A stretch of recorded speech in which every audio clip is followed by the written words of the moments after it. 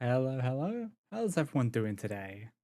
I hope you're having a good day so far and that this Tuesday is pretty chill. Mm. Hi, everyone.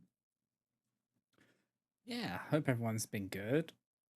It's been pretty chill today. Just been doing some cleaning and maintaining of the fish tank and just vibing.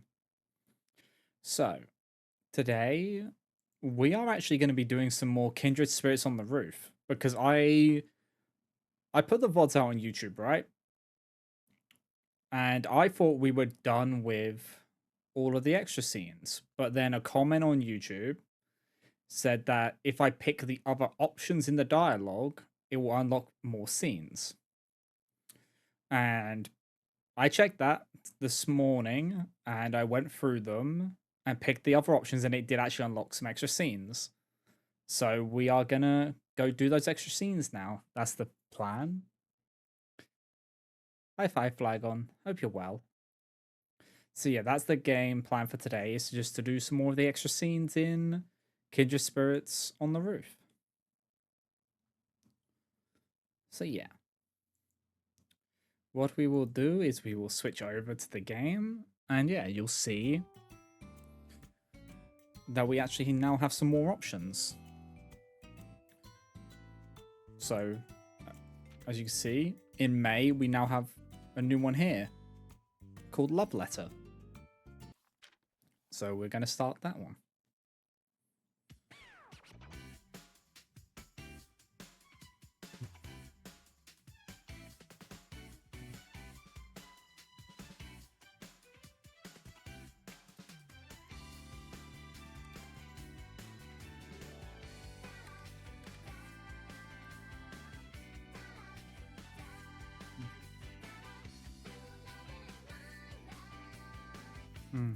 I looked right, looked left, looked up at the ceiling, and finally looked down.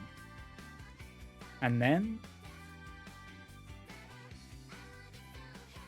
I tried to force the breaths bursting out of my chest to leave quietly, but I wasn't having a lot of luck. How could I? I mean, I had finished my work with the beautification committee, and for once, nothing else, and returned to my classroom to head home. When I'd noticed something odd about my bag, I had gotten a little nervous. I wondered if someone had played some prank on me. But the thing that was inside my bag, it was a rather plain envelope, the quality of which I noticed before anything, like a cute design. It was addressed to me. At first, I was suspicious of it, but when I looked over the envelope and the contents of the stationery inside it, my cheeks immediately grew hot. Even in just 2 or 3 lines, the writer's heartfelt intent had come through. But I read the letter over again, wondering if I'd misunderstood something, and then my heart started pounding uncontrollably. I mean, this is probably no. I'm sure it's.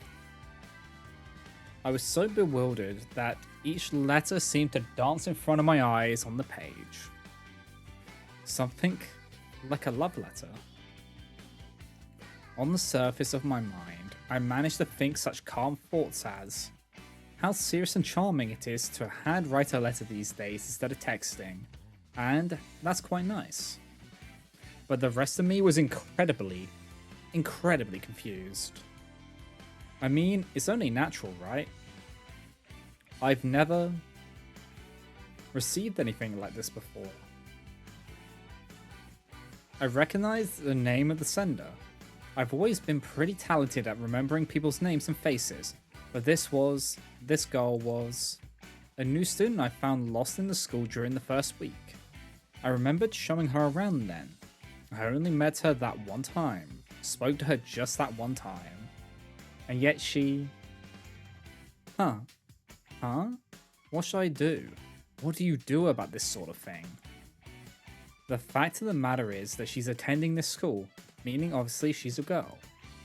In other words, the first love letter I've ever received came from an underclassman of the same sex. Really? I I have to calm down. I felt my face heating up again as I read over the words once more. Yes, she wants to meet so she can thank me one more time. That's it, right? Summarizing the letter brought me to that conclusion. It can't exactly be called a love letter if she just wants to thank me, not confess her love or anything like that, right? I understood that intellectually, but I looked to my left and my right again, checking my surroundings, thankful that club activities had mostly ended and there was no prying eyes to see me.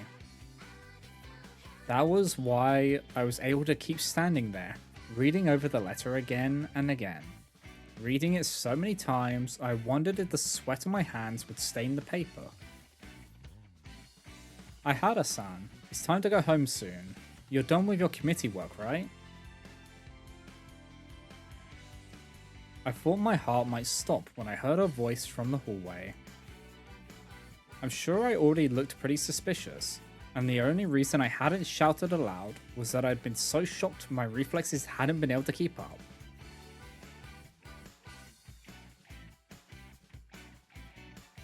Go home before it gets dark, okay? I know the days are getting long now, but you shouldn't stay too late. Yes. I hid the letter out of Sonoa-sensei's view and stuffed it into my bag. Then flew out of the classroom, quick but not actually running. Oh, you don't need to hurry that much. Ah, no, goodbye. Right, be careful on your way home, okay? Yes. Ihara-san? Sonoa-sensei watched me dubiously as I left. So flustered I must have looked like an idiot. I rushed past so quickly, I couldn't quite see her face, and I hoped she didn't see mine. That's a cute reaction to getting the love letter. I ran into the bathroom, flew into a stall, and when I was finally alone again... No matter how many times I read it, I couldn't stop feeling shocked. My heart pounded, my face flushed, and in the end, I almost felt like crying. It was the same as when I read it back in the classroom. The letter only said that she wanted to meet me one more time. That was all it said, and yet... The mood painted by the letter's contents seemed to indicate to me, from my common sense, this is a love letter. But why? Why? We only met one time. So why, Maki-san? I whispered her name deep inside my heart. Just that was enough to get the corners of my eyes feeling hot. Only, it wasn't from happiness or anything nice like that. It almost felt like I wanted to condemn her. How could you write something so earnest, so frank, so heartfelt? I just showed you around the school a little. I didn't even help you carry your things, and we had to stop so many times because of me. I don't think she cared about that stuff. Thank you so much for being kind to me. I was so happy. I only did what was natural. That's all it was for me. I mean, what would you think of me if I'd just left you there, lost? It's only because I pictured that. We'd never even met, and I was thinking something like that. The feelings inside me were thrown into stark relief by the letter. I was even thinking those things about the sender of this incredibly earnest letter. But for a moment, I wondered, would I have been so shaken had it come from someone else? Maki-san, she was so full of energy, so lively, not frustrated at all even though she was lost. It felt like she put me in a better mood just by being with her for a little while. Am I so shaken by this letter because it came from a girl like her? These straightforward, honest words of thanks. I calmed the emotions swirling in my breast and shut them away. And I read the letter one more time. I want to see you again on the roof after school this Thursday. I read over the words near the ending again one more time. If I go to see her, what does this first year plan to say to me? If this isn't a love letter, then she probably really does just want to thank me again. But if it is, if it really is, will she confess her love to me? Either way, when I hear her words, I'm positive Maki-san and I will be brought closer in some way. And I am very interested in that. What will she tell me with those bright, honest eyes and words of hers? I don't know yet. I don't know how I should respond to her. But I'm sure the words she has to say are affectionate ones. Words she wants to say to me so that we can grow closer. It said so in the letter. She wants to know more about me. What should I do? My heart was wavering now, maybe even more than when I first thought it might be a love letter. It was with admiration for the person who wanted to know more about me. And hope. I'm hopeful about this first year I've only just met. Thinking that makes me a little pathetic. I want this first year, who I've only seen once, who was impressed by my kindness, to understand the feelings I have hiding in my heart. The ones I've never shown to anyone else. I'm hoping for that. But I will probably, surely go to the roof on Thursday, and I want to hear Maki-san's words. I'll probably accept them no matter what they are, even if it's impossible to accept them all. I don't think I'll be able to deny them either. That might make Maki-san feel bad, though I'm thinking that again, but I honestly want to see her, to see Maki-san. It's true that I feel this way. I'm certain that I admire her honesty. I want to hear what she has to say to me, her words for me. Yes, I do think that, and I don't want to be so negative anymore. I quietly slide the letter into my bag. Now I need to meet with her. I can think about the rest after I hear what she has to say, and I can come up with my response. I just need to calm down for now. I need to make a decision that won't hurt her, and won't hurt me either. But I don't know if I'll be so determined when I meet her in person again. With that uncertain thought, I watched the setting sun outside. Okay, that was a cute one.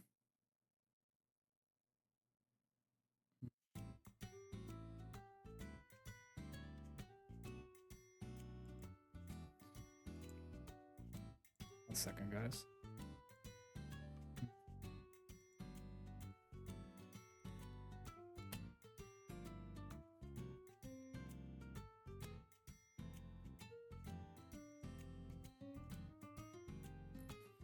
Okay. So now we've got this one. Hina's friend.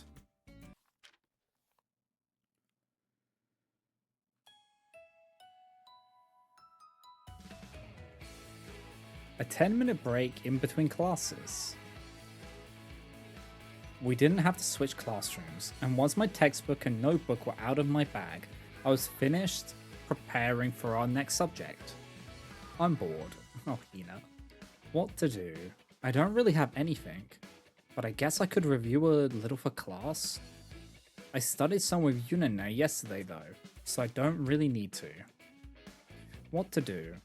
Should I talk with somebody? But I haven't really made any friends that I can chat with yet.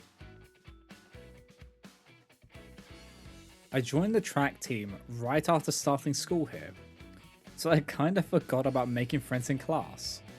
And my class doesn't have any of the girls from the team. Oh, Hina. What do I do? What should I do? I looked at the seat next to me as I considered. Maki-san was sitting there, of course. Is Maki-san gonna go somewhere? Lately she bolts out of the classroom during lunch and after school as soon as the bell rings. Come to think of it, is Maki-san the one I've talked to most in class? Though it's just saying hi and stuff in the morning and after school. Oh, we had a bit of a conversation yesterday, I think. Come to think of it, didn't Yunane ask about Maki-san the other day during dinner? She was surprised when I said she sat next to me. I wonder how Yunane knows Maki-san. She just said she'd heard her name, I guess. Where'd she hear that? Yunane's never met Maki-san, has she? Kamano-san? What's up? Whoa. Oh, I might have stared at Maki-san for too long. She's looking at me curiously now. We still got time before our next class. I'll ask. Maki-san, do you know someone named Tomi Yuna? Huh? Tomi Yuna? No, I don't know her. Huh. Who is she? She lives next door to me. Oh, the person who cooks for you all the time? Yeah. She's the one you told me about the other day, right? The wonderful senpai who makes your lunch every day?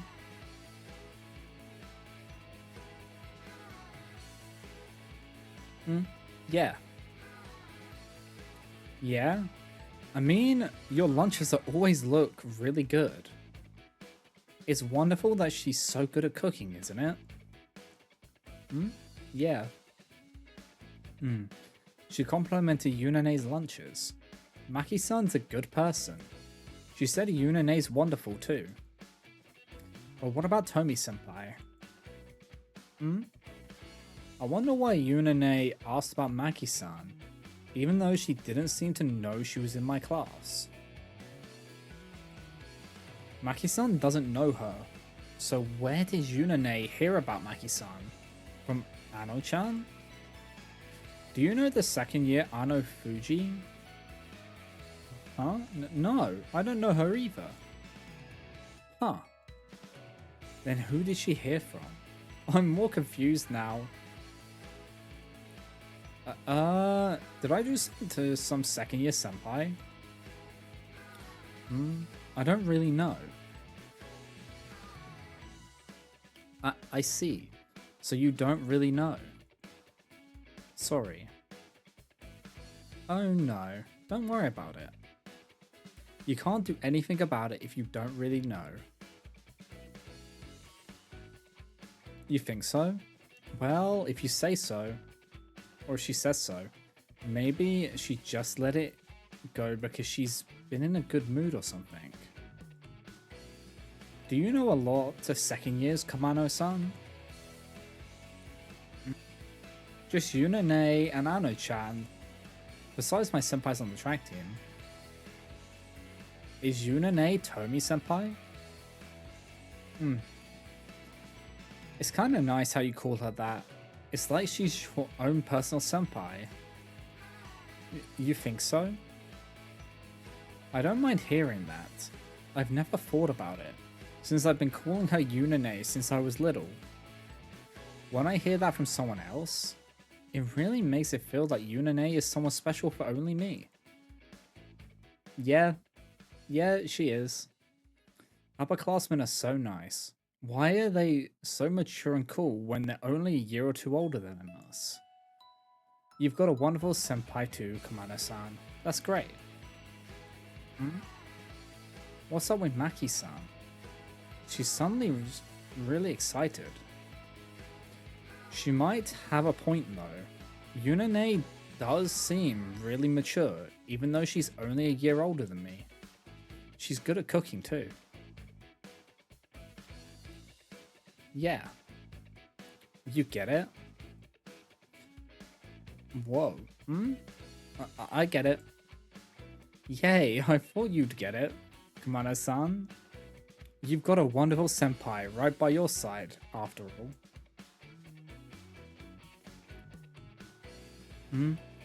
Yeah. That's so nice. I want to get closer to senpai too. So Maki-san has a wonderful senpai herself? Looks like it. Kamano-san. Whoa. Let's do our best to get closer to our wonderful senpai, okay? Okay. She's holding my hand really tight. I'm already close to Yunane though. How am I supposed to get closer to her? I don't want to ruin Maki-san's momentum though. We're comrades, okay? I'm trying to get closer to our wonderful senpai. Yeah. I'll do my best, so you do your best too, Kamano-san.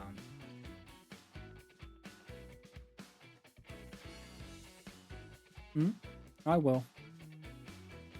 Yeah? Yeah. I've got to do my best. I need to find that hideout for us to do that. I have to find it soon. She whispers something to herself, quietly pumping herself up. Maki-san's pretty impressive. Or pretty interesting. She's also impressive. If I'm gonna do my best with Maki-san, does it mean I have to try to get closer to Yunane? What should I do? But maybe I should widen my search a little.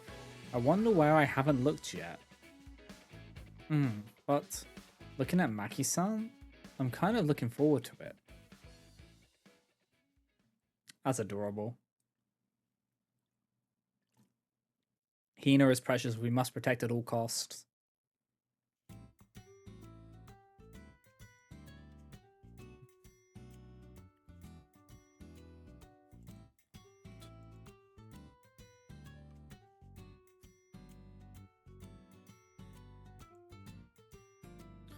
Okay. So now... So yeah, our last one is here, but we might get more. So on June 5th, we have Aihara and Inamoto.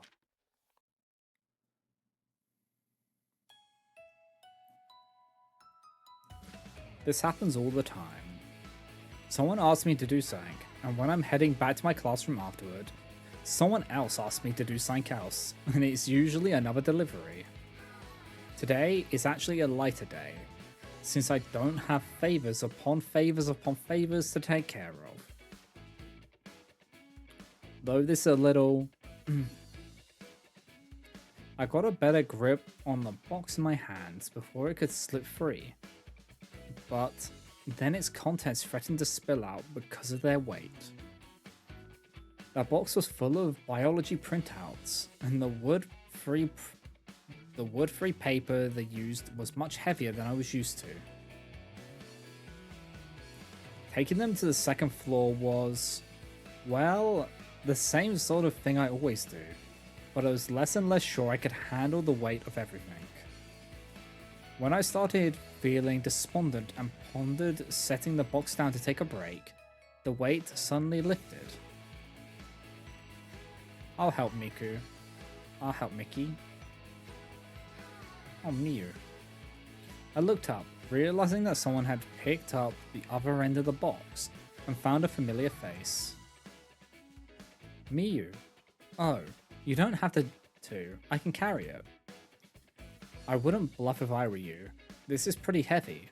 It'd be hard for someone on an athletic team to carry this alone, I think. Her hands holding the box were steady, and I didn't think she'd let go even if I told her I could do it by myself. and doing it together would be much easier. Miyu. She's been a classmate since last year, and she's someone I can honestly call a friend. I did not know that. Where are we taking this? The preparation room by the first science room on the second floor. You wouldn't mind helping? Of course not. I shifted over a little of the box's weight to Miyu. This is enough, right? Miyu's been considerate to me like this since we were second years. And that's not all. I think she's seen through at least a little of my inner feelings, though it's hard to say how much. It's been the same ever since we became friends. She understands what's in my heart and worries about me. I wonder if that's why I pay a little more attention to her than to other people. You could even say I watch her. It's the same as always, huh? You're not taking biology, right, Mickey? Yet you're doing this. But it's the same as always. You're the same as always too, aren't you, Miyu? Though, you seem to be in a good mood. I wonder if that's why. It looks that way to me. Her face right before mine, over the box between us. Her breathing, her voice, her gait. It all seems more cheerful than usual. You can't change the subject like that, Mickey. You look tired. Ah, I thought she'd notice. Miyu's that kind of person. Though I was only half trying to change the subject, the other half of me really thought that. She's one of the top sprinters in the country and the vice captain of our track and field team. She even does the training programs for their team instead of Matsuri, their captain, I think. She's like the coach. It's just like Miyu. Sometimes I think she's more suited to looking after other people than looking after herself.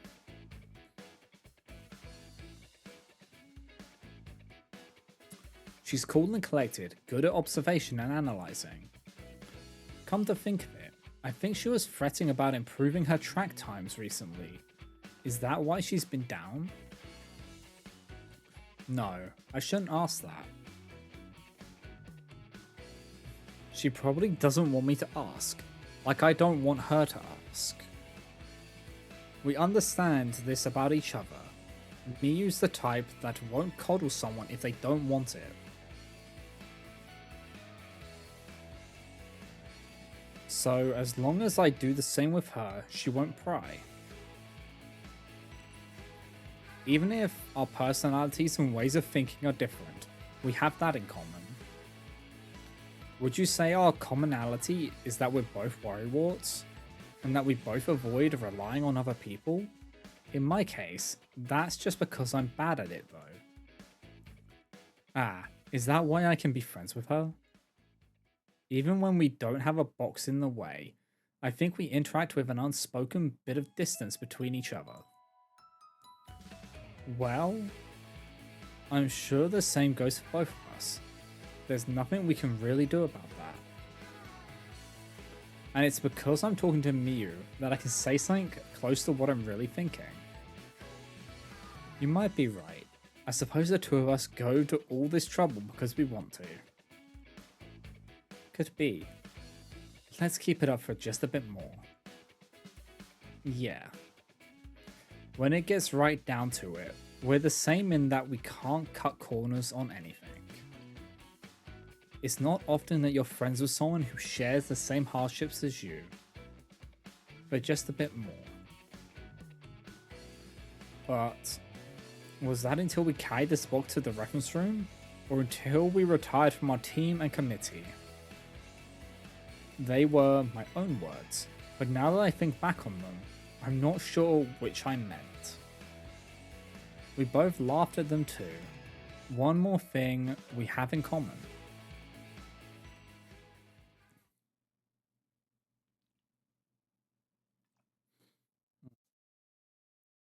I didn't realize they were friends.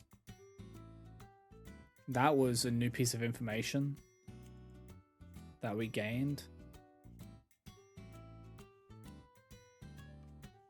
I do like getting those little nuggets of information just cropping up. Okay, oh yeah, now we've got more here. Because there wasn't one here before, but now there is.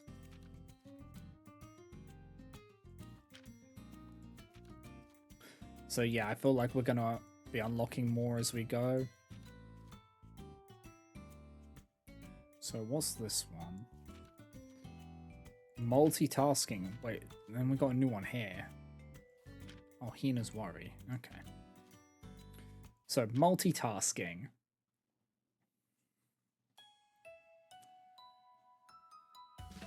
Foo foo ha. Foo foo ha. I hummed to the tune of the music flowing out of my earbuds, casually flipping through a local magazine and sticking tags on the interesting articles. Oh, this looks neat. Oh, this one too. Umi, what are you doing? Whip, whip, whip. With Spider-Man. The pages turned quickly under my hands. I really love reading all the info about events. Oh, there was more details about that in this one, right? I took out another magazine from my bag and flipped to a page I'd already marked. Here it is. There's this stuff too. Huh. Gotta check this out. Umi, have you checked the songs we're playing next week? Doing it now. On my MP3 player were files I'd gotten from Nana, the songs to play on our broadcast next week. We can't introduce them properly if we don't listen to them beforehand.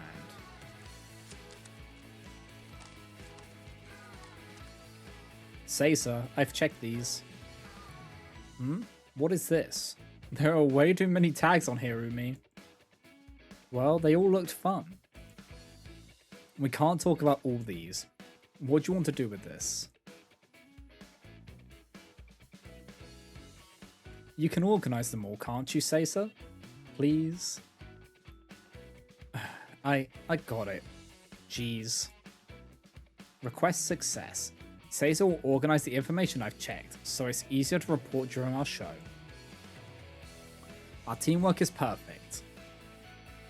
Now, the next thing I need to do is... Excuse me, it's Tsuruga Mine from the math club. Oh? The door swung open and someone walked into the broadcasting room, with a glance toward the hallway behind her. Is it Chiki-san here? You bet.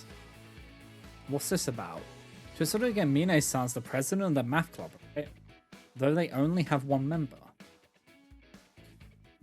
About the president interview thing we were talking about before. Yeah? One of the corners of our noon show is club president interviews. I think we're going to interview Tsuruga Mine-san next week. What about it? Sorry, but could we postpone that? Next week doesn't really work for me. Uh-huh? What are you so excited about, Umi? Well, isn't this kind of trouble exciting? Fixing this sort of thing right up makes you, like, totally professional, don't you think? I sort of get where you're coming from, but you shouldn't get worked up about it. If you were a professional, you'd be more relaxed about this stuff, wouldn't you? Huh? You think so?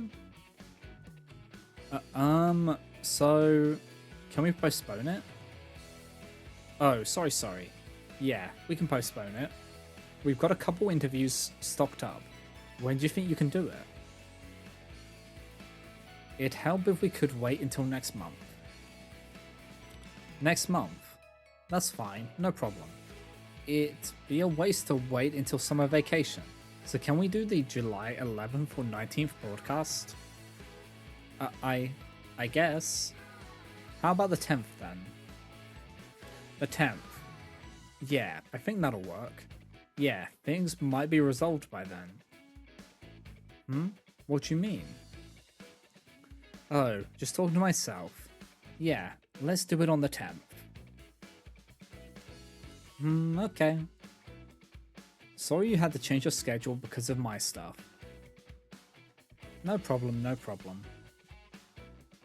Don't mind, don't mind. Don't worry about it. Umi's enjoying herself after all.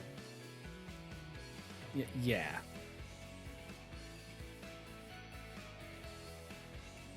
Umi, done checking? One more song. This will be the last one, okay, Caesar? Yeah.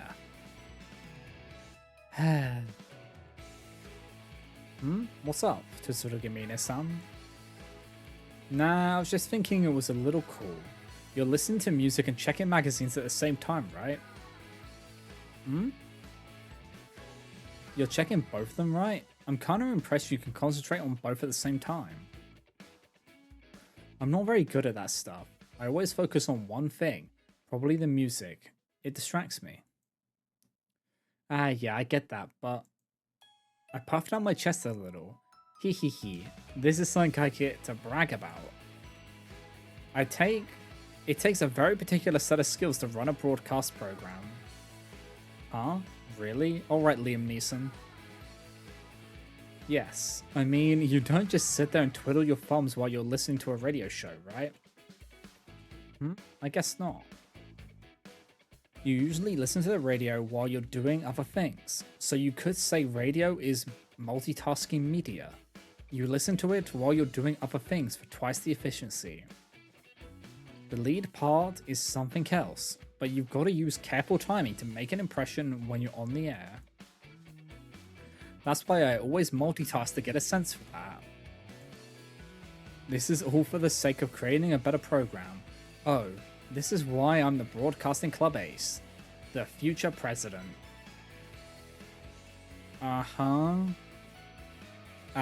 Feel free to ignore her.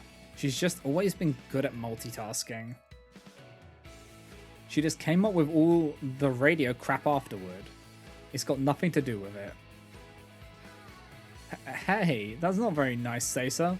I have always been good at multitasking, but now I'm using my powers for good. The ace of the Broadcasting Club should brag about it, shouldn't they?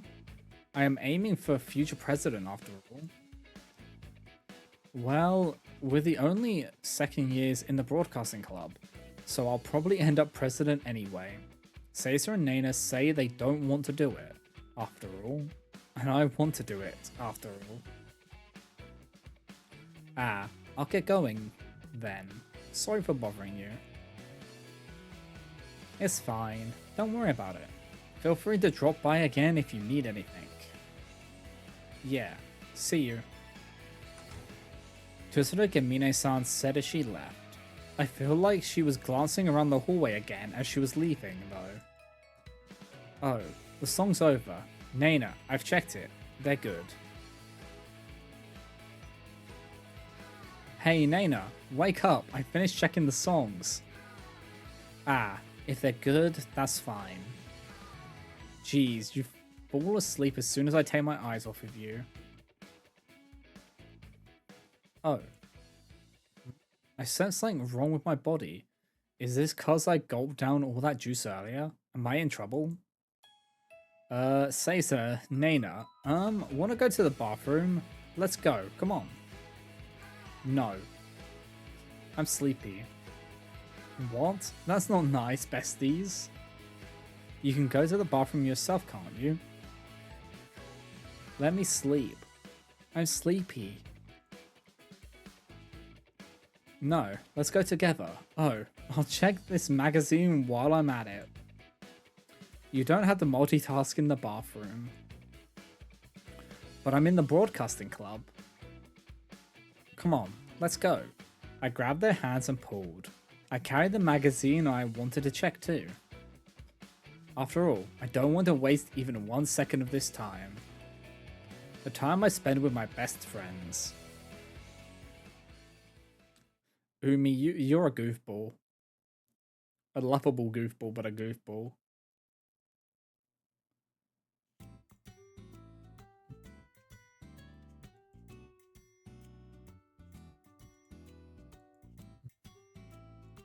Okay. What is this one? Hina's Worry.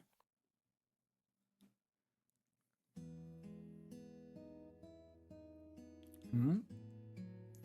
While I was passing the tatami room on my way to practice, Seina-chan? Oh, is this when Hina notices her crying?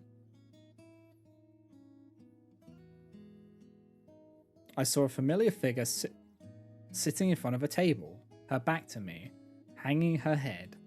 Actually, I've been seeing her like this a lot lately.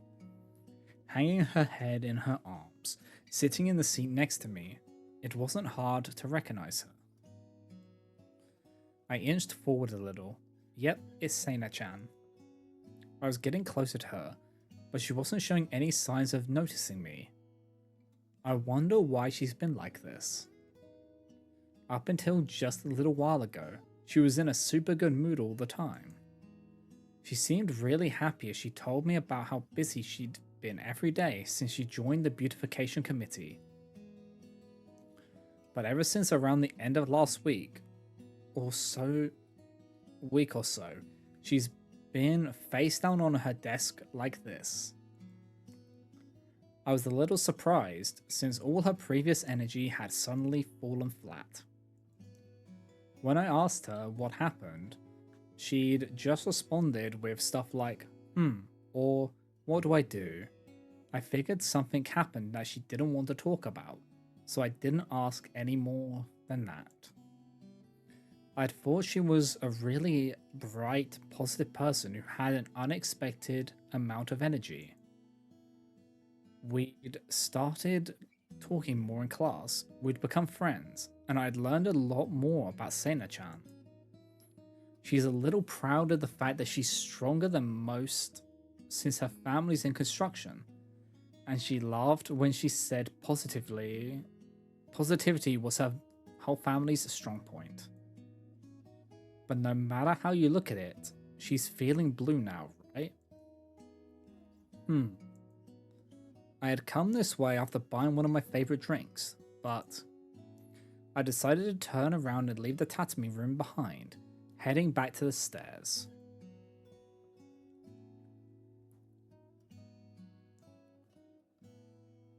Good. Seina-chan's still here.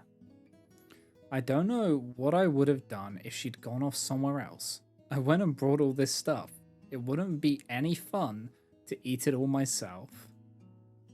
I headed back over to where Seina-chan was hanging her head on the table, and this time I called out to her. Seina-chan? Ah. Seina-chan slowly raised her head. Good. She's not crying, but it sort of looks like she might start. I started spreading out the contents of the plastic bag I'd brought with me onto the table. I brought you some bread, Seina-chan. Let's eat. Huh? Was that the noise she makes when she's surprised? Well, whatever.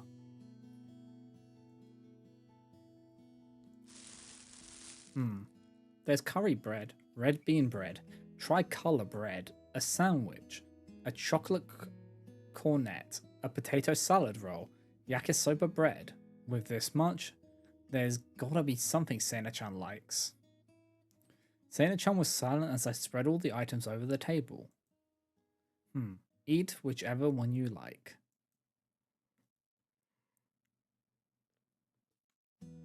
Why? Why? Well, because I couldn't think of anything else, I guess. Hina. Anyway, it's good to eat something at times like these. You seem pretty low on energy. But thank you.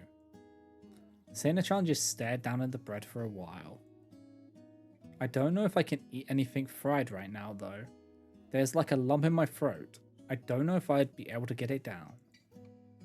You think so? I heard oily stuff's good at times like that. Really? I feel like Yunane said that once. Did she? She probably did. Seina-chan decided on the curry bread eventually, and I took the yakisoba bread. We sat there, across from each other, eating our bread. When Seina-chan was about halfway through hers, I asked. I thought maybe it'd be better not to, but I also thought maybe it would help. I wondered which would be best. and figured she didn't have to answer if she didn't want to. What's wrong? What do you mean? Like why you're so down? What are you doing here? Why you look like you're about to cry? You don't have to answer all of them, but what's wrong? But before I could finish my thoughts, Seina-chan opened her mouth to speak. Well, I think I hurt someone important to me. Someone precious to me. Someone precious to you? You hurt them? Yeah, I don't know how to face her anymore. So you don't want to see her? No, that's not it. I want to see her, but I don't think I should. And when I think that, I don't know what to do. What has she said? Has she said she doesn't want to see you, Seina-chan? No, she hasn't. She hasn't. But I wonder. I don't really know. I think I did something really terrible. So that's why she's been so down. I know the reason why now, but what can I do? For now, I guess... more bread. Huh? Oh, I'm already pretty full. Just eat one more. Okay. Then you should go see her. Huh? But even if I go, we can't talk. You don't need to talk to her, but you should be near her. I should, even if she might feel bad because I'm near her. I don't know, she might, but she also might forgive you. But either way, you won't know unless you're near her, right? You might be right, but it kinda hurts. I understand that feeling. I've fought with Unine before. There have been times when we went a long time without talking to each other. But you'll never find an opportunity to make up if you're not near each other. If you're not close by, she won't hear you if you say you're sorry. So you should be close to her, even if it hurts. You have to deal with it. Deal with it forever? She's precious to you, isn't she? Is she someone you can't stand being near? Oh. She's not, right? Even though it hurts, you want to be with her. That's why you're here worrying about it, isn't it? If you didn't want to deal with it, you'd have already gone home. Yeah, you're right. I am, aren't I? Have you had to do that before, Hina-chan? Dealing with being near someone even if it hurts? I have. But we're talking about Seina-chan right now, not me. I doubt my experiences with Unine would be very handy for her. It's a secret. A secret? I'm sorry, but you're the one who has to make this work out, Seina-chan. Do your best, okay? You can have more bread if you want. Here, eat more. But what? I'm really at my limit here. You can't? Want to take it with you then? Huh? No, I'd feel bad. You should eat the rest, Hina-chan. Okay, I'll do that.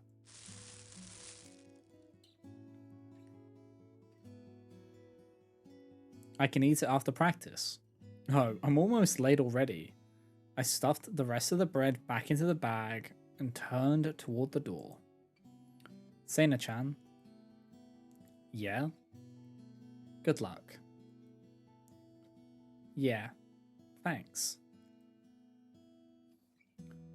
I'm going to practice. Then, just take this one with you. I've ripped off a third of the tricolor bread and tossed it into my mouth, leaving the rest with Seina-chan. I hope she starts feeling better. I hope she can make up with her precious person too. Then they can split that bread together, hopefully before it goes bad anyway. Hina, you're adorable. I took one look back at Sena-chan as I walked out of the tatami room. Sena-chan was still sitting there, but her head was raised now. She was staring at the bread I'd left her with. Will she stand up soon? Will she go see her? I hope she'll find the strength to be by her side. Good luck, Sena-chan. Hina is, like, it's nice seeing the perspective of Hina since she does not talk much.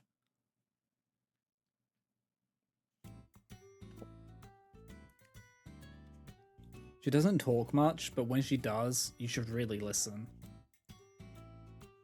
She's that kind of person.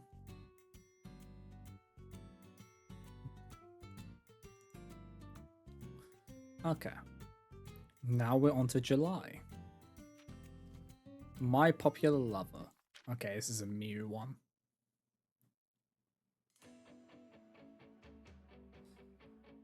I get to be alone with Matsuri a lot.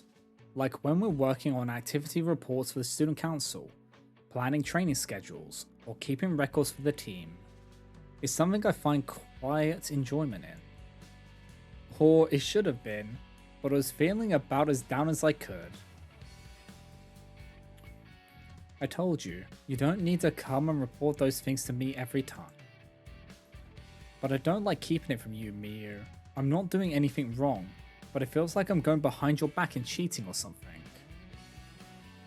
And if I kept quiet about it, and you heard that someone confessed to me from somebody else, wouldn't you feel worse?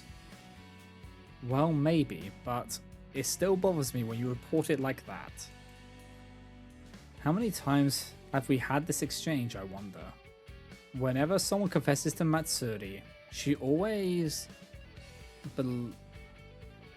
diligently tells me about it. It's reassuring to know I can have faith in her, but I can't help getting a little jealous every time. Sorry. I know you worry since I'm so popular, Miu. The way she said it irritated me a little. It's true that Matsuri's popular, but how does she expect me to brush it off when she brags about it like this? Matsuri, you are dumb. Isn't this excessive though? How many does this girl make? 13, I think.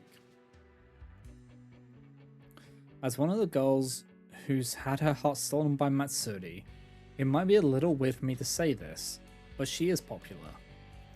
She's cheerful, pretty, and always at the center of attention. When I compare myself to her, I get a little depressed. I worry sometimes that we don't really belong together. We've been dating for years, but I have to wonder if she doesn't understand the way it makes me anxious. Well, you don't communicate it. Does that mean you've been going around flirting with girls without even being aware of it? Some combination of jealousy and unease caused me to blurt out those words, and I hurriedly covered my mouth after speaking them. Of course not. Huh. You're not jealous, are you, Miu? Stupid. How can I not be? And how can you ask that like you don't know? Sorry. You're just cute when you're jealous, Miu. I could feel my head boiling from the mix of her pointing out my jealousy and calling me cute.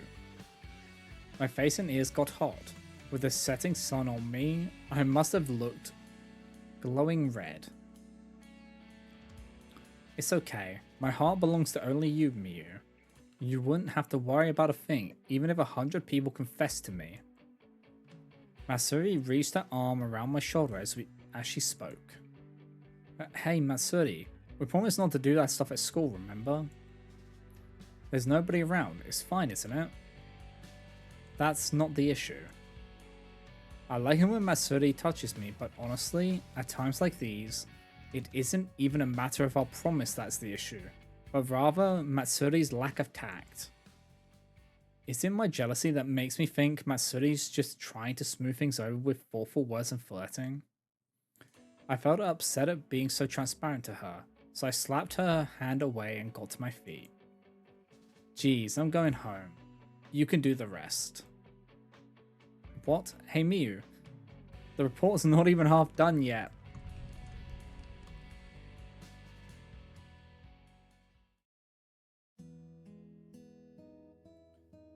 In the end, I pretended not to hear and left her there. We can turn the report in tomorrow, if Matsuri finishes it. I bet by tomorrow she'll be acting like nothing happened. That's a little frustrating too.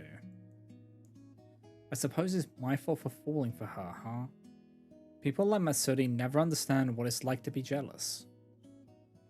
As I trudged to the main gate thinking that sort of thing, I heard something from a girl standing behind one of the gate posts. She didn't look familiar, but must have been a first year. What's up? Do you need something? The first year hung her head and fidgeted like she wanted to say something, but she made no attempts to start a conversation. What's with this girl? If you don't need anything, I have to head home.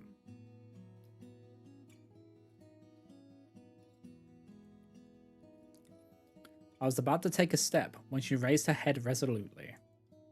I have something to tell you, Inamoto-senpai. Huh?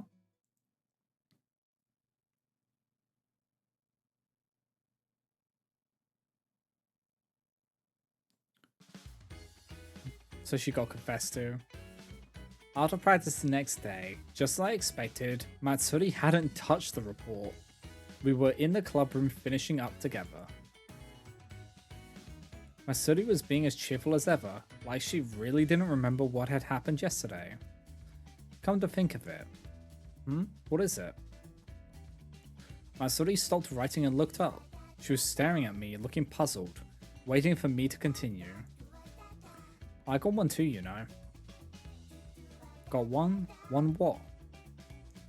I kept her in suspense for a second, wanted to see what sort of reaction she'd have.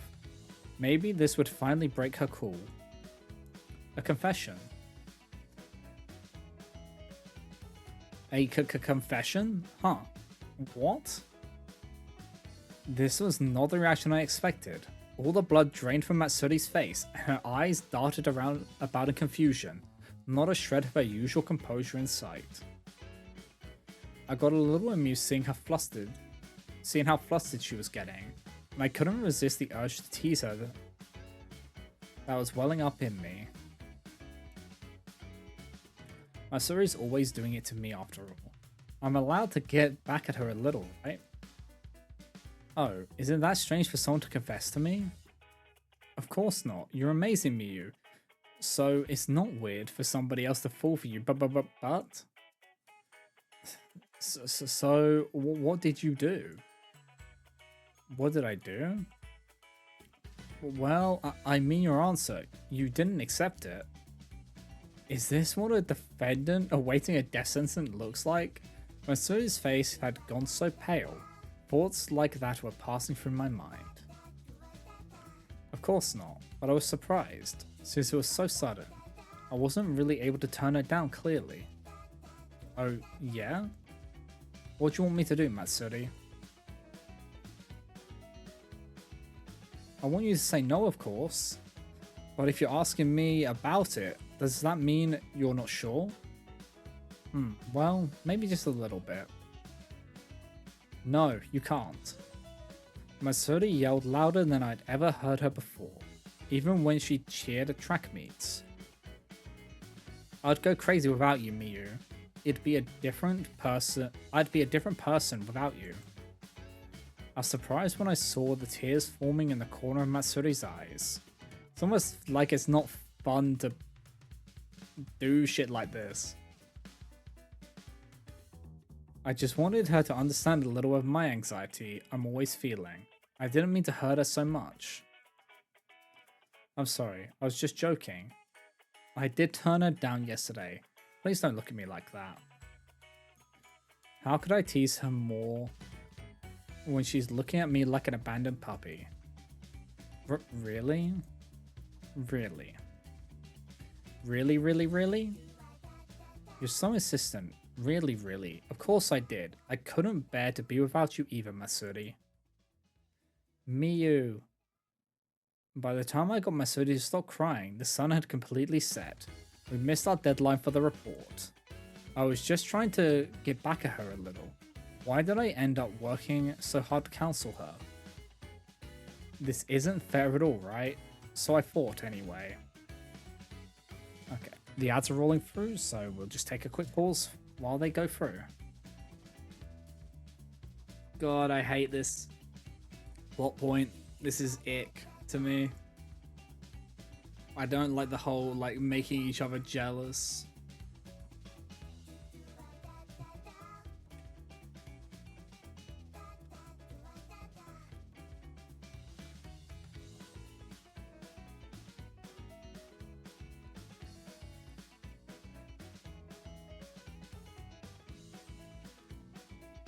Like, aha.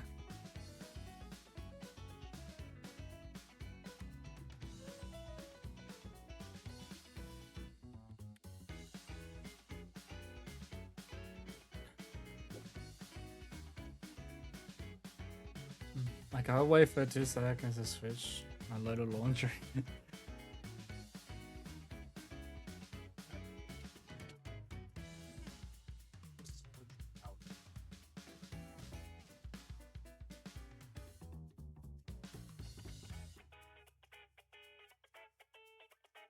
That's such a dumb plot point. I don't... Anything like that, I'm just like, ick. Just ick. I hate fucking plot lines like that.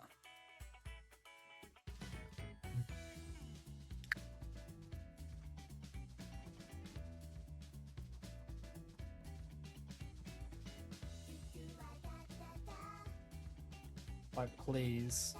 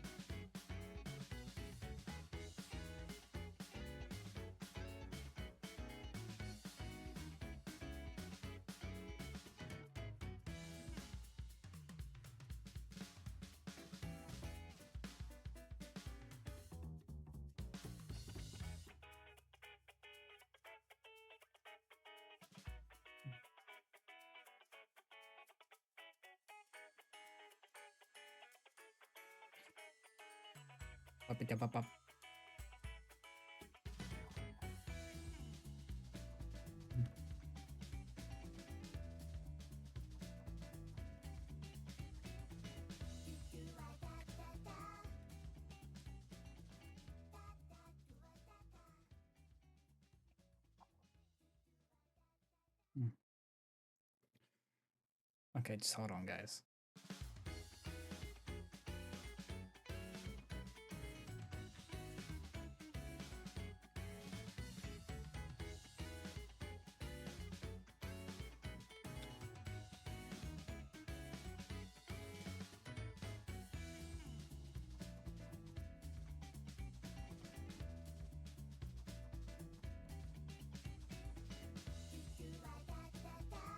That was... okay. Alright. Okay, let's continue this. No matter what happens, she always gets the better of me in the end.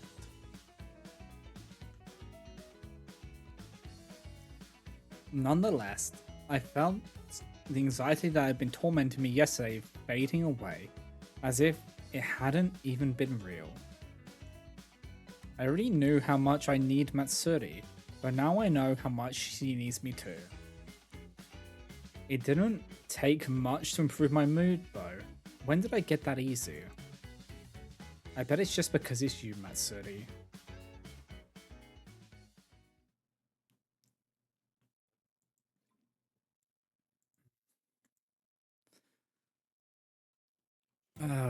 That... Why? They're the only couple which they have scenes where I'm just like, ick. Like, why? Ladylike. This is Umi.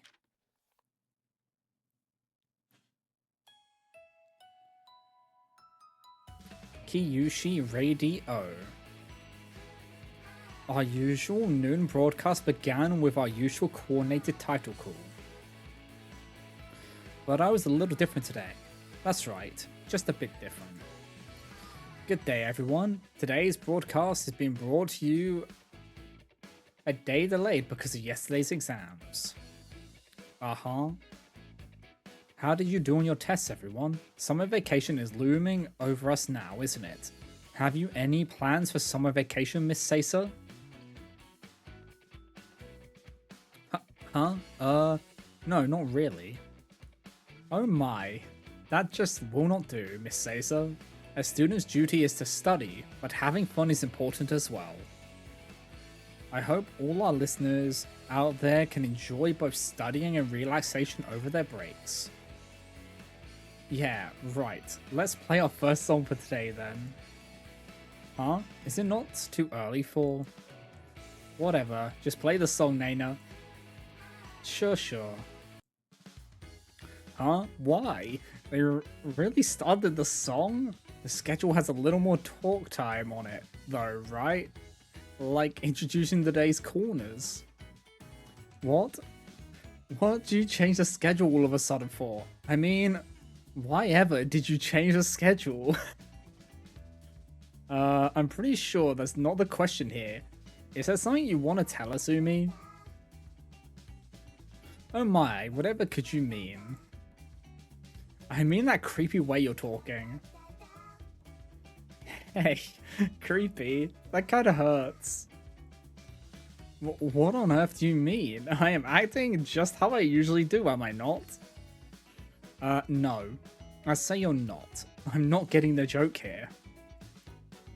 How rude. I have days when I am ladylike as well, do I not? I'm pretty sure that's not what ladylike means. Seriously, what is this? It's creepy, so could you stop?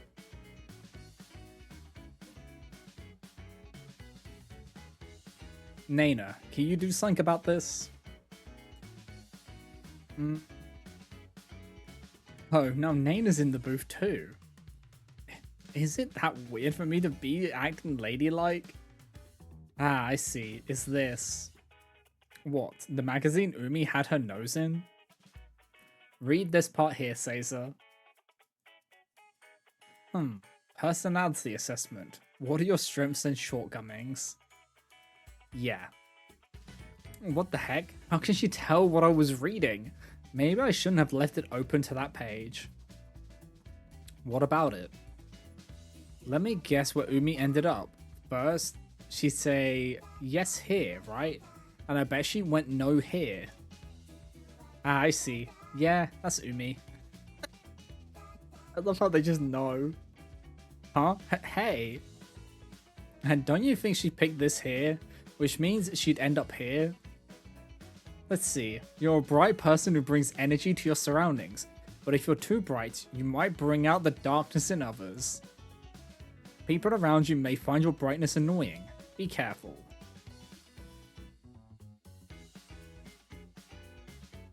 What the heck? How could you tell? Naina's seriously too sharp sometimes. I mean, this is my personality assessment, right? How come Naina can figure the whole thing out? Because you're like an open book, Umi. So she was concerned about this stuff and started talking creepily like that. Don't call it creepy. I was like trying to be ladylike. I don't want people to think I'm annoying. I just wanted to prove that brightness wasn't my only appeal.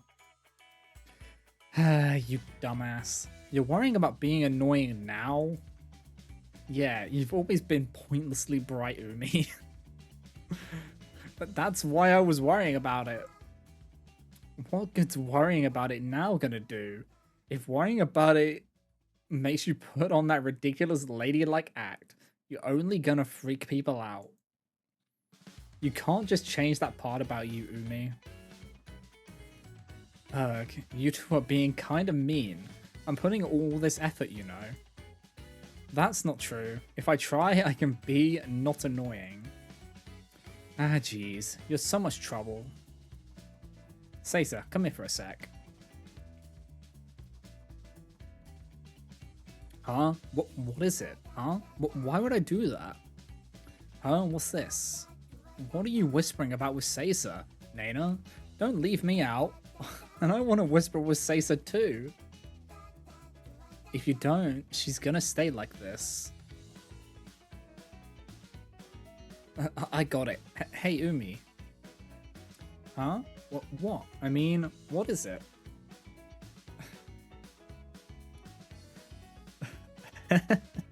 I think you're cuter the way you usually are. Huh? Really? Cute? Really, Seiza? I'm better like usual? You think so? I guess I've got no choice then. Yeah, come on. The song's about to end. Right. So those two didn't think I was annoying or anything. Or is it that they didn't care that I was annoying? Well, whatever. She said I'm better like usual. Yeah, just be yourself. Friends who accept you the way you usually are the best. Having a girlfriend who says I'm cute as myself is the best. Am I like super blessed? I bet the rest of the broadcast is gonna go awesomely. Okay, now that the song's over, let's move on to our first corner. Don't stutter as soon as we go back on air. What?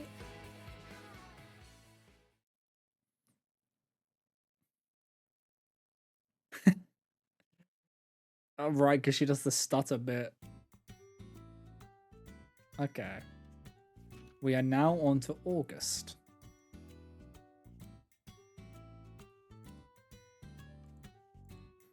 That was a nice palette cleanser after the one before. Also, so many. What's this one? Troubles. Oh, it's a Miu one. And then there's Ihara and Adiu. Hina's Struggle. I freaked. Okay. Troubles. Okay, Miu, what's this gonna be?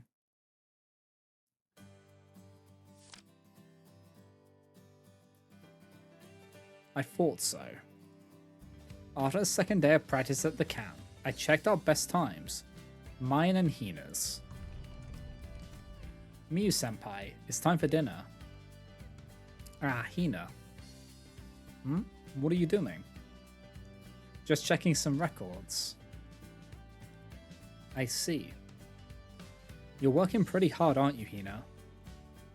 She is, much harder than anyone else, but hard work alone doesn't always translate into the results you want.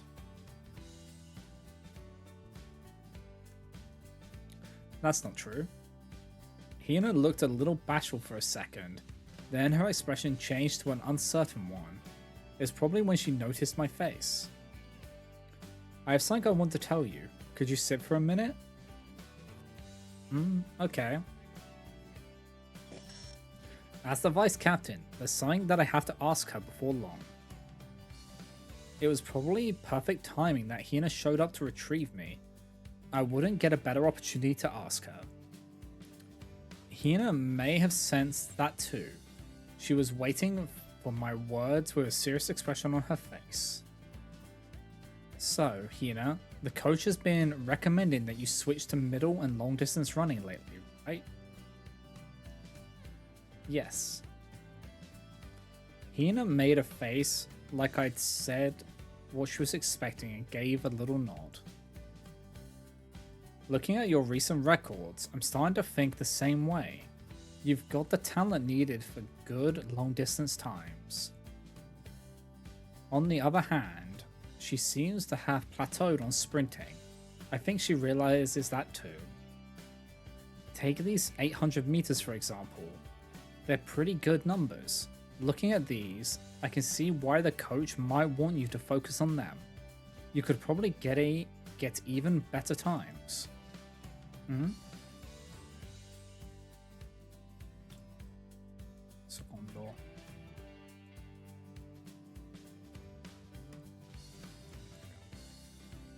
Or, what do you think? Do you want to keep going with sprinting, or are you okay with switching to middle and long distance? She gave very typical Hina responses, not really a yes or a no. You can't decide? No. Can I ask why? Since I've always done sprinting up until now. I suppose so. I understand how she feels. I think it takes courage to change the track you've been focusing on for so long.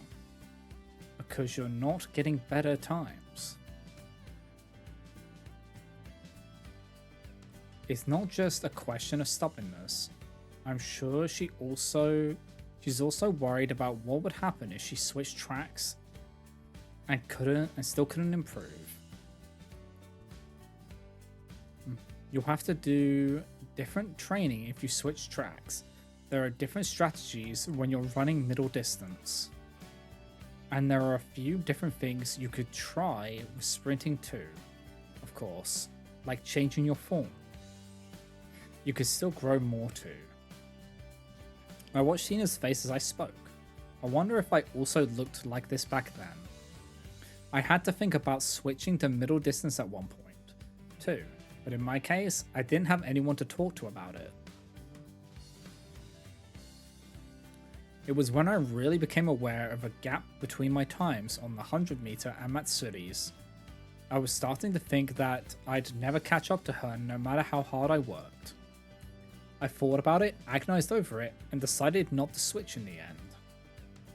I was still getting good times in the 200 meters, and no, I couldn't compare to Matsuri's times in the 100 meter. It wasn't like my times were bad.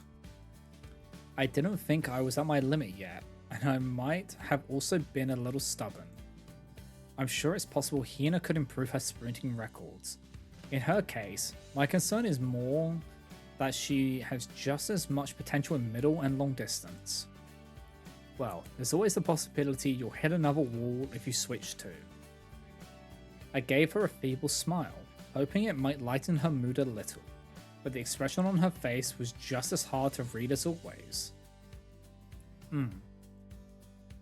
I might have jumped the gun by bringing this up. Hina's the first year after all. Hey Hina. Yes. Do you have fun with track? Do you want to keep competing? Yes. I see. Then you might not be able to decide now, but I think it would be best to give it some thought. Why? Because if you're going to continue competing, you'll need to have good times. Looking at where you are now, I think focusing on one thing would bring you closer to that goal. Goals? I won't tell you that you have to switch, of course. Sticking with sprinting is one choice, and I couldn't tell you which one is the right one. But please give it some thought for now. Okay, I understand. Sorry to be so cynical. Hina nodded as I apologized, a meek look on her face. You really are awesome, senpai. Awesome? I am? You made it really easy to understand. Did I? And you and Matsuri senpai are both really fast. The way you run is awesome. I think my goal is to be like you two. Hearing the admiration in Hina's words felt a little awkward somehow. I hadn't thought about switching at all, but now I really know I need to think about the future. And she looked at me with those radiant eyes of hers. You really are awesome, senpai. Why do I feel so relieved hearing her words? It's not as if this has resolved my own worries as an athlete. I didn't think it'd be this comforting just having a junior who looks up to you. Sheesh, you really are cute, Hina. I couldn't help giving her a pat on the head. a little roughly to hide my embarrassment. And at that moment, I heard a grumbling sound from below me, loud and not very cute at all. I'm hungry. Sounds like it. I'm sorry. I didn't mean to take so much time. Let's get to dinner then. Yeah. What a good answer. Maybe I'll share some of my sides with my cute junior. Yay, I love you, senpai.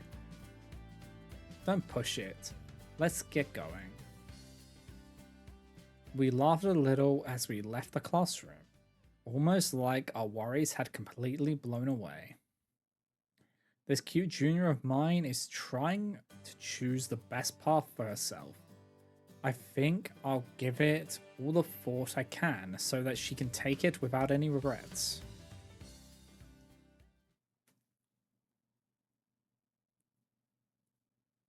Okay. That wasn't as bad as I thought it was. It's almost like when Matsuri isn't there, Miyu isn't as bad. They just, when they're together, it's just, it's a train wreck. Is the best way to describe it.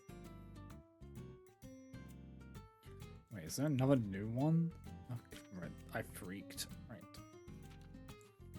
So this is Aihara and Aryu from Aihara's point of view. It's hot. Above me was the striking summer sky and sun, so bright it dazzled the eyes. The sunlight practically shone through my head. Maybe I should have worn a hat. The school isn't very strict about what we wear, so I probably wouldn't get in trouble for it, but it's true that there aren't too many people here with one. But while I'm here at school during vacation, sometimes I think I should do that.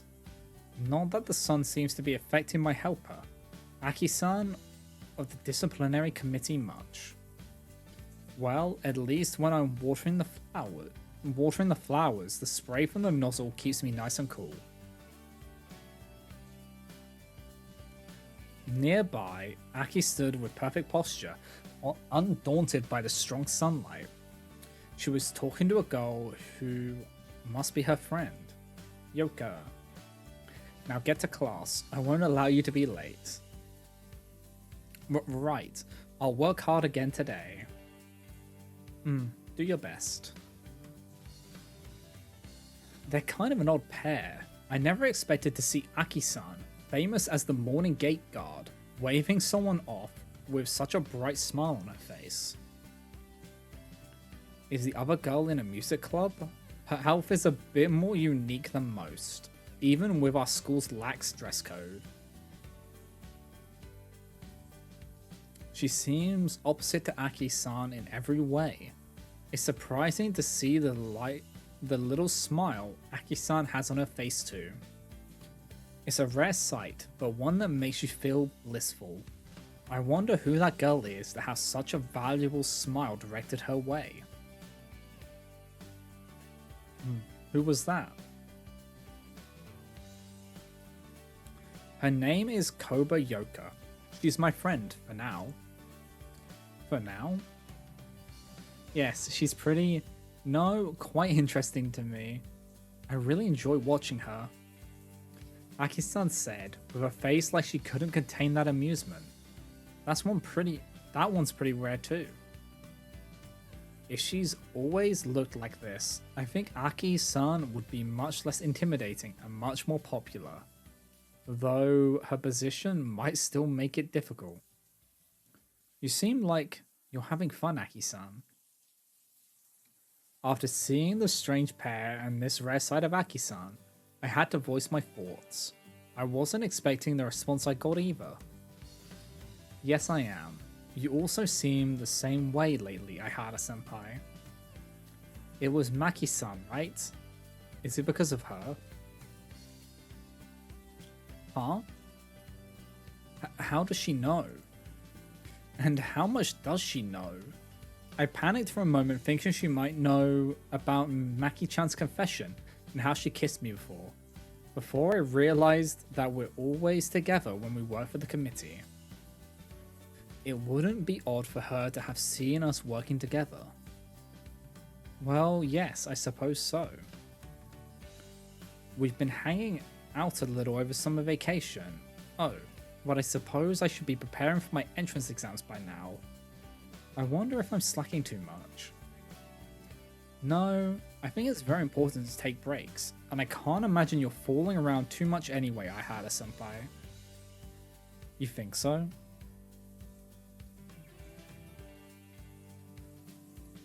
And you do look like you're enjoying yourself when you're with her, senpai. If she can make you look that way, then I think it's only a good thing that you're spending time together.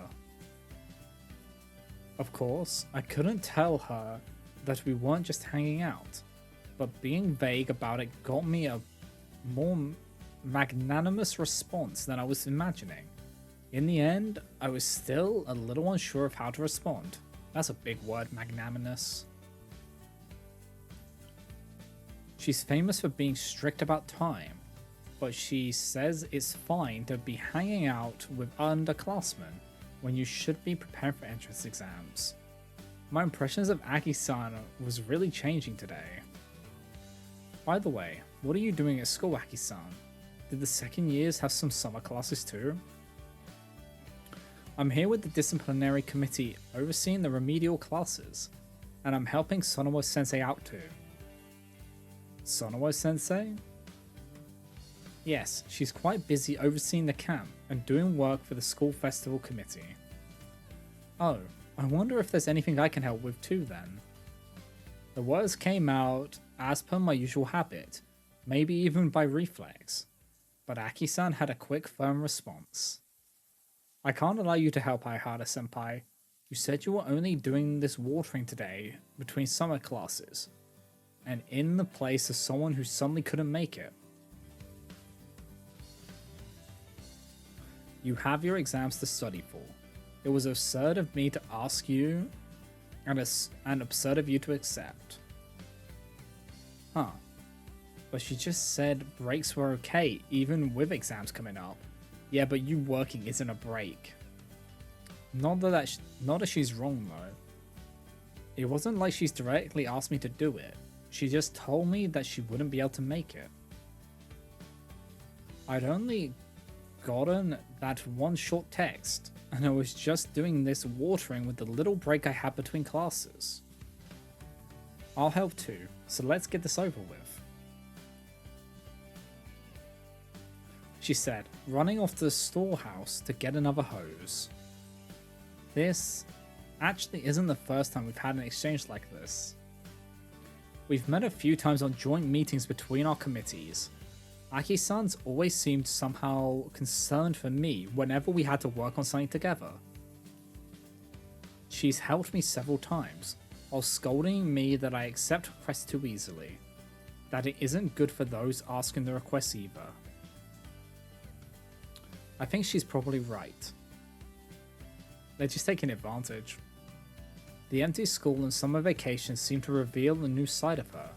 It felt a little refreshing. But I'm here just like usual, after accepting a request from someone. So I think Aki-san's probably right, but I have to make the decision to change myself, don't I? I muttered quietly as Aki-san grew farther away, waiting for her return. I wonder if she thinks my relationship with Maki-chan will spark some change in me. Is that why she brought up Maki-chan before? Maybe she'd realized and pretended not to know or something. Maybe not. You wouldn't normally think that way about two girls, right? Did they say that summer changes girls? The words were old-fashioned and probably meant something else, but I think there's some truth in them. Will I be able to change this summer? But Aki-san said I look that way. How exactly do I look when I'm with Maki-chan? Like that smile Aki-san had for Koba-san? I might be happy about that though. Just a little. Happy about that thought, just a little.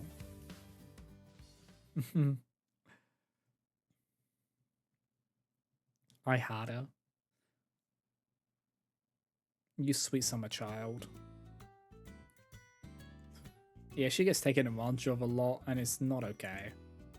It's very ick.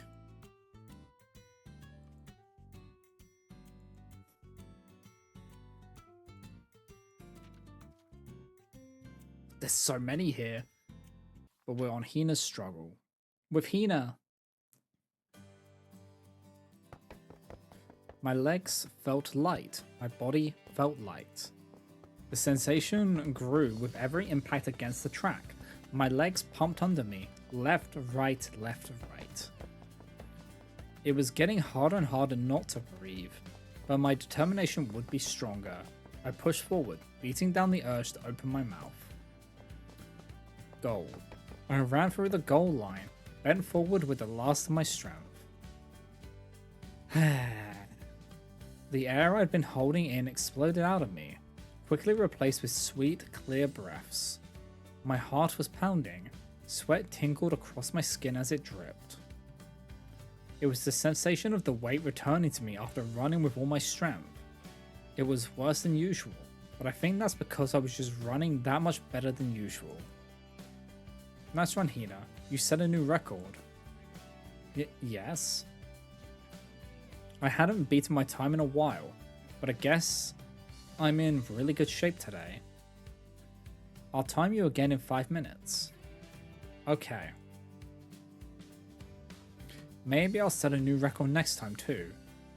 I was feeling so light today, I was even playing with thoughts like that. No, it's probably since yesterday, since I peeled those potatoes with Yunane, helping her out, since I talked with her. I slowly made my way back to the starting line, but I stretched out my limbs as I went. As I walked, I thought back to my conversation with Yunane. She finally told me what I'd been wondering about for so long, the reason why she'd been feeling so down. I'm really happy she told me. I was worried she was never going to mention it at all. I kept wondering why she felt that way. She never stopped cooking for me or changed her schedule at all, but it was still obvious. I couldn't avoid wondering what happened. But I couldn't really ask for some reason. I thought maybe I shouldn't worry about it, since she was treating me like she always did. But she finally told me, and she said she got over it because I always enjoyed eating her food. She thanked me. I was happy to hear that I was helping Yunane feel better, even just a little bit. My body has been near weightless since then. I feel really good. I bet that's why I broke my record today too, because of Yunane. Hina. Whoa. I had just gotten back to the starting line when Matsuri-senpai suddenly flopped onto me from behind. You broke your record? That's great. Seems like you're doing good today. Matsuri-senpai, it's hot. Did something good happen? That was quite a run. Why is Matsuri-senpai so sharp about these things? She never misses a beat when someone's doing better or worse than usual. You're the type whose times can change a lot with her mood, Hina. It's pretty cute, kid. You're heavy and it's hot. Go and run one more time like that. Celebrate good times by setting a new record. Good times? Yeah, it was something good. Yunane talking to me? Was that really something good? Yunane was having a hard time, right? She was really troubled, right? I knew that she wasn't feeling well, but I didn't know why. Because I didn't ask. Doesn't that mean that Yunane was in pain all this time and I couldn't do anything about it? She said that I helped, but I wasn't doing anything but eating.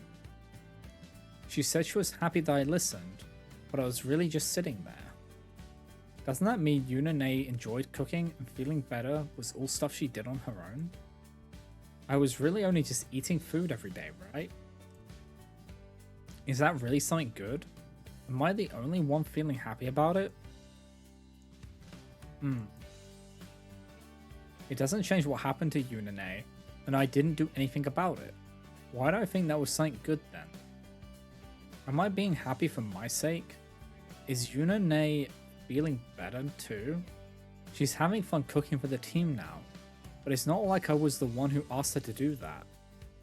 Am I happy about something when I didn't even do anything? Oh, suddenly you're looking a little glum there, Hina.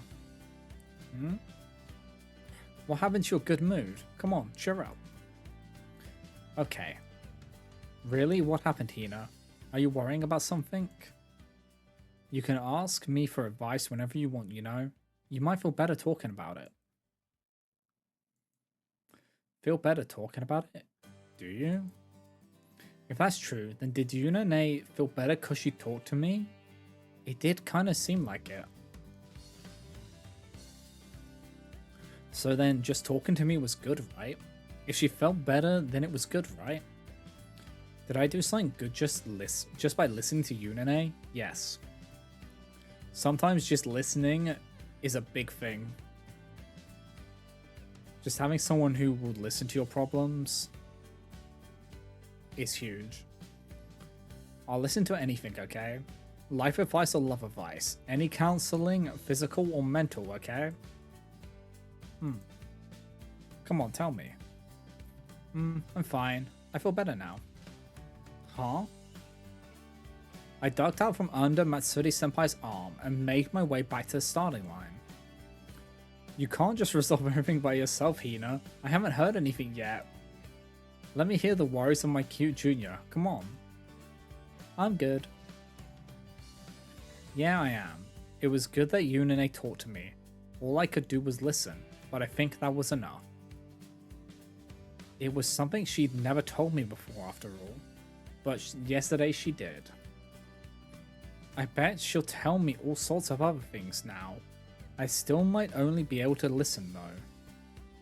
But that's fine. If it makes Yunane feel better, that's good for me too. I'm happy about it. Next, Hina, get your mark. Yes. I jogged over and placed my feet on the starting blocks. I'll get an even better time. I'll do what I can to help out Yunane. I'm on my mark, ready. At the sound of the whistle, I left the ground. Hina.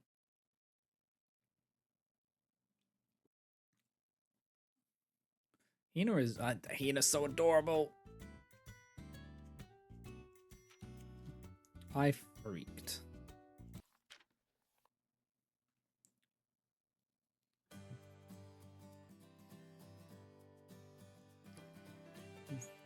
By Umi. The inner building. No one in sight and completely silent.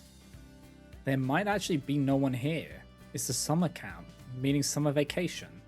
There are way fewer people at school than usual. And most of the people at the camp are doing club activities, squirreled away in club rooms. The inner building is where the third year classrooms are. It's no place for those who don't have any business there. No place at all. So it's just where I want to be. Of course, even so, I checked to my right and left first. Yeah, it looks like no one's here. No sounds of talking either. Nobody's here for real, right? Nobody at all, right? Okay. With a careful check to confirm the coast was clear, probably more than necessary, honestly, I clung to the hallway wall, and then felt all the strength going out on my knees with my next step. Yeah! I slid right down to the floor. I'm not sure I can move my legs at all right now. Ah, jeez, I can't stand up. I freaked. My face is on fire. My heart's pounding, and it's not because I ran all the way here.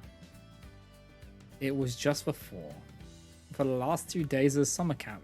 Today and tomorrow, we decided we were just gonna play around the whole time. We ended up taking turns on a handheld system Nana brought, playing some rhythm game. Caesar got a game over, so it was my turn to play, and when she handed me the system, her finger brushed me just for a second. That was all it took. In that instant, I remembered what happened last night, like all at once. Looking at Caesar's face was out of the question entirely, not to mention Nana's. I shot up and said something like, I'm gonna buy some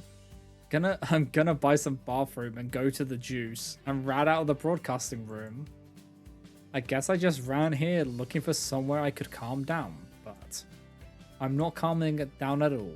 My heart's only beating faster. Ugh. Why? Why? It wasn't this bad when we were holding hands on our walk this morning. It was fine when Nana came back and we were eating breakfast too. I didn't get nearly this weird when my eyes met with Caesar's. And just before, we were hanging out just like usual until... Why did I remember it all right at that moment? Last night, I'd offered Caesar some juice, which had led to her kissing me, then kissing me again, then... We took off our bras on our futon and wrapped our arms around each other, and then... we did this and that. I can't remember every detail, but it was kind of amazing. We'd started dating, so I was thinking we'd do something like that eventually, but... I didn't know what it'd be like. Kissing, touching, I didn't know how two girls did it. So how was I supposed to prepare? She kissed me in all sorts of places, and touched me, and licked me. Whoa. Every recollection is getting my face hotter and hotter. Is this how spontaneous human combustion starts? Every time Caesar touched me, I made weird noises. I jumped. What the heck was that? Does that just happen to me when I'm touched like that? Or was it because of the way Caesar was touching me? What, was she good at it? Good at it? The Caesar I've experienced, there's no way she could, right? But Caesar was so pretty. Her pale skin, her black hair, that face of hers I love. And it was me she was touching with those slender fingers of hers. Me she was kissing with her lips. Next time I should touch her more myself. I should kiss her more. Caesar said it felt good too, after all. What? When's next time? Tonight? No, that's not happening. Nana's gonna be there. I'm sure. And I don't think I can do that 2 days in a row. Then when? We're going out now, so can we do it whenever we want? No, probably not. I can't keep thinking about this all the time. My head's gonna explode. I've just gotta cool off for now.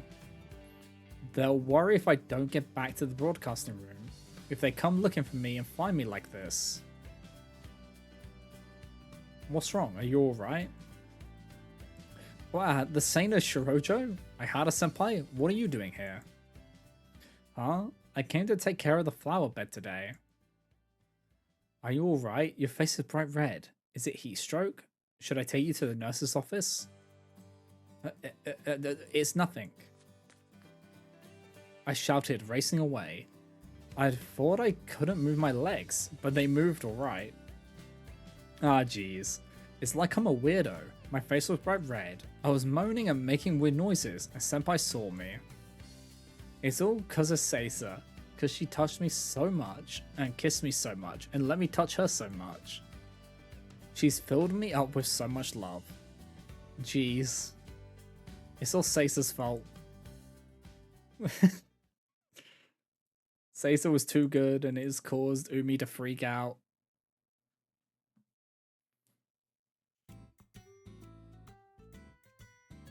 Okay.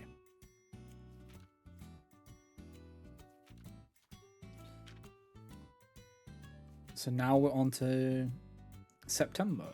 So I think from what I know, the last one is in November. From what I was told in the YouTube comment. So this is Miu, coach.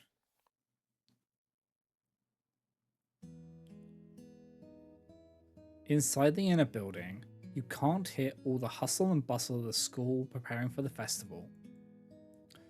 Still on edge from my fight with Matsuri, I was thankful for the quiet. This is a good place to do it then. I opened up my training schedule notebook, intending to distract myself a bit with it. It might be less of a break than I'm hoping, since I really do need to put together our autumn training schedules soon. Normally I do this in the club room, but right now I want to keep a little distance between myself and Matsuri. It's easier for the girls to strain themselves when the temperature starts dropping, so I'll have to make sure everyone's spending enough time warming up. There are more meets as the season changes from fall to winter. I'll have to make sure everyone's in top condition for them. I flipped through my notebook to the meets schedule and checked who'd be running in them. We'll have to ease up on the weight training as the meets approach. We can do a few more timed races to make up for it, and give practices a feeling of accomplishment. Everyone gets motivated to achieve better times right before a meet, so I'll have to make sure they're all practicing enough to satisfy them.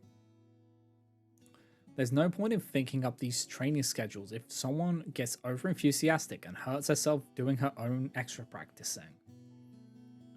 That's probably good for the basics. With the general plan decided, I had to start working out programs for each individual event. Each girl needs a plan to improve her shortcomings and strengths, and strengthen the things that she already excels at. Oh Miyu, you're still here? Huh? I was so focused on the program I didn't notice that someone had entered the classroom, not until she called out to me. Mickey, when did you get here? Just now. What are you frowning at so seriously? You're not studying, I take it. Ah, no, it's for the team. What are you up to, Mickey? Ah, well, the teachers asked me to take these printouts for tomorrow to all the classrooms. More favors? You should just turn them down. Let me guess. You're already plenty busy helping people prepare for the school festival. Yeah, I don't hate doing this stuff though. That's not the point. Really? You seem kinda different lately. The words slipped out before I could catch myself. Huh? Oh, sorry, it's just a feeling I had. You think so? Mickey sat down at the desk in front of mine. She's seen through me, hasn't she? That I'm not in the greatest mood. You've never been one to turn down a request, but you seemed a little more like you were holding something back before, or like you really thought you had to be helping someone. Something like that anyway. But that's not the impression I get anymore. Really? Yeah, you seem really reinvigorated lately. I must have first noticed around the end of summer vacation. She, well, to put it simply, cheered up. Even now, when she should be incredibly busy helping people before the school festival, she seems to be completing her tasks with ease. Is it thanks to that junior of yours, Maki? Was it? Well... Mickey tilted her head in hesitation before responding. I suppose so. You're probably right. She nodded, looking a little embarrassed, but there was an incredibly gentle smile on her face too. Ah, I was right. And compared to her, I'm fighting with Matsuri. We've dragged Hina into it too. I don't really want to be doing this, but I've gone too far to stop myself.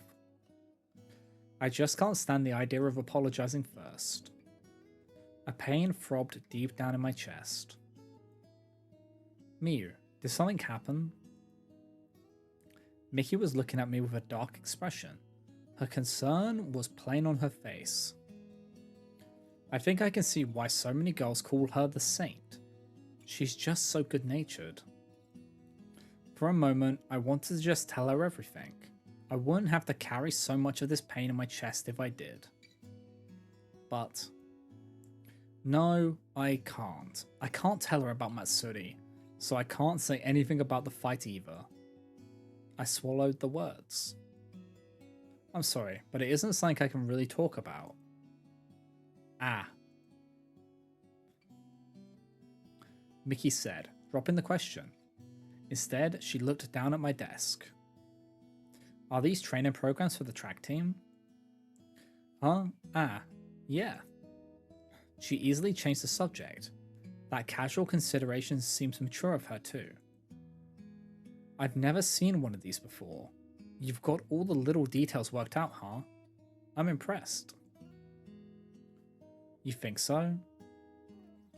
It's not much work once you're used to it.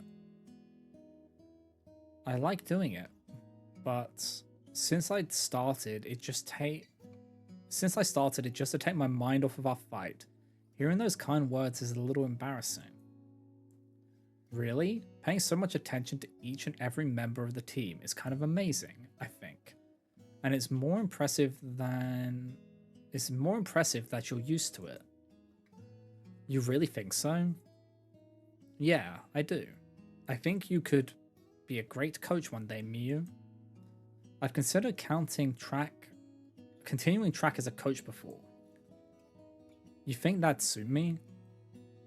Yeah. Oh, I'm sorry. Maybe I shouldn't have said anything since I don't know that much about it. No, it's fine. Thank you. She really has changed. I really felt that. She was giving me an opinion after considering my feelings and position rather than simply supplying careless flattery. She'd always been mature, but it's like she's really become an adult. Honestly, I'm kinda jealous. Ah, I'm sorry. I should get back to work. Mickey looked at the clock in sudden realization. There was still a mountain of printouts waiting to be distributed atop the podium. No, I'm sorry. I feel like I distracted you from all your work. It's fine. You didn't. I hope you feel better. Yeah, thanks. She saw right through me. Silence engulfed the room again as the door shut behind her. I leaned back in my chair and stared up at the ceiling. A coach, huh? I muttered. I wonder what Masuri would say if I told her I was planning on becoming one. Would she be happy about my decision to continue with track that way? Or does she only need me as a fellow athlete she can run together with? Is someone dragging an underclassman into a lover's quarrel of hers really suited to be a coach? Even so, it's good to reaffirm that I have options like that, even when I'm feeling so trapped right now. I turned back to the notebook and my training schedules, picking up my pencil. I should thank Mickey somehow later. Maybe I can do something nice for her. I thought as I got back to my planning, it was good to have more happy things to think about. Okay. That one was interesting. Honestly, seeing their interaction is interesting. Oh, there's more now. Idiots in love.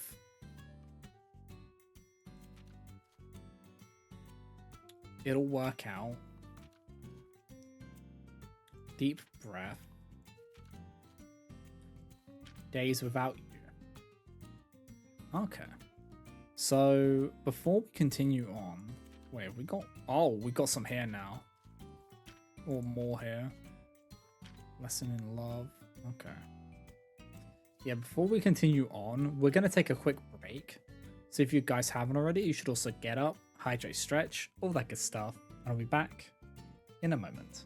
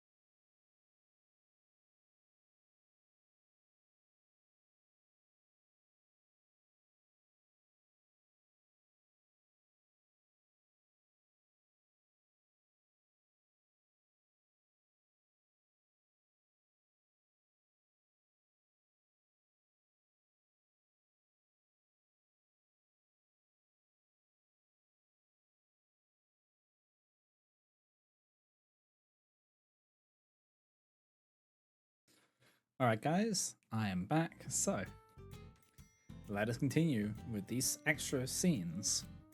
Okay, we are now on Idiots in Love, which is Mega Me.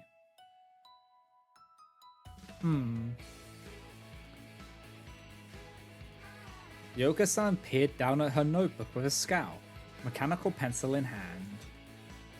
Now and then she'd write something down, then ferociously scribble it out, craning her neck and scratching her head vigorously. Ugh. I've seen her brainstorming lyrics up on the roof a few times, but today she seemed to be concentrating especially hard. Before she'd been muttering something or groaning or grumbling or shouting at the sky. But today, Yoka-san was very quiet. She stared straight at the notebook page and nowhere else, like she was deep inside the world of her lyrics. There are only a few days left until the school festival. I wanted to shout encouragement at her, but I swallowed the words down. I thought I should keep quiet for her, even if I knew she couldn't hear me anyway. 1, 2, 3. There it works.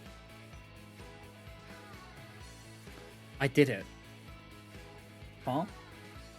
I looked over to see Yoka-san pushing the lead back into her pencil and setting it down. She did it? She really finished it? Really? Finally? But so quietly. I thought you'd make a much bigger deal of it. Yes, Yoka-san whispered, then pumped her right fist into the air. Her eyes were moist as she looked up at the sky. Her arm was shaking a little from all the strength she put into it.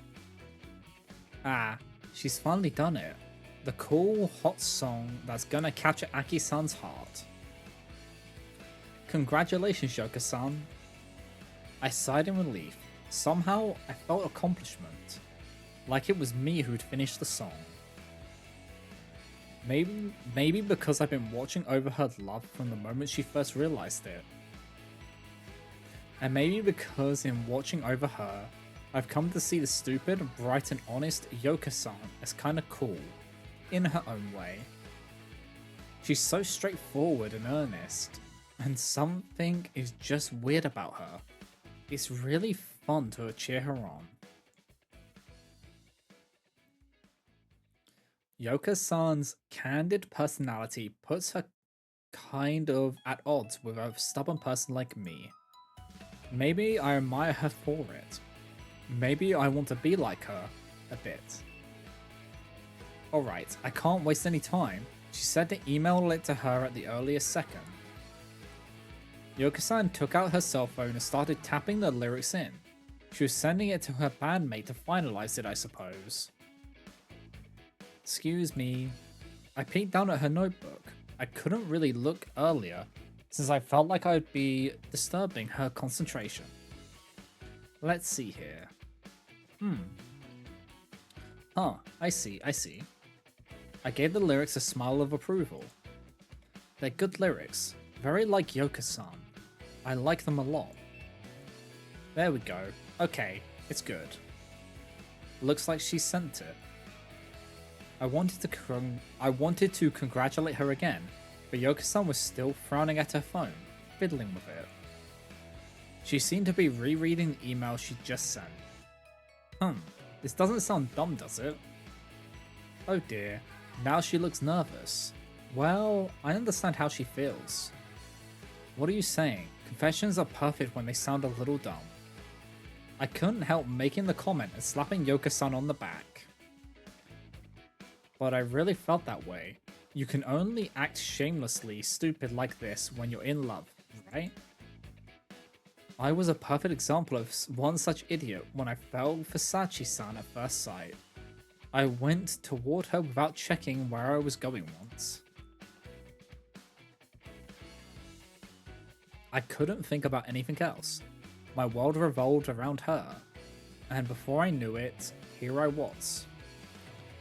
But what's most stupid is that I still don't regret it at all. It sounds charming to say.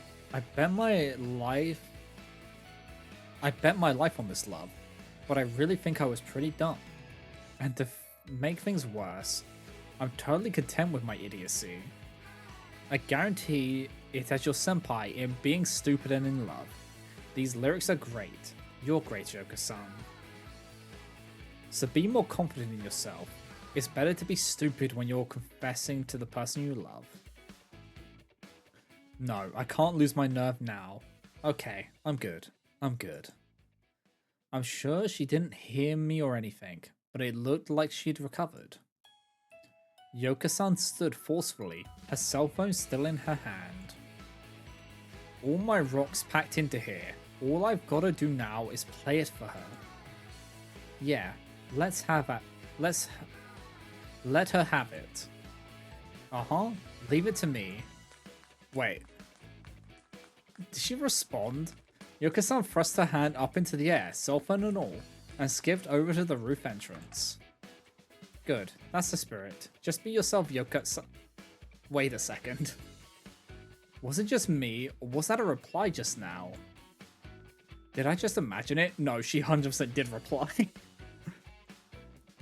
Well, no matter. Anyway, I'm curious about how the other girls are doing, so I should probably start making my rounds through the school. There has been times where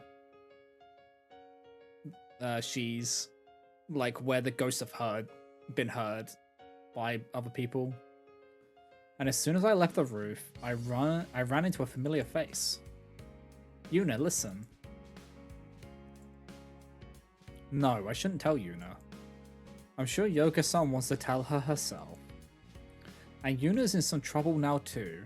I'm sure she's worried about Hina-chan, since she's gotten caught up in Matsuri-san and Miyu-san's fight. Even her reaction just now was a little delayed. It makes you feel bad when a girl like her, who's usually so together, is all nervous about something like this, doesn't it? I kinda don't want to bother her. Was I just being considerate? Me? Wow, I'm such a good senpai. My own maturity astounds me. What? What is it? Hehehe, it's nothing. Huh? It's nothing, don't worry about it. See you. What the heck? Now it's gonna bug me.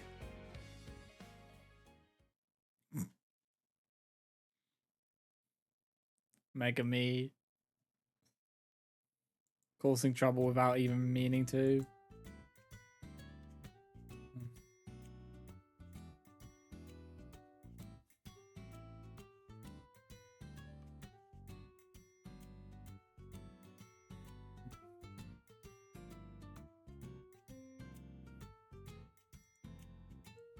Alrighty. What's the next? There's more. Okay. It'll work out is the next one.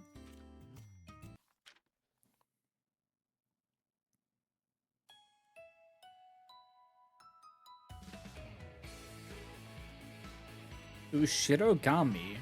Who was it who likened the feeling of feeling like you've left something undone to a little ghost who's pulling on your hair? Was it Seiken? Ryusai Kanjin? I can't remember who it was right now, but right now Kiri looks just like her hair's been pulled by one of those little ghosts. She stood up and made her way to the entrance of the club room, but hasn't moved from there. She's just fidgeting in the doorway. Kiri, this girl who constantly goes into cute frenzies over me, never notices how adorable she herself is sometimes. How she can set my heart aflutter like this. But lately I've started thinking of these flutterings as sweet and comforting. I enjoy feeling like this. What is it, Kitty? Weren't you going home? Or did you forget something? I know she hasn't forgotten anything, and hasn't left anything undone, but I speak to her with deliberate sweetness, yet with the tone of a teacher. Not exactly, but you're teasing me, aren't you, Tsukuyo-chan? You were so cute, Tsukuya-chan. No, you're still a mega cute. But now you're teasing me like this. Wait, but did that feel kinda good actually? Huh. What is this new sensation I'm feeling? Are you conditioning me or something, Tsukuya-chan? Crap, how can I go home now, Tsukuya-chan? She turned around and hugged me tight, ensnaring me like always. As the tall girl held me close, the scent of her hair and skin all around me, I felt an aching, sweet feeling filling up my chest. I lingered in her arms a little longer than usual, then gently pushed away. I'm getting tongue-tied a little bit. Oh boy. But you have something at home that you need to take care of today, don't you? I do, but I don't really want to go. Kiri still seemed reluctant, but that was that and this is this. She still has to study and do things at home. There are plenty of things she has no control over. She's not an adult yet, so that's just how it is. We'll see each other again here. You have to go home for today. Yeah, well then, I'll see you again soon. Repeating the words like they were a promise, Kiri finally left the club room. I'll text you later, Tsukuya-chan.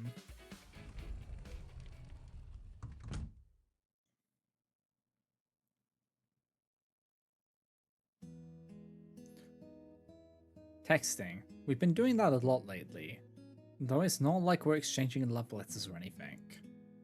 It's just stuff like, PE was tough today, or was rough today, or it's still pretty hot, isn't it? Or about the notebook I use for club stuff, or whatever.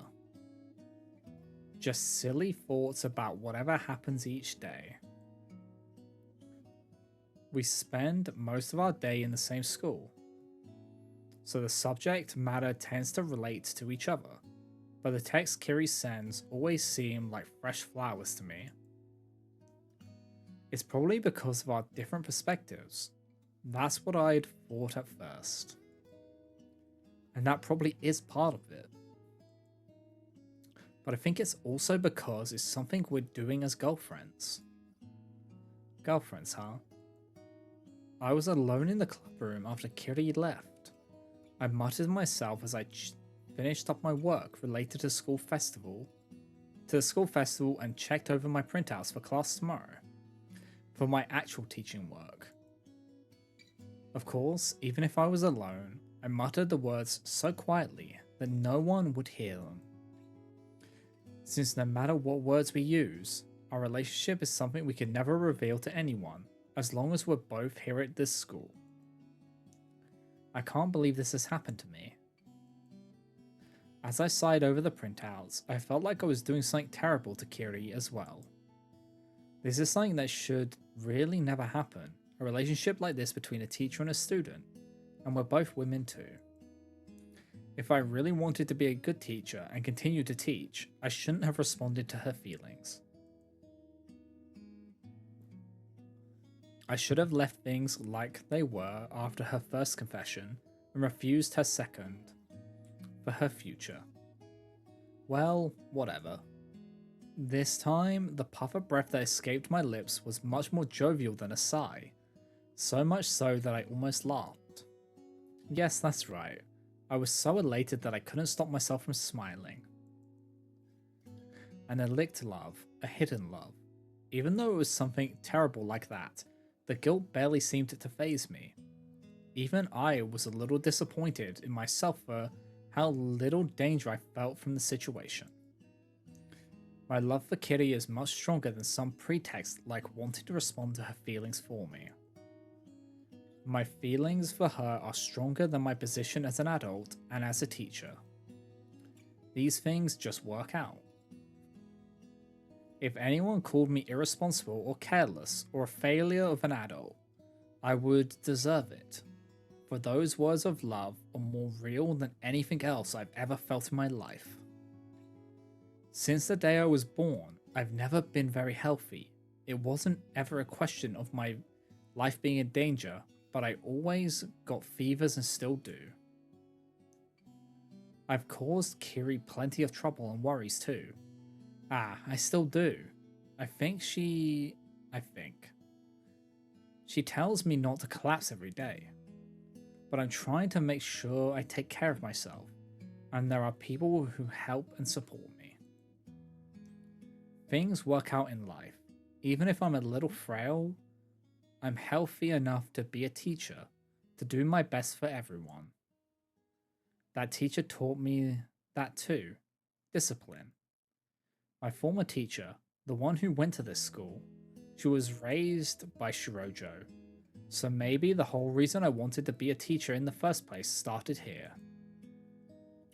I met Kitty here. We fell in love. Just her out of all the students here. My relationship with Kitty might lead to some big trouble in the future, but I'm sure it'll work out. I should make the effort so that it does. I could do anything for you, Kiri. My cute Kiri. Kitty, you always say that you don't like your name because it sounds strong. But from the green hiding leaves, the flowers fall. On the breeze, the scent of Kiri. Just saying it out loud made me feel like I'd heard a nice refreshing breeze.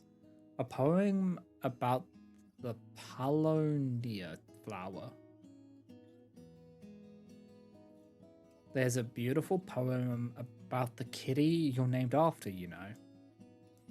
The future awaiting us may not be all cool breezes that carry the scent of hidden flowers. There might be terrible storms there too. But I'll protect you, kitty. I'm older than you, and nothing can change that. So at least let me have this selfish thought. Hee hee hee. I'd thought I was more the type to want to be protected than to want to protect. Right then, my phone started vibrating inside my bag. And when I checked it, there was already a text from Kiri waiting for me. It started with, "Go home and rest soon, okay?" Then continued, "You're still doing overtime, right? You'd better get some rest." It was short but considerate, which made me smile again. That's right, she may act the way she does, but she's dependable at heart. If something happens, I might be the one getting protected after all. With Kitty watching over me, I know I'll always be able to do my best. It's a little frustrating, but exciting. I decided to send an immediate reply. I didn't think too long, just tapped out my feelings into my phone. I started, "I'm going home now." Then followed, "Thank you, Kitty. I love you." I could picture her face when she received it. I stretched my arms over my head and started gathering my things. The school festival starts soon. It's our last spurt now. I'm sure all our obligations for it will only get harder, but right now, all I can think about is how happy I am to spend that time with my girlfriend. That's adorable. Like, these little extra scenes are nice because it adds some more depth to the stories. Because the main story is just like the bread and butter of it. And then the extra scenes just add a little bit more to it.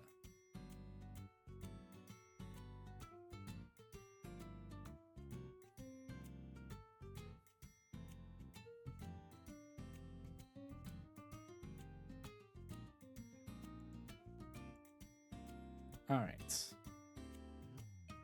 So, deep breath. This is Hina. Whoa, whoa, whoa. After getting back to my room, my face suddenly felt like it caught flame. Oh, is this after the confession? I was flustered, but more than that, I was like, how was I keeping my cool on the way here? I said it. I finally said it. Today. just before leaving school, at the main gate, right before the school festival ended, to Yunane. That I love her. Whoa. Whoa. The heat on my face was too much to take, so I jumped onto my bed and buried my face in my pillow. But it was still overwhelming. Why did I say that? Because I was talking to Matsuri-senpai and Miyu-senpai right before? Because while we were talking, I'd heard that they were going out together. Because I found out that even though they're both women, they can still be in love with each other. It's not just that. Lately I've noticed that I can't keep my cool when I'm talking to Yunane. I'm so happy and I'm having so much fun, but there's a tightness in my chest too. I almost want to clutch at it.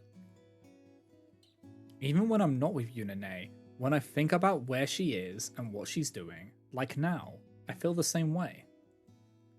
It's fun, and I'm happy, but it feels kinda itchy.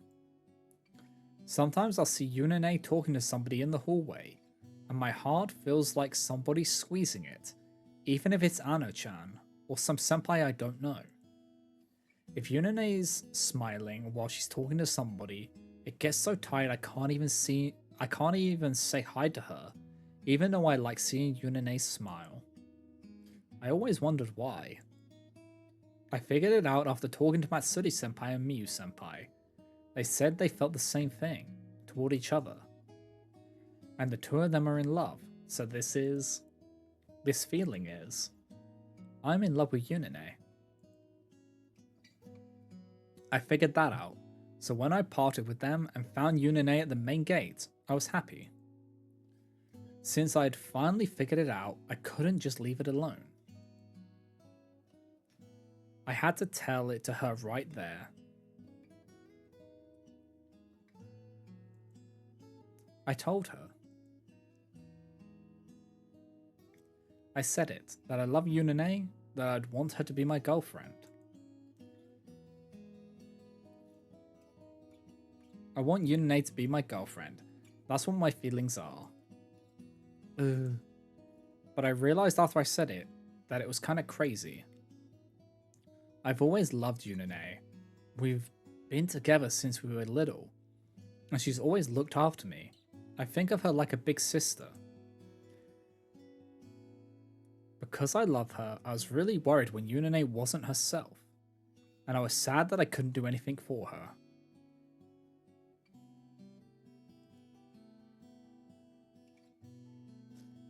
I think Yunane's changed a little since when I started school at Shirojo. She's cool again now, like she used to be. She looks happy more often. She started looking the same at school as she does at home. I always wondered what happened. When she was feeling down and when she recovered. When I realized that the old Yunane was back, I noticed that the love inside me had become different than it used to be. I've been wondering about that feeling since the middle of summer vacation, and I finally told her about it today. But what do I do now? What do I do tomorrow? I stood up and paced around my room a little, but I wasn't finding any answers. What sort of face do I make in front of Yunane tomorrow? So Hina was thinking about all this. It was the same the whole way back from school, and when we were eating dinner, and when we were cleaning up afterward, and when I said goodnight and left her house. My heart's been pounding the whole time. I was trying not to let my face glow red. I'm so happy I've been trying not to burst out laughing, but so embarrassed I've been trying not to say anything weird too. Since I said I love her. Yep, I said it, I don't regret it, and I don't intend to take it back. I love Yunane after all. I love Yunane. I really do. Saying it out loud again kinda makes me feel refreshed. I think I've calmed down a little, though my face is still bright red. I've got to get it together. Now that I've said it, I have to own it. Yunane is more freaked out than I am, after all.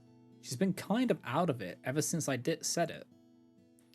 I can't be all flustered after surprising Yunane so much. Okay.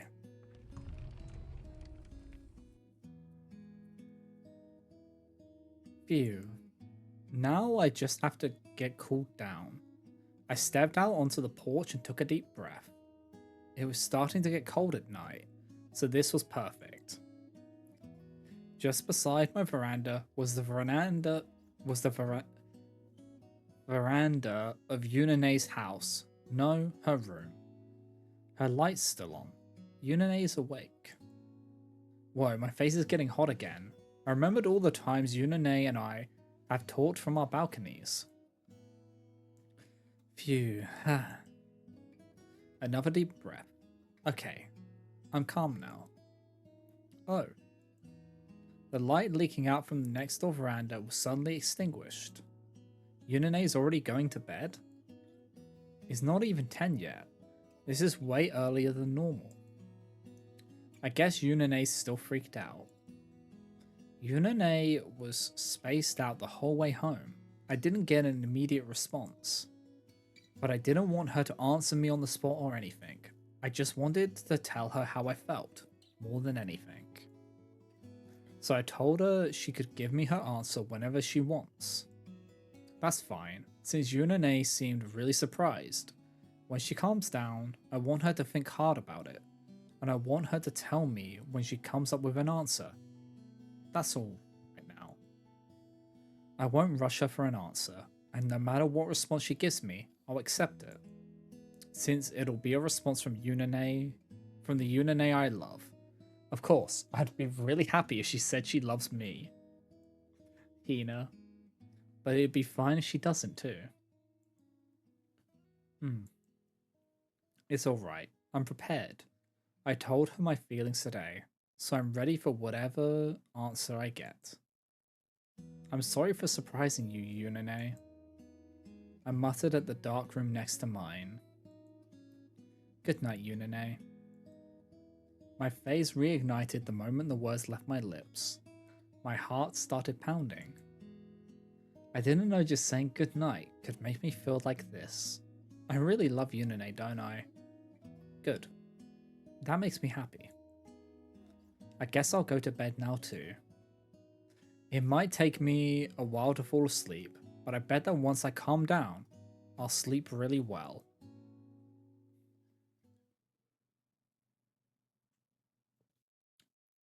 Do you know, it's really nice seeing Hina's perspective after the confession. Because it really did, when it happened, it just cut straight to the next day. So it's like kind of pain.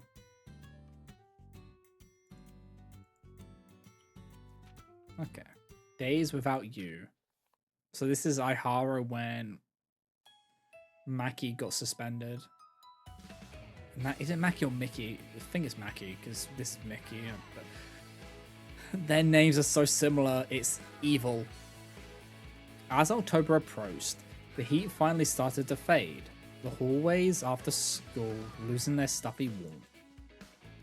Yet I was still stuck wondering how to wipe the sweat from my forehead.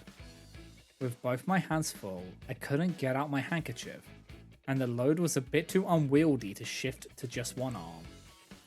Maybe I should have just set it down for a moment, but it was so heavy, it'd been a fair bit of work just getting it here. I didn't want to risk not being able to pick it back up. I'd just have to bear with it and get it to the reference room. I quickened my pace a bit when the next door in the hallway opened. Oh, Ihara-san, thank you for all your hard work. I assume that's what you're doing now, too? Sonoa-sensei emerged, and upon noticing my burden, scrunched her face up with some dissatisfaction. Yes. But it's okay. This is for Naiga-senpai, or sensei, and I volunteered. Naigai Sensei, she's at an age where she probably would have retired at a public school. So I volunteered to carry the materials for her, thinking it would be best that she didn't do it herself. Ah, Nagai Sensei? I suppose there's no helping it then. I was worried people were pushing work onto you again. Not this time, and I'm turning down most small requests now. That's true. If it looks like my help isn't really needed, I won't accept the work anymore. Actually, there are a lot less people who come and ask me to do things now. Since that day, at least. Ah, that day. That day, the day Sana made a scene. Sonoa Sensei was aware of the event, of course, so she nodded in understanding. Ever since then, the mood of the people around me, or how they look at me, seems to have changed. Whether that's a good thing or a bad thing, I don't know. Well, part of that's the school festival being over, I think. Maybe. I'm sorry about that, by the way. I should have realized that you were so busy before the festival. No, it's alright. I really am getting fewer requests lately. Just, to tell the truth, now that I don't have as much to do, how should I say this? I feel like I have a little too much spare time. I think I can understand that. Yeah, because Tsukuyo is a workaholic. Sensei smiled wryly with unspoken solidarity. Sonoa Sensei is the same sort of serious type, the type to take on all sorts of extra work. It seems that I wasn't the only one quite busy before the school festival. We have that in common, I suppose. Yes, I was feeling a little restless, though you've come at a good time, Sensei. I'm sorry, but could you hold this for a moment? Huh? Sure, of course. Was what I had said that unexpected? Sensei looked a little puzzled, but still held my burden for me. I took the opportunity to pull my handkerchief out and wipe away the sweat that had been pestering me. Thank you, that's enough. Refreshed, I took the things back from Sonoa Sensei, who gave me a mystified look, then nodded to herself as if coming to some understanding. Yeah, you got me.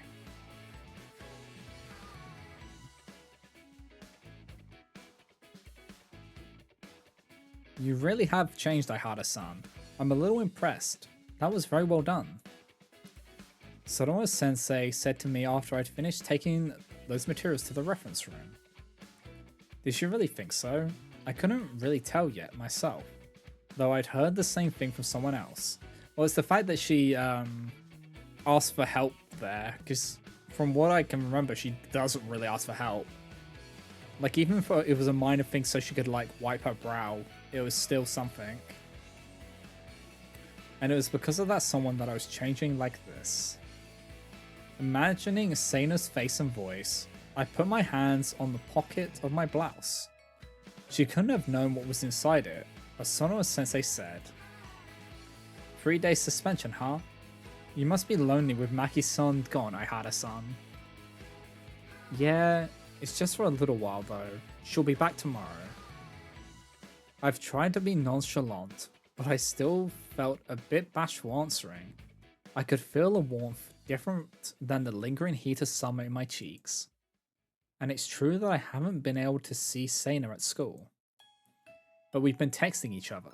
She's been using her extra free time worrying about me. I wonder if I should tell her about the help I've done today. Those are the sort of texts we've exchanged. Still, I do want to see your face. I want to hear your voice. I want you by my side. That's adorable. They're all adorable.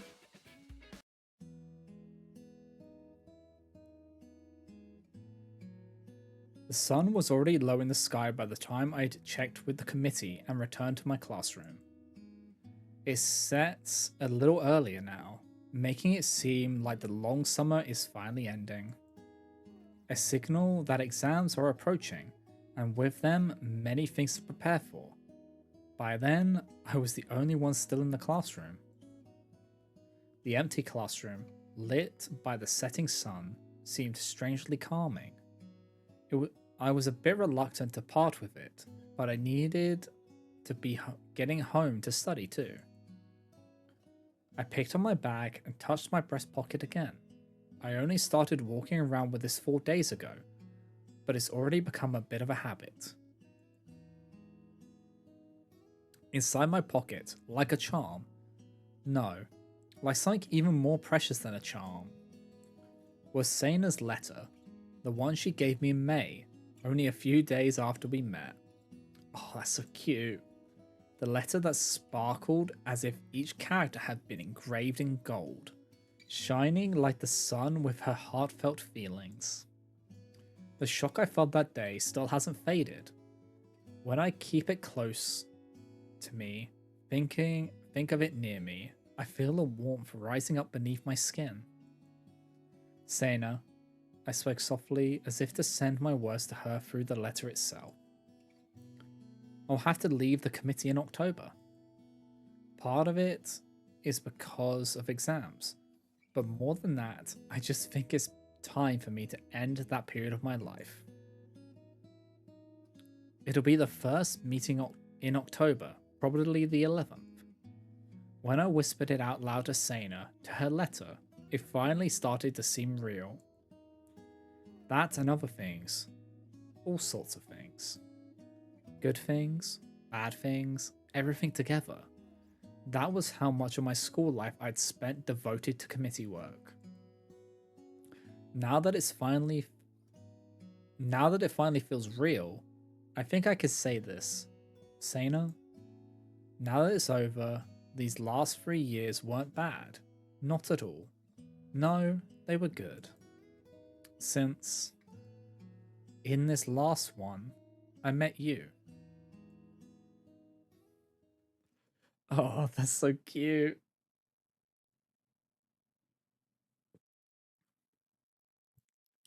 I love these extra scenes, I really do. They just add so much cuteness. Okay.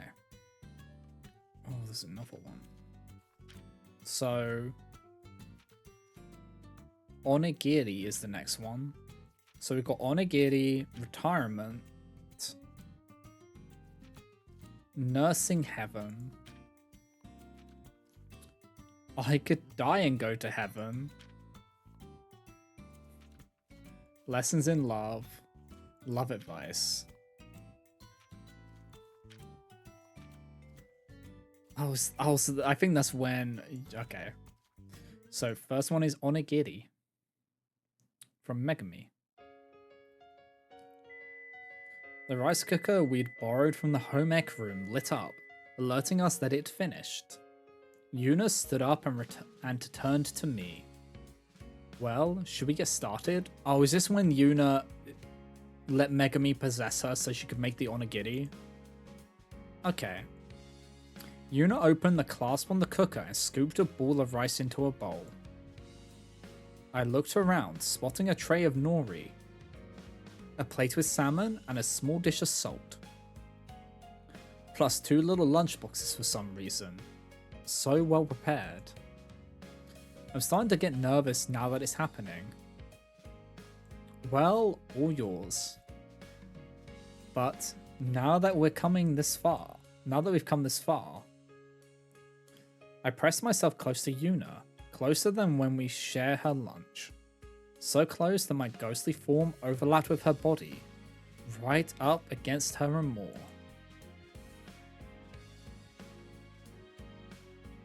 It all started during lunch. I was wandering the halls and Yuna had called out to me. We got some rice from a neighbor the other day. It was really good.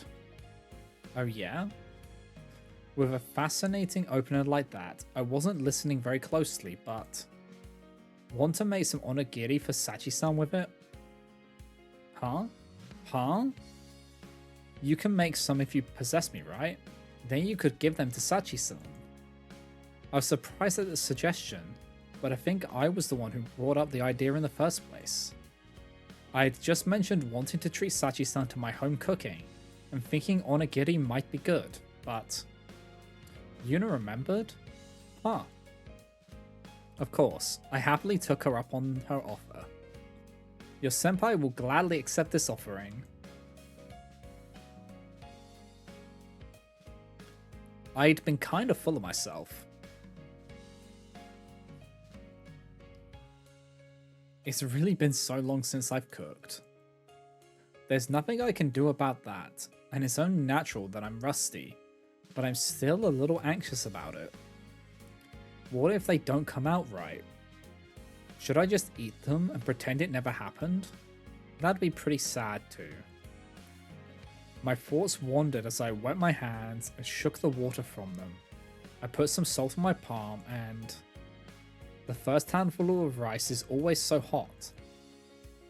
Onigiri are easy to make, but that's the biggest hurdle. I kinda hate the part before your hands get used to the heat, but I just need to put up with it. Okay. I scooped up half of the rice I'd need and set it on my palm. It's not hot. Huh, it's not that hot. I remember dropping the rice a few times when I'd made onigiri before. Do you have thick skin on your hands, Yuna? I'm used to it, and I put the rice in a bowl so that it cooled faster. Oh my, these words. Ah, is that it? So you can do that too. Next is... I shaped the bottom half of the onigiri, indenting it a little and placing the salmon inside. Putting the other half of the rice on top, I shaped it with my hands. Making sure to squeeze it on the outside, but leave it soft on the inside. It's hard to get this part right. Now, once I put the nori on, I'll have one done. Well, I made one, but it's kind of oblong. Maybe I put too much strength into one of my hands. It's fine. There's enough for 4 of them. What? I didn't mess up or anything. You don't seem very satisfied either, though. Ugh. It feels a little like she's seen right through me, and it kind of pisses me off. But I think I've got the hang of it now. The next one will be a-okay. I figured out exactly how much strength to use making the second one. Getting the sense of it back, my hands were moving completely on instinct by the time I started the third one. I feel like I'm even better at this than before. Well, they're just onigiri after all, but I never could make anything too complicated, and these are perfect. You're not half bad at this, actually. I thought I might have to help you out more. Don't you think that's rude, Yuna? Is it? Sorry, you're like 200 years out of... No, you're not 200 years, like 60 years out of practice. Kasachi's the one who's 200 years. Not that I don't understand. I bet Yuna was pretty nervous about how clumsy I was at the beginning. It's her body, and she's good at cooking, so she could probably tell how out of practice I was. I finished the last one with those complicated feelings going through my head. Every ingredient had been perfectly used up. Good work. They came out pretty nice. Hehehe. Good enough at least. Pulling the lunch box over to me, I figured out why she'd prepared too. I placed the 2 best looking onigiri in a box for Sachi-san, and put the first 2 slightly misshapen ones in another box for her to bring home. She'd predicted that I'd struggle with the first few, not quite getting it right yet. My feelings are a little mixed on that, but I guess I'm grateful. I suppose you have my thanks, Yuna. Really? You're so well prepared. Well, that's just my nature. Yuna retorted. She just lets this stuff slide now, huh? Before she would have made a super scary face. I'm happy to see Yuna changing like this too. Yep, though I think it'd be a little embarrassing to let her know that, so I'm gonna pull away from her now. I was thinking while I watched Yuna clean everything up. This was probably partly for my sake, but partly as a diversion for Yuna. She must be really confused about Hina-chan. My face must have shown that I was thinking about it, because Yuna glanced my way and said, "I'll figure something out." Quietly. Yuna? It hadn't even been half a year since we'd met, but she was so quick to guess my thoughts. She's more sensitive to other people's feelings than anyone, but that's also what makes her so fragile. God can be cruel sometimes. Why did she turn out to be such a handful? Of course she will. You're the only one who can make this decision. I know my words were even crueler. I wanted to say something else to her. Well, but... Thank you. I like that you're so considerate of others, that you act on those feelings. It's something I'd never say, because it's way too embarrassing. No way. Was Yuna's short response. She tidied up all the tools we'd used, wiped down the table, and tucked the lunchbox into a little pouch. Let's bring them to her while they're still warm. Where's Sachi-san right now? Looking at her, I think Yuna managed to figure out what I wanted to say to her. Is this what you'd call being good friends? Around now, I think she'll be by the memorial tree. I replied, next to Yuna as she started walking.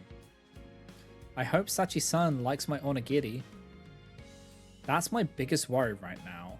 About as big as my worries about Yuna. It's nice that we got to see the making of the onigiri. Because that's like a really nice little extra scene. Retirement. And this is Maki. Mickey, congratulations on your retirement. It began with those words from Inamoto-senpai and the bouquet she presented to Miki-san. Oh, you shouldn't have, Miyu. What beautiful flowers. Don't mention it. Thanks for all your hard work. Inamoto-senpai is the vice captain of the track team, right? Good work, Miki. Thanks, Misuri-san. You both retired recently as well. Isn't that right? Congratulations to you two. Thanks. It's like we finally have time to catch our breath. Hehe, yep. The other one with Inamoto-senpai is Amashima-senpai of the track team. Yep, the captain. Huh, so they've both retired recently too. I think Hina mentioned that they stayed on until now because they're both such amazing athletes. Yesterday we had one of our regular meetings with the committee. Most committees elect their new leader and have their third year members retire around now in October. So Miki-san led the beautification committee yesterday too. She kept working really hard right up until the end. She even had a really cool parting speech. I was so touched I was actually about to cry. I kept it inside, of course, since as soon as the meeting was over, we still had Miki-san's last job to do. And the next day, today, Miki-san was finally released from all her work. I went to her classroom, about to tell her good job one last time, but... Now Amashima-senpai and Inamoto-senpai from her class are giving her bouquets. Crap, why didn't I bring her a bouquet? Stupid. How could you forget to give Miki-san a present for her retirement? Ugh, I really feel like I've lost to these track team seniors. But those two aren't the only ones celebrating Miki-san's retirement. Aihara-senpai. Oh, Aryu-san. Thank you for all your hard work. Oh, it's Aryu-senpai from the disciplinary committee. Aihara-san, thank you for everything. Really, especially for your help during the school festival. even Sonowa-sensei. Miki-san's amazing. None of these people are on the committee, but they're all here celebrating her retirement. And they're not being sarcastic like she's finally left, of course. They're really thanking her for her work. I guess this is the sort of situation where you'd say she'll be missed. Everyone's celebrating her retirement because they know how hard she's worked. Inamoto-senpai and Aryu-senpai even brought flowers, and I didn't bring anything. Thank you, Aryu-san, and thank you for coming here, Sonowa-sensei. You're the president of the disciplinary committee now, right, Aryu-san? I wish you the best of luck. Yes, I'm sure I won't accomplish as much as you, senpai, but I plan to do a good job. Hehe, I'm sure you will. Sounds kinda scary to me, like the Demon Disciplinary Committee president. It's a good thing you're graduating, Matsuri. Yeah, dodge a bullet there. Oh, but I don't have morning practice anymore, so maybe Aki-chan will go easy on me if I'm late. Please try to be punctual, senpai. Yeah. Miki-san really is amazing. The captain and vice captain of the track team, the president of the disciplinary committee, even a teacher. She's surrounded by such amazing people. Oh, I felt like I'm just an extra. I wanted to invite Miki-san to our hideout right away, but I can't really say it like this, can I? Ah, Maki-san. Ah, yes. You'll continue with the beautification committee next year, won't you, Maki-san? Ah, yes, that's the plan. Good. I hope you'll follow Ihara senpai's example, though senpai may have worked a bit too hard, I think. Maybe. I don't think we'll have to worry about that with Maki-san though. Ah, you might be right. She might go berserk if she doesn't like your request. Raw. But what? Go berserk? Oh, Matsuri-san. Seina doesn't go berserk that easily. Yeah, probably. Ugh. So I have gotten kind of famous. I don't regret it, but I'm not sure I want this troublemaker image for myself. You're right. I'm sorry for teasing you, Maki-san. Ah, no. Remember, you can come to me if you ever need any help, okay? Yeah. Oh yeah, and come see your super cool senpai if you need advice. Whatever it is, I'll listen. Relationship stuff, romance stuff, totally okay. What? Give me your phone number later. I'll give you mine. Quit trying to pick her up, Matsuri. Whoa, Miyu. Scary. Laughter rang out around me and Miki-san. It was kind of embarrassing, but I was kind of happy too. It felt like all of Miki-san's hard work was finally being acknowledged. That's why so many people are here celebrating her retirement. That's why they're so happy. I can be proud too of the help I gave Miki-san. That they're celebrating my precious Miki-san. From now on, I'll be a role model to the whole school. I'll make Miki-san proud.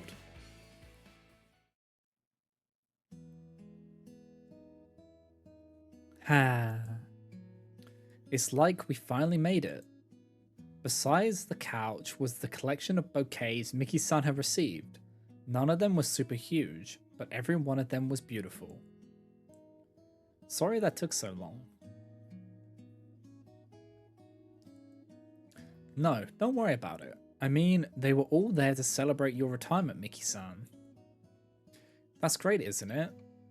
And you got a bunch of bouquets too. You really are amazing, Miki-san. Hee, I suppose so. Huh? Miki-san? Miki-san sitting next to me, wrapped an arm around my shoulder and pulled me into a hug. Ah, Miki-san. Huh? Why? I'm happy, but why? This is all thanks to you, Seina. Huh? That's not true. No, it is. Miki-san's voice was right next to my ear. Everyone was so happy because of how hard you've worked, Miki-san. No, If you hadn't been there, I don't think my retirement would have been as cheerful. Huh? Maybe I would have gotten a few flowers, but I'm not sure I would have been smiling like that. Not without you. I wonder if I would have heard the same words, if I'd have felt the same way. I'm sure something would still have been caught in my heart. I would still have been dragging along the idea that it was all because I didn't want anyone to think badly of me. Miki-san, but because you were there, Sena, because you got angry for me, I think that's why I was able to get rid of all that. And because I told you I love you, I think that's why I could be so happy receiving those bouquets today. But I wasn't getting angry for you, Miki-san. I really just lost it. Then how about, because we did it together, I just shared in the celebration of your retirement a little? But I really only had a little part in it, okay? Hehe. Miki-san hugged me a little tighter, and I was buried in her chest a little deeper. You're right. I received all those bouquets together with you, Sena. I'm happier for that too. My nose filled with Miki-san's pleasant scent. Miki-san? Yes, Sena? So, you're retired now? Yep. Good luck on your studying.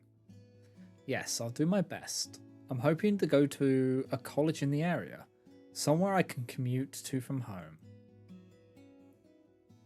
Huh? So that we can be together after I graduate too. Miki-san. If I work hard, I might just get a scholarship. If I can get accepted early, we can hang out during some winter vacation. Yeah. After I graduate, after that, let's stay together forever. Is that alright? Yes, of course. Ah, these are the words I'd only hoped to hear. I wasn't totally sure what would happen after Miki-san graduated. I didn't know what would happen if we were separated, if Miki-san went to college in another prefecture, but I couldn't bring myself to ask her about that. But Miki-san will be with me forever. She wants to. I want to be with you too, Miki-san. Forever. Yes, me too, Sena. Miki-san. Oh, Miki-san's holding me tighter again, really squeezing. Miki-san's scent is wrapping all around me. I'm starting to feel a little dizzy in Miki-san's arms against her chest, being held and getting filled with Miki-san. Okay. The ads are about to roll in, so we will just take a quick pause while that happens. Just to let them go through, and then we'll wrap up this story, this chapter. Okay, let me just move around a little bit. There we go. The ads are going through.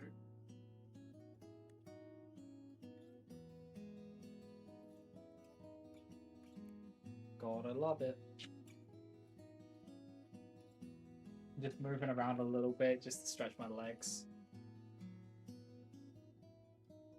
while the ads roll through.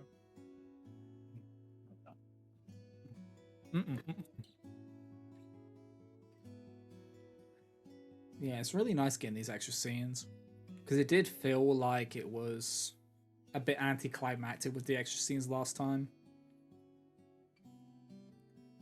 So it was nice finding out that it's just because I didn't find them all yet.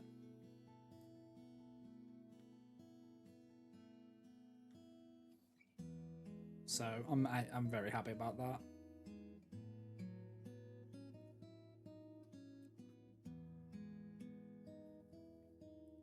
I feel like there's not that many scenes left, so we might as well just wrap them up. It's gonna be that's gonna be famous last words, and I know it is. Because it always is when I say something like that.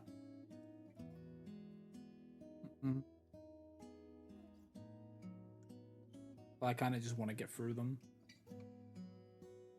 But not rush them.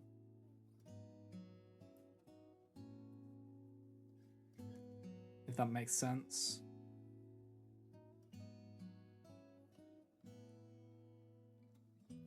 I'm just enjoying my time with them.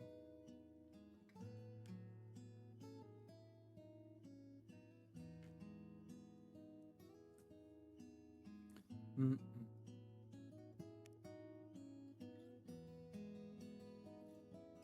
Yeah, this has been a great game. I'm really glad that we decided to play it.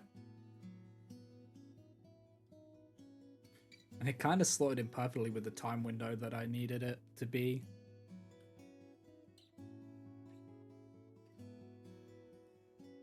Because we finished it earlier than I expected.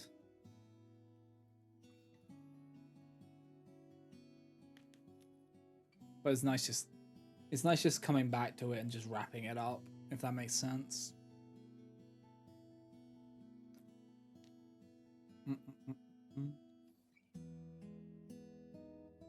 Because I do like doing that.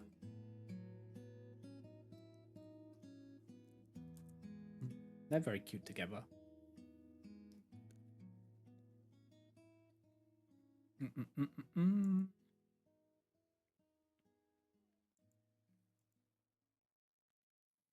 All right. Welcome back from the ads, guys. Let us continue, shall we? Mickey-san. Sana. I can't take much more of this squeezing. I'm gonna burst. Hehe. Oh? Like this? Ah. A different sort of strength entered Mickey-san's arms. Mickey-san and I toppled over onto the couch. Ah. I'm on top again. I pushed her down again. Mickey-san, Mickey-san looked up at me, but kept her arms together around my back. Yes? I'm gonna lose control again. It's fine, Sana. Oh, just do something, please. No, am I supposed to do something? I don't know, but... Mickey-san. I couldn't stop Mickey-san's lips from meeting mine.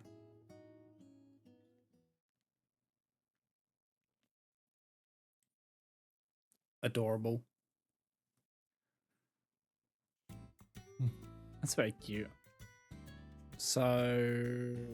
this one? Nursing Heaven.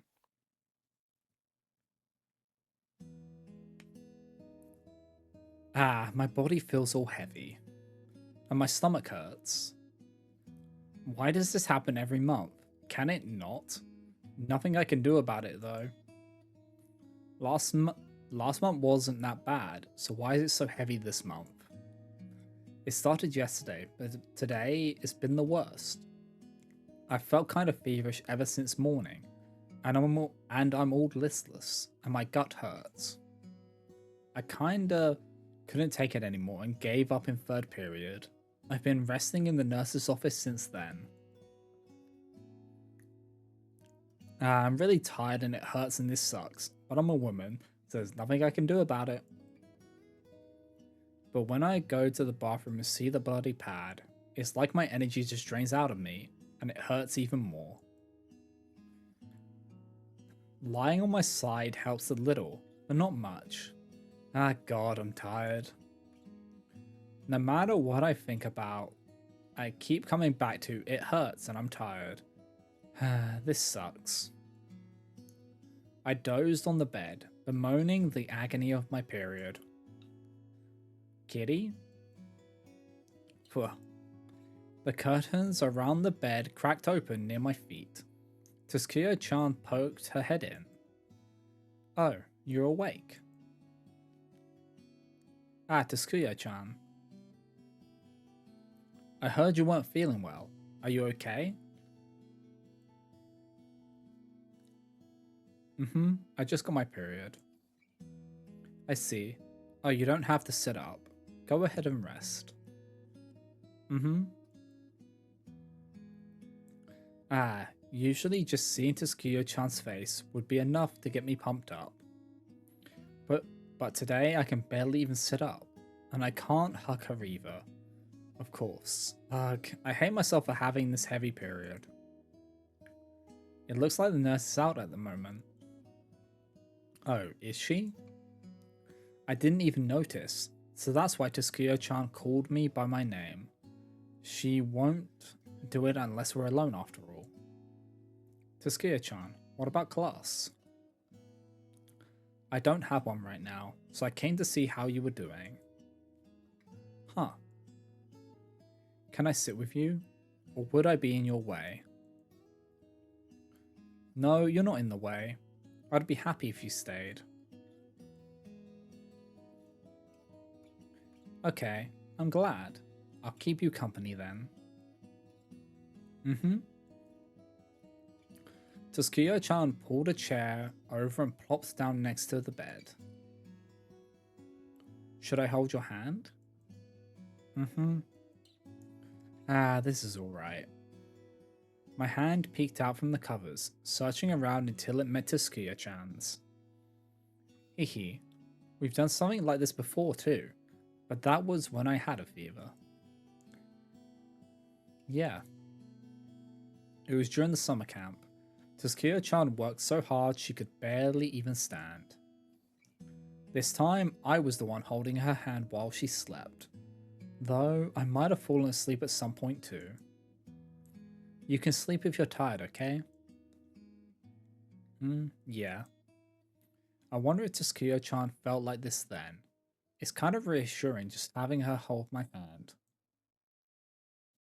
I have this incredibly selfish desire to just never let her go. You feel really lonely when you're under the weather. Yeah. Doesn't seem like you've got a fever.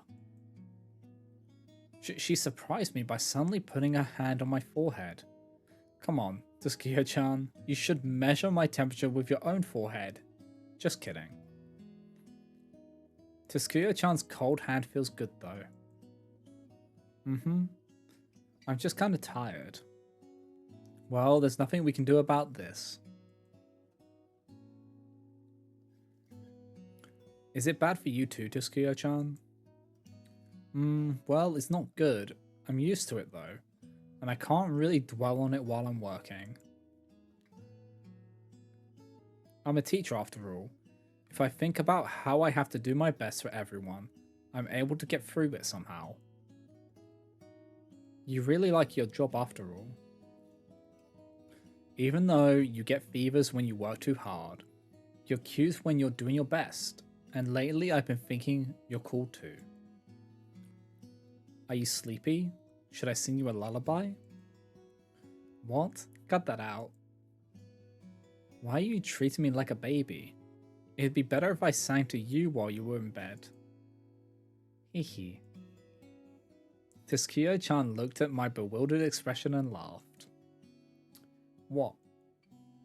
You're so cute, kitty. I always wanted a little sister as cute as you. What? A little sister? Don't say that's your girlfriend. I feel like I've dropped down a few ranks. I'm so lucky to have a girlfriend that has a cute little sister side to her too. Jeez, how could I be like a little sister? Oh, what do you mean? Well, I'm so huge, and my name's so rough. And, like, visually, there's no way I'm cute, right? Oh, you're cute, Kiri. You think so? I've seen a mirror before, you know. I'm tall and I've got a cheeky face. There's, like, no one less fitting to be Tsukuyo-chan's little sister than me. Well, let me count the ways. First, you love stuffed animals and little critters. And cute things, right? It's cute that you're so honest about your feelings for them. Maybe, but people tell me my cute thing is kind of deviant. I'm aware of that too. Then there's the complex you have about your height and such. Is that cute? I had my doubts, but Tsukuyo-chan's words continued before I could voice them. She listed out more reasons I was cute.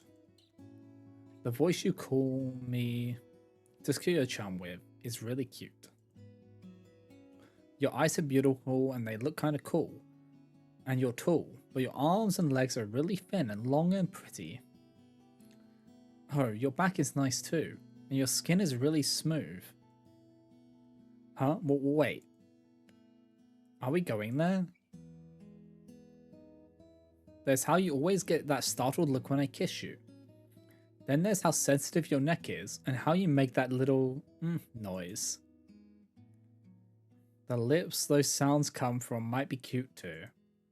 Wait, stop, Taskia-chan. You can't say any more than that. What is this teacher saying? This is school. This is the nurse's office. We can't go there now. And that's kind of outside the range of a cute little sister, don't you think, Taskia-chan? What are you looking for in a little sister? Are you into that sort of thing?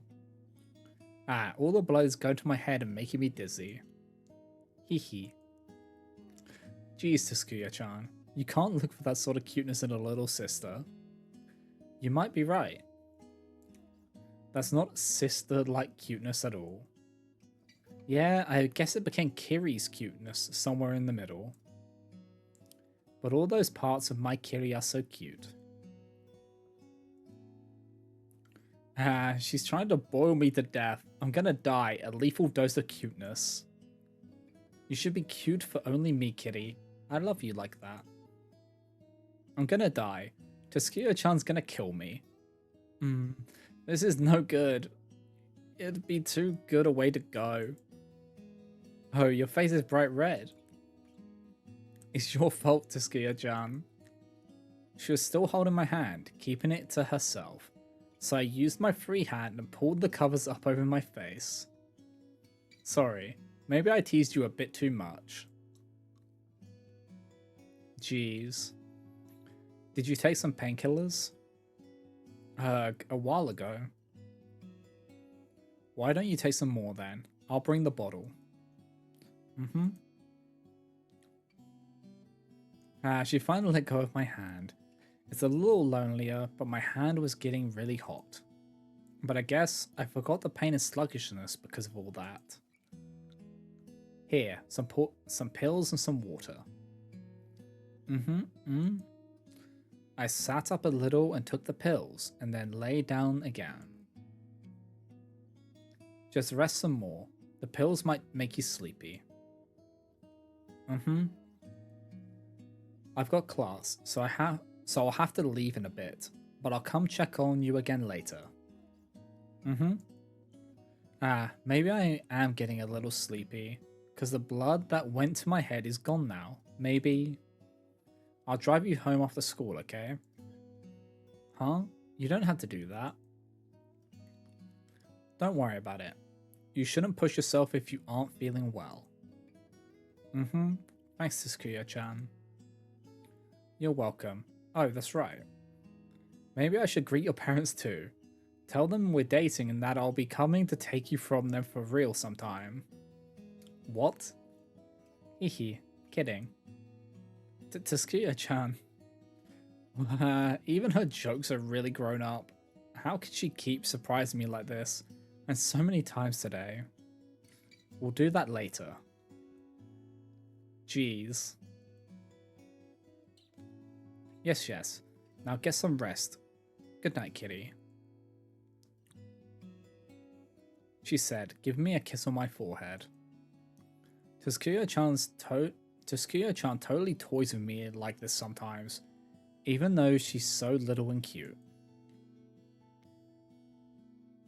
She's much more grown up than I as a lover. I'm still so young compared to her. Taskia-chan's such an amazing girlfriend. I'm really touched, but it's not fair of you to show off that stuff only when I'm feeling like this. I love you though. I thought about that sort of stuff as I drifted off, until I was asleep.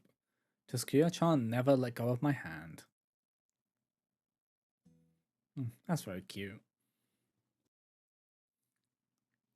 I just keep saying cute, but that's the only thing I can say. It's just perfect for this.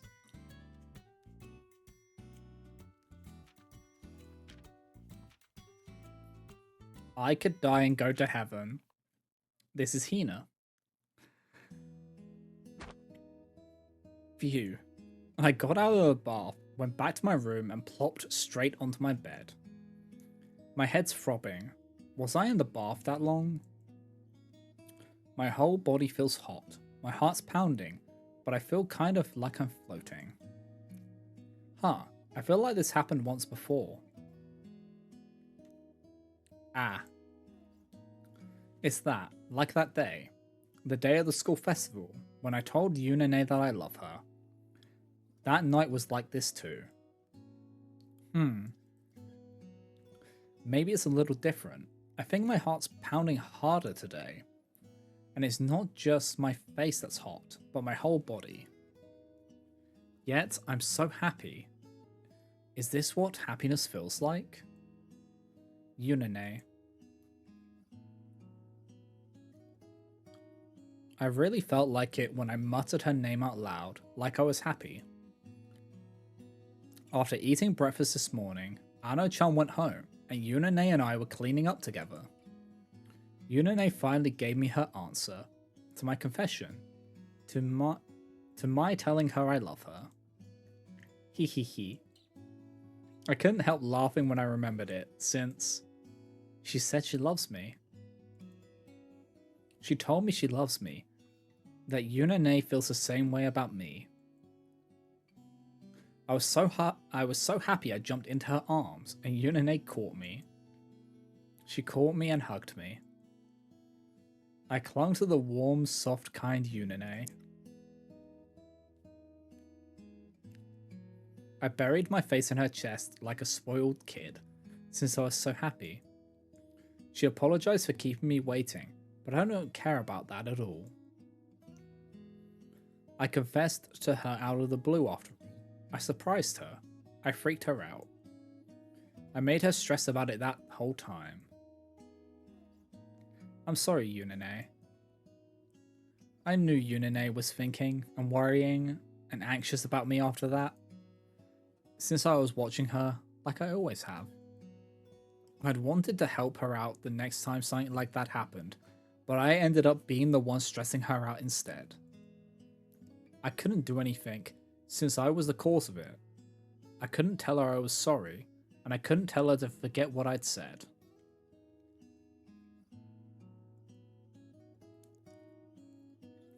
So I just waited for her answer, with my heart pounding all the while.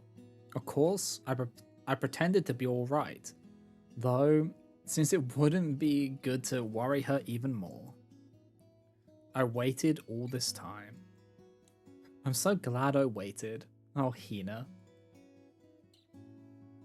I didn't care what answer she gave me, but for her to give me the happiest, most blissful answer, I knew I loved you, Yunene. Yunene and I are finally a couple now. I was so happy when I heard her answer. I was so happy when she hugged me. I was so happy she told me she loves me. And, I remembered, and I kissed Yunene. That wasn't a dream or anything, right?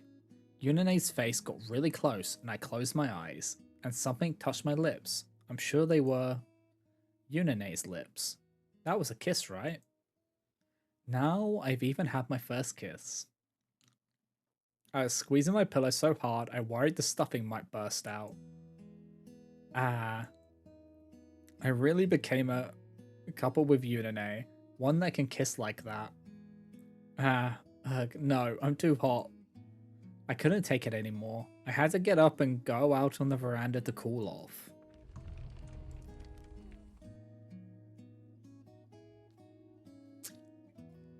I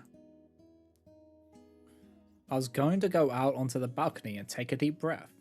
I didn't mean to repeat that day so closely, but I thought it would be the best way to cool myself down. But unlike that day, when I went out onto my veranda, Yunene was there too on hers. Hina. Yunene. Whoa, my face is hot again. My body is hot. I'm turning red. I'm so embarrassed I want to look away, but I can't. I want to look at Yunene, since I'm even happy to see her like this. What's up? Mm, I just... Her voice isn't that loud, but I hear it clearly. I can't hide my face, so I'm sure she can see how red I am. What should I do? I'm getting flustered. Came to take a deep breath. A deep breath? Yeah, to take a deep breath. I can't really though, since my heart feels so full. I'm too happy. This kind of feels really embarrassing. I can't believe I'm feeling like this, even though we're a couple now. Or is it because we're a couple now? Ah. Now that I look closely, Yunane's face might be a little red too. Does Yunane feel the same way? Is she feeling a little embarrassed and a little awkward and happy? Is that why her face is red?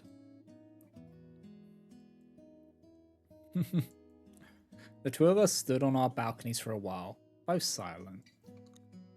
It's getting pretty cold at night now. I can feel myself gradually cooling down.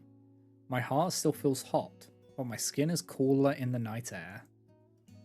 A sudden breeze brought the temperature even lower, and I shivered a little. You just got out of the bath, right, Hina? Your hair's still wet. Mm-hmm. You'll catch a cold. Go back inside. Yunene said, putting her hand on her own door. Good night, Hina.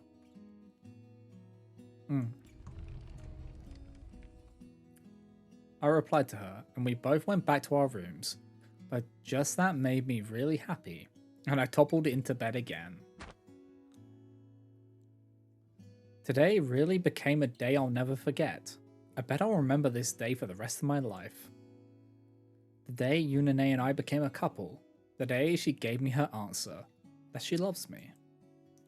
The day I realized I could stay with Yunane forever.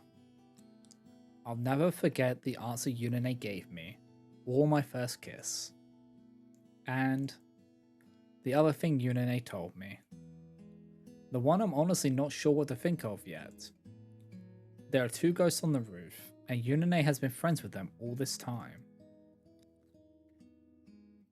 Yunane wants to lend them her body together with me. And... I don't know. I don't know, but if Yunane's asking, I won't say no. I didn't really get it, but I told her it was okay. She made sure a bunch of times, but my answer didn't change. I don't really get what she means by lend them our bodies. I don't really get what she meant by ghosts either. But Yunane would never make up something weird like that. If she's the one saying it, I'm sure those ghosts are real, and lend them our bodies. I'm sure it'll be fine. Hino's just so chill, it's kind of crazy. Since Yunane will be doing it too. Still, I don't know. Lend them our bodies for a night and stay over at school? And then do some stuff? That's what she meant, right? I don't get any of it, I guess. What should I do? I don't get it, but Yunane's asking, so I'll definitely say yes. What should I do about what I don't get though? Should you ask people about stuff like this? The other stuff, since Yunane said not to tell anyone about the ghosts, they're staying at school and doing some stuff. Maybe I'll ask Matsuri Senpai and Miyu Senpai. I bet they'll have all sorts of advice for me, and Matsuri Senpai always tells me to ask her for advice. I'll ask them. I don't get to see them all the time now, since they've retired from the team, but I can go ask them, right? I'll go see them tomorrow or the day after. I got some questions for them. When I decided that, all the frustration I was feeling from my lack of answers faded away. I bet I'll have no trouble sleeping now. Good night, Yunane. I said to Yunane next door. Then I dove into my covers. I suddenly felt embarrassed, since I had said goodnight to my girlfriend, but it was awesome too.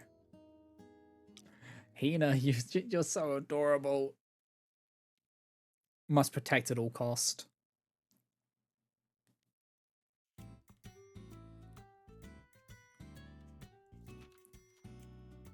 Okay, so we've got lessons in love and love advice. Okay, lessons in love.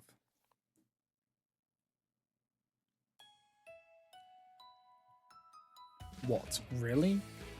Really, Hina? Mm-hmm. Matsune and I pressed her, but Hina just gave her usual short answer and a nod. In a corner of the outer courtyard, a little ways away from the track. Today was one of the days Matsune and I just happened to be participating in track team training, and Hina had quietly called us over here after practice. Hina told us about her confession to Yuna-chan, and that Yuna-chan had given her the okay. She seemed a little nervous before telling us, but she'd taken a deep breath and laid out her report. And Matsuri and I were pressing her for confirmation before she'd even finished speaking. Ah, I see. So she said okay. Good for you, Hina. Mm-hmm. That really is good. I'm relieved. Hmm? We actually knew about Hina's confession already. We'd gotten it out of Yuna-chan when we were apologizing to her for getting Hina wrapped up in our problems. So Matsuri and I had been quietly awaiting this news. So Yuna-chan managed to give her an answer, the best one Hina could have hoped for. But I'm surprised Hina would come report that to us. Was it because she felt it was her duty, or because she's just honest to her fault? Phew, that's good. It looked like Yuna-chan was having a pretty hard time finding her answer. I was getting worried. Matsuri whispered so that only I could hear. Yeah, me too. She seemed to be really stressing about it. It's great though. They seem like they'd be a good couple. Right? Hmm? Hina cocked her head as we whispered to each other. She really is such a cute junior. I'm really happy she got together with the girl she loves. Ah, and senpai. Hmm? Yeah? There's something I wanted to ask you. What is it, Hina?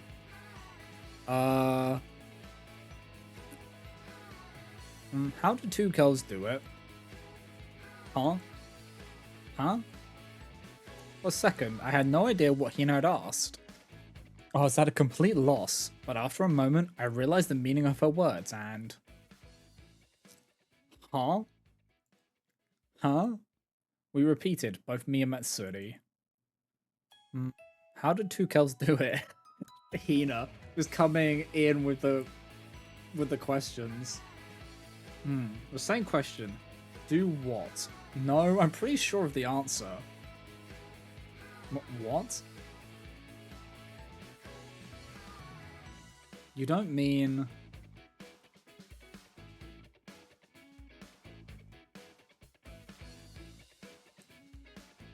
Sex. Like I thought. I figured, but that wasn't the sort of thing I expected to hear from Hina at all. My head had just gone completely blank. Wait a second, Hina. What? What are you asking all of a sudden? How? Wait, Matsuri, hold on. Hina, isn't it a little too soon for that? But... Hina seemed a little embarrassed in front of the two of us panicking idiots, but continued unabated. Yunane and I are gonna stay over at school sometime soon, and I think we're gonna do it then. But I don't know how, so I thought I'd ask. No, wait a second, it's too soon for that. She's right. Do you know how long it took for me and Miyu to have sex? I mean, I was younger than... You don't need to tell her that, Matsuri. Listen, Hina. You should wait until the two of you know each other a little better to do that, okay?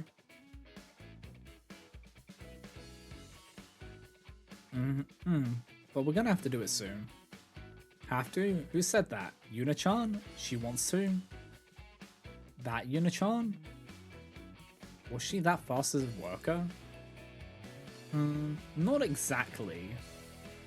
Then you did? No. I mean, what do you mean? I don't really know, but we're just gonna.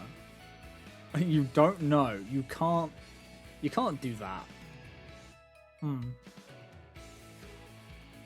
But we're really gonna stay over at the school sometime soon. No, seriously, how are you going to stay over at school? You can't just sleep here without permission. You'll get kicked out at night. We'll figure something out. Seriously, figure what out? What on earth are you talking about, Hina? Really, what is going on? They're suddenly going to stay over at school and to have sex? Is this like Yuna-chan said she wanted to do? Is it not? I don't understand it all. Hina? So, you want to stay over at school to have sex? Yep. You don't have a concrete plan yet, though. Are you just gonna come up with it later? I see. But why are you trying to do that? Okay, got it. Leave it to us. Huh? What are you saying, Matsuri? Well, you know, Hina's asking us, right? You want to help her out as her senpai, don't you? There's no need for us to help her with this, senpai or not. But it kind of seems like she's not going to listen if we just tell her not to. Maybe, but then I'd prefer to help her instead. Listen to yourself. It's true that Hina's face seems to be saying that she won't take no for an answer, but can we really help her with this? We've got a good way to stay over at school. We'll set things up for you. Can we really just promise her that? It'll be fine. We got that key, right? Key? Oh, that. True, it'd be easy to sneak into school with that. But are we really going to use it for something like this? Since we've got it, let's put it to use helping Hina and Yuna-chan. Can we really? We'll tell you how to sneak in later, and we'll prepare a place for you to stay too. Really? Really. Leave it to us. Oh. Then there's how to have sex, huh? Wait a second, Matsuri. You're gonna tell her that too? Why not? Let's just go along with her to make up for getting her involved in our fight. There must be better ways to make up for it than that. Listen, Hina. First of all, what's important is that both of you are in the mood. If you're in the mood, then you've got to get your partner turned on too. In Miyu's case, like, I'd hug her from behind and give her a little nibble on the ear. The ear? Matsuri, why are you using me as an example? Or you could suddenly kiss her or something, but Miyu's ears are really sensitive, so... Kiss? Hina, if you whisper I love you into Matsuri's ear, she gets going right away. Love? Miyu, you should touch her breast gently. Always start gently, okay? Try poking her with your tongue from the nape of her neck to her back. She'll start sounding different in no time. Breasts, but back? And in Miyu's case, listen, Hina, for Matsuri, they've overloaded Hina. We spent a good 10 minutes like that, just back and forth in an erogenous zone revealing relay. You don't need to force yourself to put fingers in or anything. Matsuri always cries and says it hurts. I don't cry, you're the one who makes those noises when I tease you like... Wait, Matsuri, let's tone it down already. This is getting seriously out of hand. Yeah, and it's not like this stuff necessarily applies to Yuna-chan and Hina. Oh. Hina seems a bit overwhelmed too. Maybe that was a bit too stimulating. You have to do all that? Hina's eyes are wide as saucers. It looks like it really was too stimulating. And Matsuri and I got kinda into exposing each other's weak points at the end there too. I guess that means Matsuri and I were totally fine carrying on like that. Hina, you really don't need to do all that, okay? She's right. At first, you can just touch each other a little bit, okay? Or just sleep together holding hands. Anyway, you know, just touch where you want to touch. That's right, and if she doesn't like what you're doing, then stop. Hina's been reduced to nodding in response. Well, we kind of went overboard with the examples, but you don't need to force anything. Exactly. Well, we'll help you out if you want to stay over at school, but you can't rush things. Yep, there's plenty to do before you have sex anyway. Oh, and I don't mean that in a dirty way. Yes, like going on dates or eating together. Though I suppose you two do that every day already, don't you?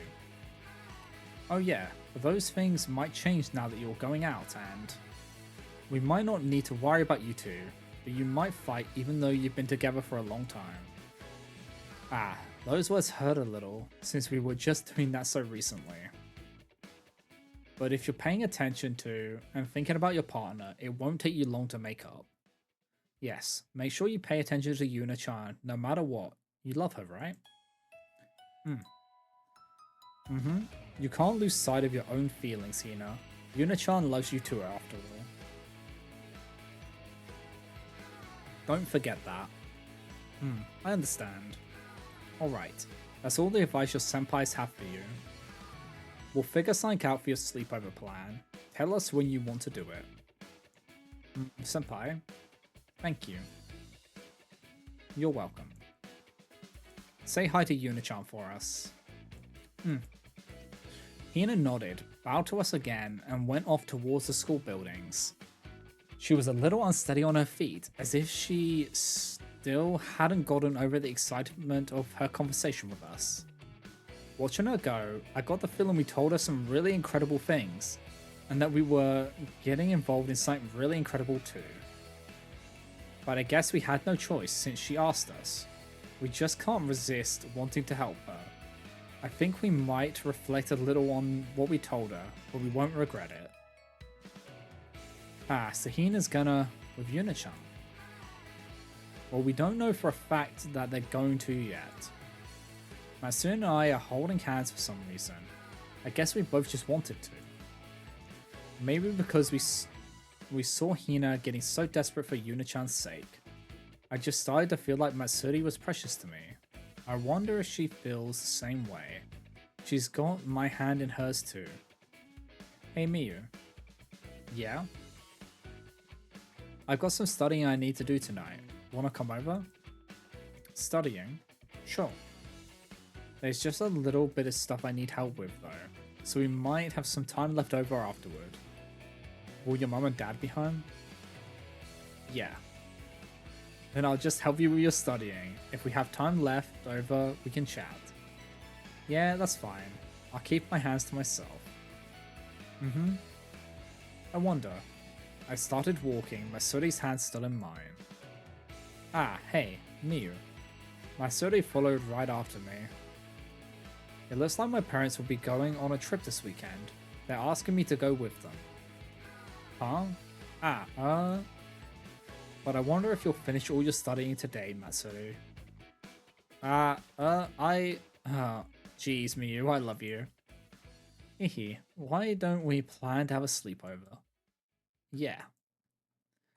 There are all sorts of things Hina and Yuna-chan and Matsuri and I have to worry about still. But we'll be fine, Matsuri. And Hina and Yuna-chan will be too. As long as we can walk together like this. I felt like that's one of the nicer ones we've had with them.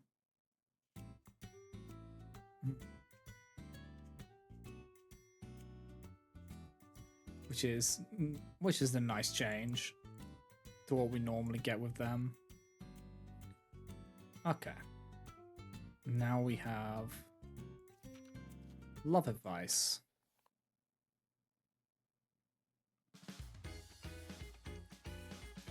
Kiyushi Radio. It's nice and cool now as we get into fall, and the Samurai Festival starts this weekend, folks. I'm sure you all know about the parade, but make sure to check out all the exciting events this year too. The fall food sampling corner's a big hit so far. Everybody go and check it out. And we've got a few of our own corners to present to you today. Your hosts are Ichiki Umi and Futano Seiza. On the mixer is Miyama and Nena, the trio you know. Holy shit, she didn't stutter at all. Well, I won't always be a stutterfly, I'm maturing. Even my talk segments with Sasa have been going well lately. We don't have to pull Nana into things anymore. Well, maybe it's only natural that Sasa and I are on the same page, since we're going out and stuff.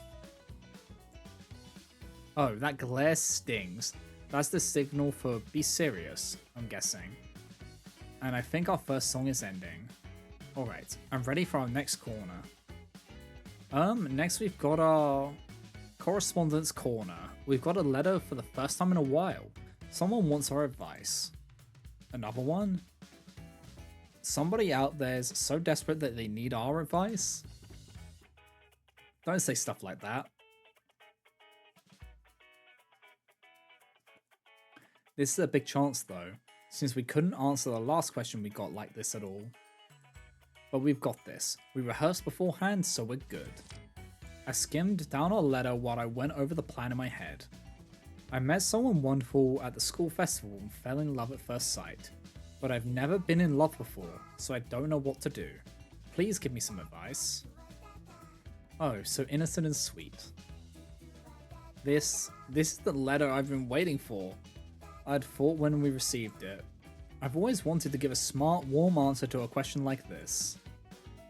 Umi? Huh? Why is Sasa covering her mic and waving at me? What? The back? She wants me to flip the letter over and look at the back? What? When I flipped it over, there on the back of the letter I saw... Oh crap, I was about to shout out loud. I hurried to cover my mic with my hand. On the back of the letter was, I fell in love with a woman. My eyes naturally meet Sasa's. Wait a second, write something that important first. Don't write it in a corner on the back like this. Of course it was too late for those thoughts now. We couldn't just suddenly go silent on air. I took a quick breath to calm myself. Little accidents are just part of broadcasting. I can't let something like this shake me. I tried to tell myself that anyway. I see. I won't read what's on the back of this letter. I don't think the person who sent it wants me to either. But now that I know about it, I can't tell her what we've been planning to, I think. What should I say to this girl falling for her first love? If it's someone she met at the festival, is she in love with someone else at this school? A senpai? Someone in her grade? Maybe a friend? Personally, you'd be conflicted, right? You wouldn't know what to do, since you've fallen for another girl, right? But I think you should confess your feelings directly. I'd be really happy to hear something like that from someone. It's really nice to hear someone say I love you. Sasa looked like she was about to faint on the other side of the mic before she started to turning red. Is she remembering the day she confessed to me? She was bright red then too.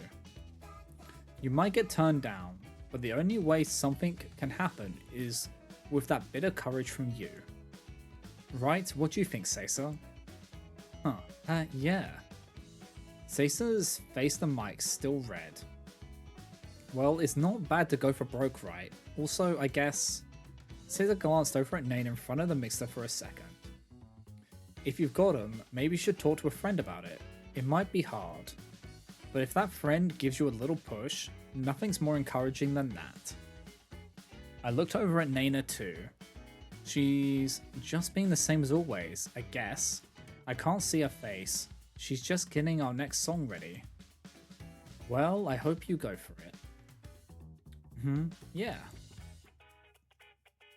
Time for another song then. It's a Boys Town gang cover. Can't Take My Eyes Off You. Have a listen. When the song started and our mics were turned off, Sasa face planted on the table like a puppet with her strings cut. Oh, Umi. That was nothing like what we planned, and you had to throw it to me all of a sudden too? Haha, well, we didn't think it was about two girls when we were planning. It was a good answer though, right? How should I know? Sasa's ears are bright red. Nana's face down on the mixer too. I can see your ears though. They're red. I bet mine are too. I read the letter that had found its way into our request box one more time, along with the last line after folding the bottom over. Go for it. I wonder if this girl will be able to confess to the woman she loves. I hope she does. That courage of hers could make someone really happy after all. So go for it. The three of us are rooting for you. You can do it. Gambate.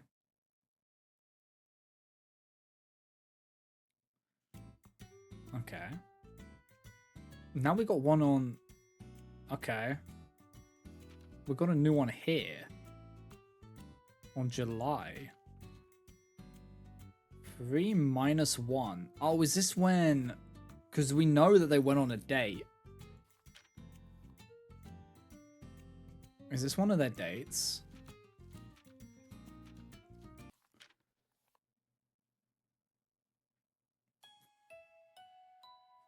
We'll see. Summer vacation starts tomorrow. Since today was the last day before break, we just had classes in the morning and a long homeroom advising us to be responsible, and then school was over. We were in the same broadcasting room as ever, but we were missing someone today. I guess it's just like Naina to start summer vacation a day early. Oh, don't say that, Caesar. Naina's homesick. Yes, Naina had taken the day off. I'd gotten a text from her while I'd been waiting at our usual meeting place in the morning. I know, I was just kidding. I know that, but... She said she had a fever and was tired, so she was gonna take the day off and sleep all day. I mean, that's what you're supposed to do when you have a fever, but it was a pretty Naina-like thing to say.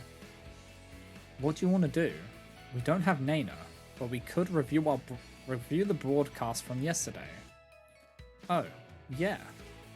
Usually we review our broadcasts the day after, and this week we had our broadcast on Thursday because of the exams. We should have been doing our review today, but it's usually to decide what we're gonna do for the next week's program, and since next week's vacation, well, we'll need to go shopping and stuff before the camp, so I guess we could do it then.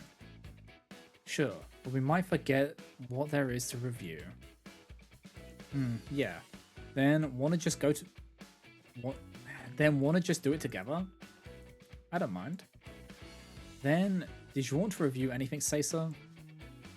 You were acting weird and it was annoying. What? Was I? What? You forgot? You swallowed some bullshit personality assessment from a magazine and started talking really creepily. But that was... Nobody can help doing those personality assessment things when they're in magazines, right? What was I supposed to do? I was worried that you and Naina might think I was annoying. Well, yeah, but you didn't have to make yourself sound so creepy, did you? Creepy? Well, yeah. I might have thought it wouldn't suit me at all, but... Were you gonna carry on like that the whole time if Naina hadn't realized? No, but... It was kind of amazing how Naina knew all the stuff I'd picked, right? Yeah, there's the day before yesterday too. You're always causing trouble for Naina, huh? Though I am too. I guess so. Seiso and I got a lecture from Naina on the roof after school the other day. I've never seen Naina so serious or angry like that. Naina gave my relationship with Seiso her blessing and told us that she'd stay friends with us, that we should go out with each other properly. I was really happy to hear that Seiso can be my girlfriend and Naina can still be my best friend. I'd been feeling so anxious and her words were incredibly reassuring. But I guess Naina was worrying about us too, enough that she'd lecture us like that when normally she'd think it was too much trouble. Okay, Seiso, let's send Naina a get well text. Huh? What's this all of a sudden? I don't care if it's sudden, Naina's our best friend, so get your phone out. What? We're sending separate ones? Of course we are. One from me and one from you. I bet Naina's lonely sleeping by herself. You know she's fast asleep. Maybe, but we're still texting her. Okay, I get it. I pulled my phone out and got to work on my text. Sasa grumbled as she tapped at her phone beside me. Naina's like... I thought of what I wanted to say and typed it onto the screen as we chatted. Actually pretty sharp, huh? Yeah. Naina was completely aware that Sasa and I had started going out. She'd even realized that Sasa was in love with me. She always looked so sleepy, but she was totally clued in. Honestly, I didn't think Naina had noticed, but now that I think about it, it makes sense. Yeah, you might be right. Naina once showed us some pictures of her in grade school. Her eyes were wide open in those pictures. She looked really smart, but a little moody too. There weren't a lot of pictures of her smiling. I bet Naina's really super perceptive, totally observant. You wouldn't think it from how she usually acts, but she's always coming to our rescue on our broadcasts. She always knows the best way to take care of any trouble we run into. That's not something you can do unless you're paying careful attention, I think. I bet she wasn't hiding it as much when she was a kid. That's why she looked like that in those pictures. I wonder if sleeping all the time makes her that much sharper when she's awake. Does she sleep so much because it's tiring? Or vice versa? I wonder, is being that sharp tiring? Or does being sleepy all the time make her seem less sharp? It's hard to think of Naina without her usual sleepy face. Well, the three of us all have pretty annoying personalities. If we were a bit more normal, we'd probably have more normal friends. We're stuck together now since we're all flawed. Yeah, Wait, does that mean I'm flawed too? Of course you are. Nobody puts up with your friend addiction besides weirdos like me and Naina. What's that supposed to mean? That's not nice, Sasa. Should we quit being friends then? No. See? Sasa said, laughing a little. No way, I'm never gonna quit being friends with Sasa and Naina, and I don't want to break up with Sasa either. So I don't care if I'm flawed. Not that I like the idea, but whatever. Hey Sasa. What? Wanna go somewhere over summer break? Huh? You mean like the two of us? Yeah, I mean, we'll go out with Naina sometimes too, but what about beside that? I don't mind, like the pool or something. Huh, the pool? It can be after the camp if you want. Then... If we went before, you wouldn't have time to go on a diet, right? You don't have to say it. Even if you know what I'm thinking, you're not supposed to say it. You're as subtle as a megaphone, Numi. You were even worrying about getting a low-calorie juice today, right? I was just getting serious about it. You'd better. Let's go buy swimsuits together. Okay. Then we'll get to go on 2 dates. I've got to start my diet before then. I can't wear my old swimsuit in front of Sasa when she's so thin. That's probably good. Whoa, this is a really long text. Oh, mine too. I wrote about stuff that happened today and stuff we'd need to buy for the camp and such, and how we should hang out when her fever's gone. It was pretty long by the time I finished. Sasa was working on hers for the same amount of time, so they both turned out super giant. What should we do? Just send them? Yeah, let's do it. On 3, okay? 1, 2, 3. Send. The sending icon appeared on my screen. Okay, Naina should get them now. Think she'll reply? No way, she's definitely sleeping. I think we'd be lucky to get a response by tomorrow morning. Yeah, and I bet it's going to be really short. Haha, I can imagine. Yeah, Naina's replies are usually like that. but that's just normal for her too. Nana will stay the same. She'll stay friends with us like before. I'm sure the short reply she sends tomorrow will be the same too. It's not many words, but Nana's friendship is crammed into each and every one. It's not going to lose to a couple of long texts. I really like their friendship. I really do. Okay. So we've got farewell, school. There's, well, how many more have appeared? We've got one here, charm, and then one at the beginning. What's this one? Childhood friends. Okay. So yeah, we will work from April. We'll work from the April ones, and then we'll do September and October ones. So the next one will be childhood friends, which we will do after the break. So if you guys haven't already, you should also get up, hydrate, stretch, all that good stuff. And I'll be back in a moment.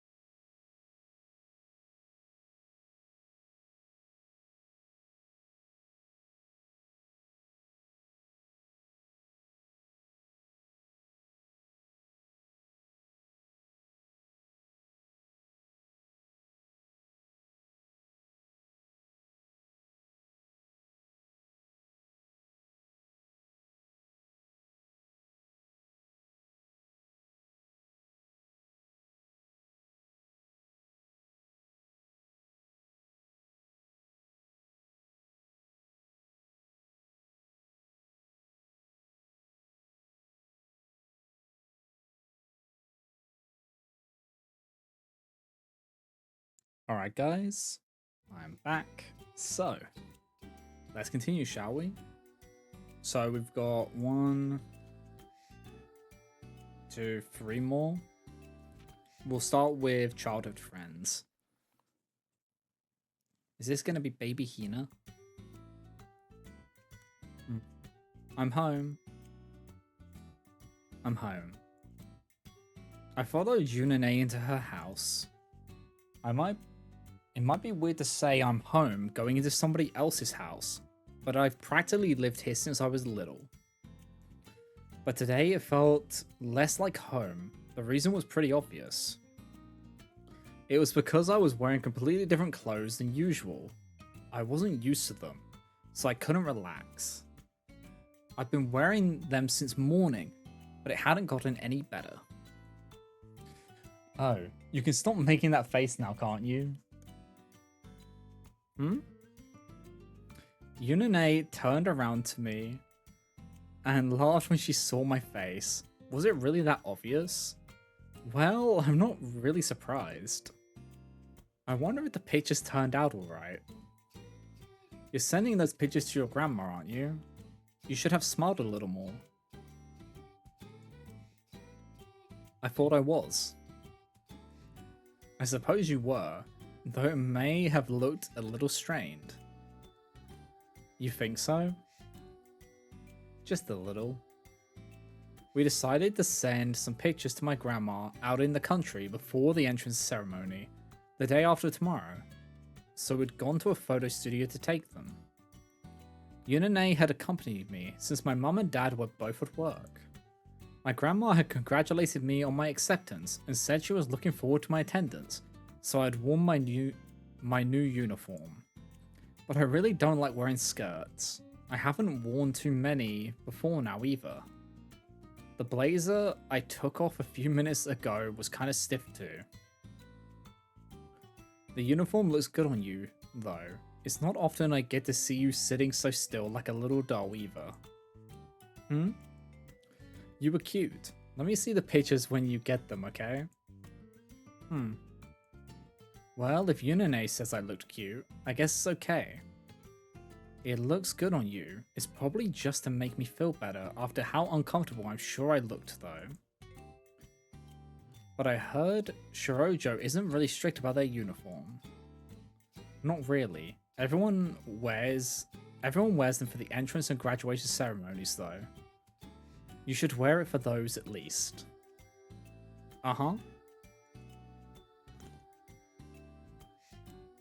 Then I just need to put up with it for the entrance ceremony. Think about after that. Can I find a way to get out of wearing the skirt? Come to think of it, there are girls going to school in their tracksuits, aren't there? Maybe I just need to join a club then. If you don't like uniforms very much, you shouldn't have gone to a school with them. I wanted to go to Shirojo though. Yeah, I was a little surprised when you suddenly declared you were attending. You said you had already sent in your application too.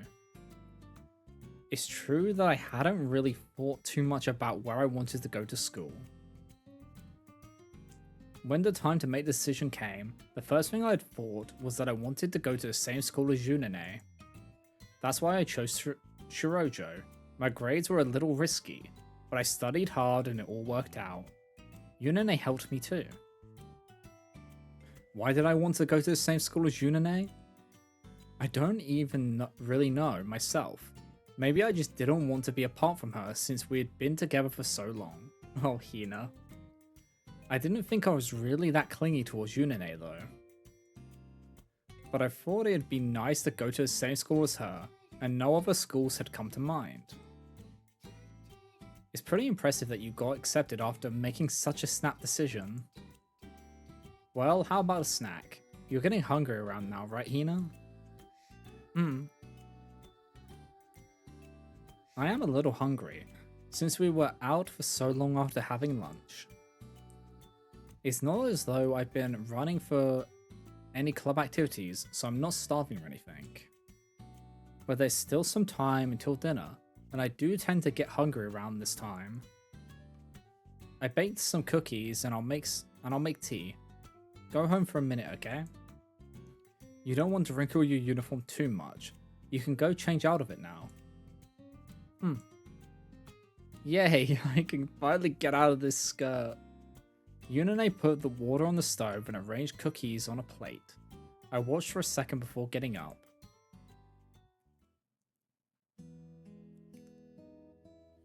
Phew. I sat down on my bed after changing into one of the tracksuits I usually wear at home. I must have been a little nervous in that skirt, maybe since I wasn't used to it. Tracksuits are much more comfortable. I'll have to pick a club quickly so I can start wearing a tracksuit to school. I'm definitely joining a sports team. After a short rest, I fought back to the side of Yunane preparing those snacks before I left. She looked like she was enjoying herself, hadn't she? Yunane really does like making food and eating with people and stuff. She enjoys it. That's good. I've noticed that Yunane's been acting strangely for a little while now, since before she started going to Shirojo. She stopped smiling as much when making or eating food. It still tastes good though. I think it started a little after she won that competition with the cooking club. But why? When they won? She seemed so happy when we celebrated their victory. I know she put away the certificate and trophy she got for winning in her room, but why? I would have wanted to show it off. I wonder why. I wonder if something happened. I've thought about asking a few times, but in the end, I never have. I never could. Yunane might not want me worrying about her like that.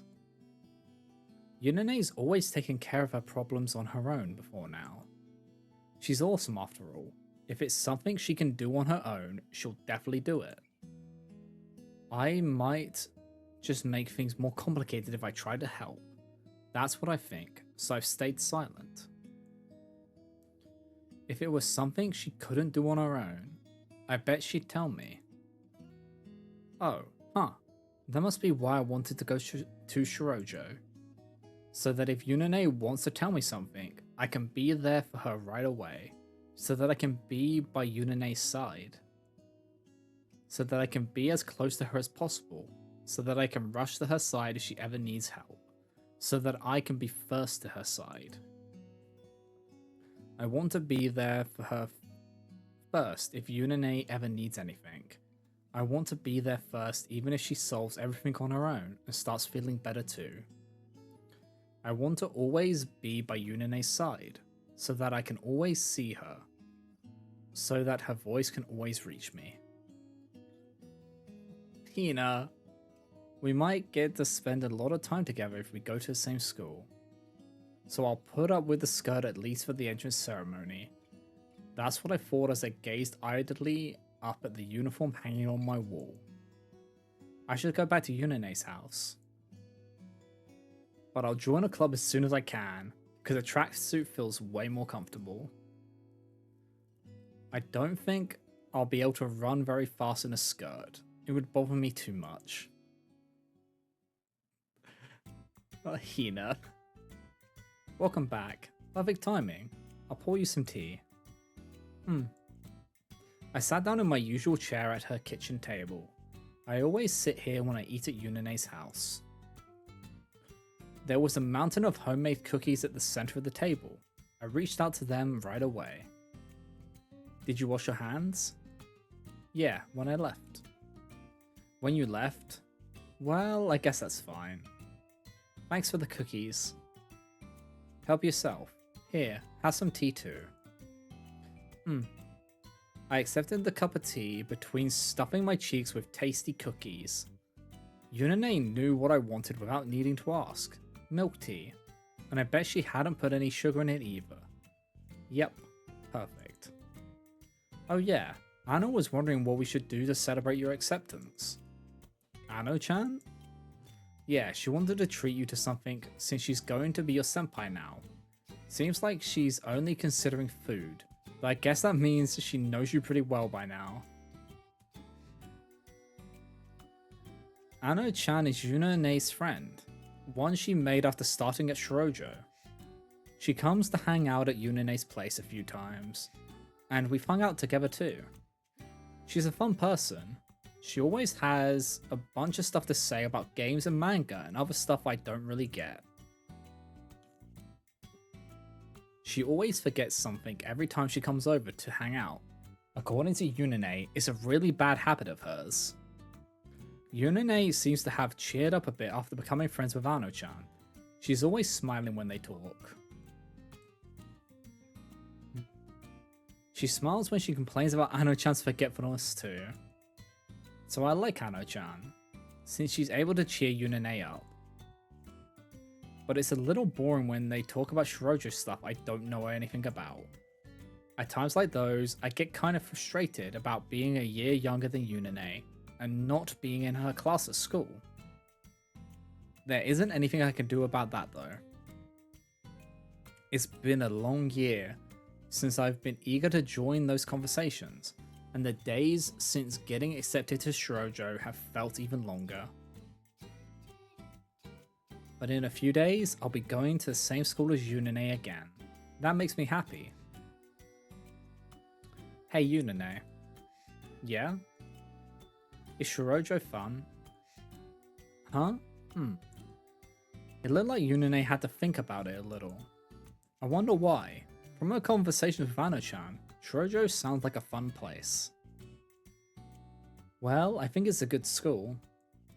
Yeah, I know that. I've heard enough about it from Yunane. She said it's a casual school that's not too strict with its regulations. Are you gonna do track and field again, Hina? I want to join a sports club, but I'm not sure which one.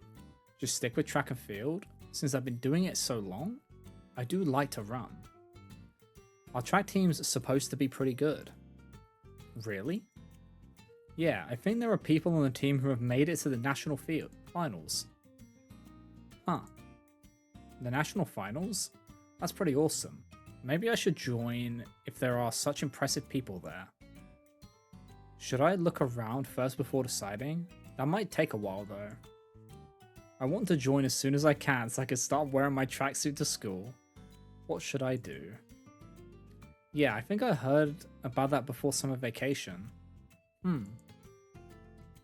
Is Yunane thinking I'll join the track and field team too? Is that why she remembered that? I wasn't set on it or anything, but maybe I'll do it again. I should go check it out right after school starts. Now I'm looking forward to it a little. Our school's in the mountains, so you get a good workout climbing up the hill in the morning. You'll probably like it though, Hina. Why? Well, you like running, don't you? You always used to run up every hill you saw. Yeah, I do like running. I've decided I'll join the track and field team. I'll ask my teacher about it right after the entrance ceremony. I guess I do think it's a fun school. Oh, that's right. It'll be more fun this year since you'll be there, Hina. Oh my god, caught Hina off guard there. Hey Hina, are you okay? My team went down the wrong pipe. Cough cough. Here, a napkin. Did you get any on your clothes? Cough, no, cough cough. I was surprised. I wasn't expecting Yunane to say something like that all of a sudden. That she'd be happy with me there too. What were you so surprised about? Are you okay now? Yunane patted me on the back. It wasn't very cool of me to choke on my tea like that, but I was a little happy about the contact. It'd be fun with me, huh? Her hand felt good on my back, stroking and patting it. I could feel the warmth. I was happy, but my heart was beating kind of fast for some reason. So Yunane's happy we'll be going to the same school too. I'm glad. It kind of feels like she's been waiting for me.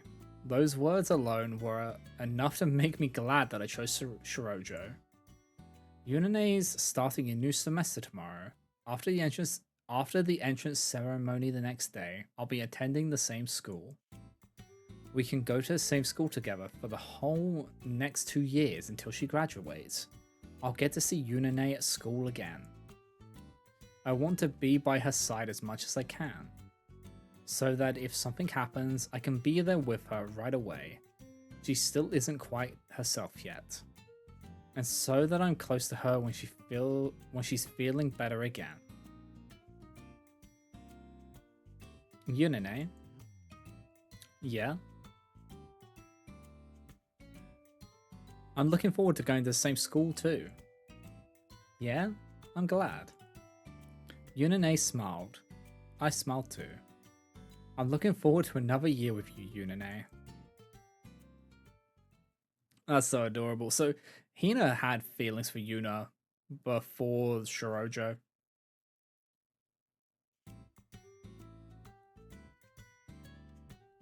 That is very clear. That's the case.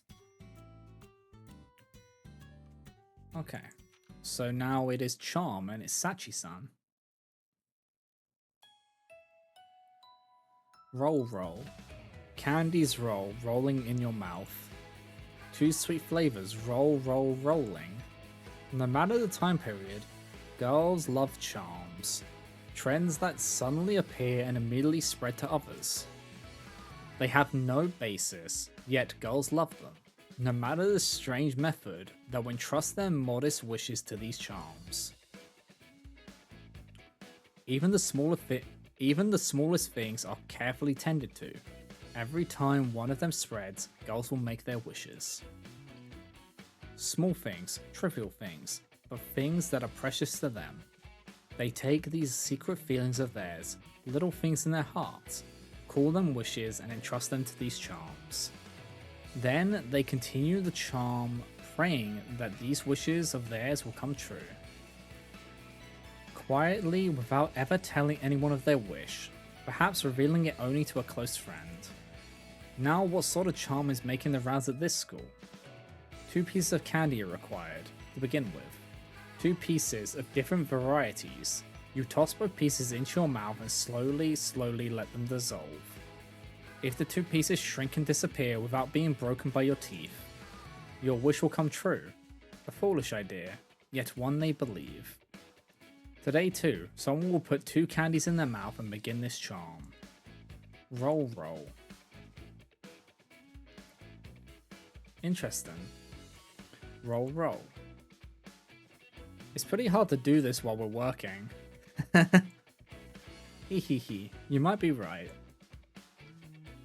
Whoa, that was close. I almost bit it while picking up that stuff. We'll have to be careful. What are you wishing for, Miki-san? Well, what about you, Maki-chan? If you tell me yours, I'll tell you mine. I wish that our work for the school festival will end soon, so that we can hang out in the hideout. Oh, and then your exams will go well, Miki-san. Oh, you have 2 wishes? Yep, it's fine. I have 4 different candies in my mouth. You're pretty greedy, huh, Maki-chan? What's your wish, Miki-san? Well, that you'll do well on your finals, maybe. Ugh. Your midterms didn't go so well, right? I tried pretty hard, though maybe I could have worked a little harder. Hihi, should I help you study come October? But really? But please, thank you. Candies roll, rolling in your mouth. 2 sweet flavors, roll, roll, rolling.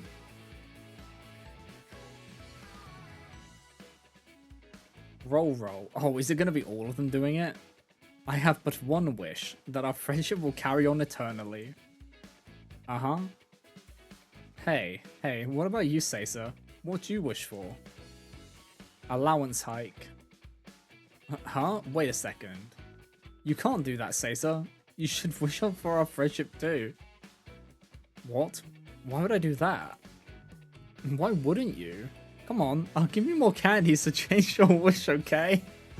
No way, that's too much work. You have to.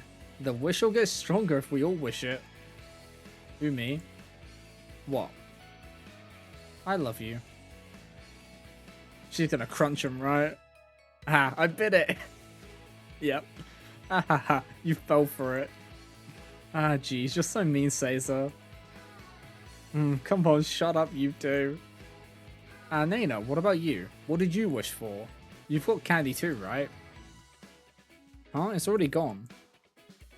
This is such a stupid superstition, though. It would never come true. Oh, called it. What? I don't think that's true. It's the latest thing, right? Everybody says it works. You really believe that? I don't. What do you wish for? Good sleep. Candies roll, rolling in your mouth. 2 sweet flavors, roll, roll, rolling.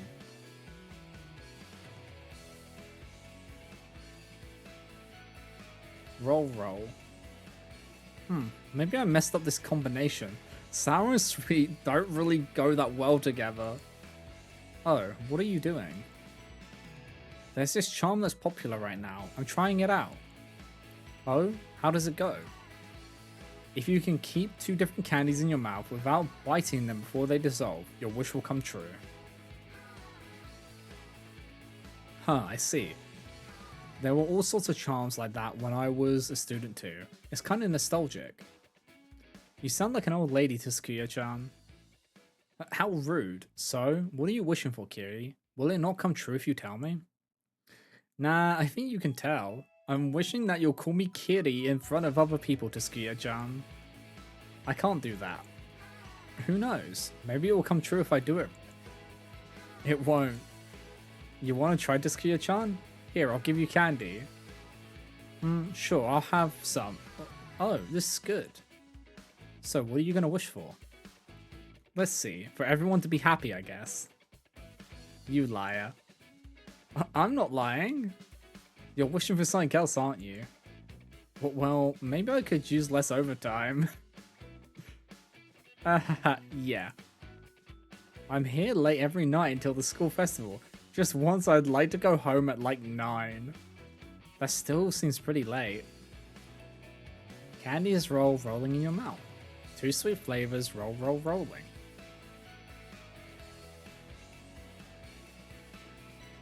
Roll.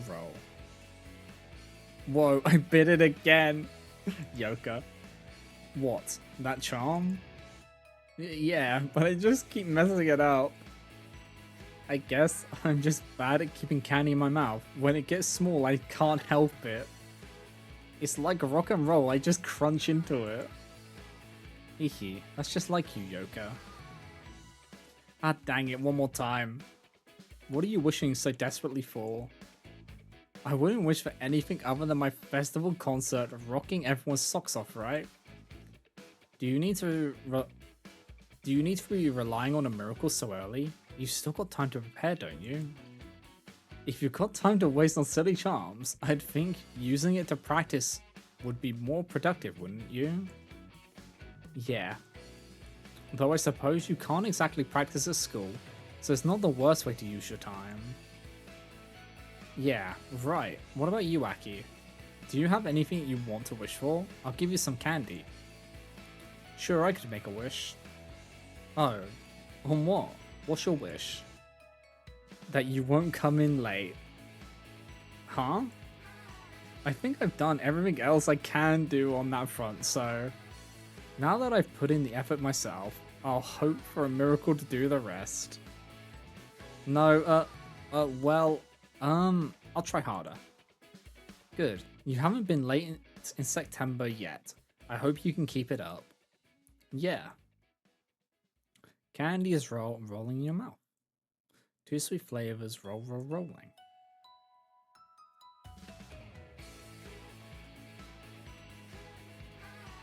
Roll.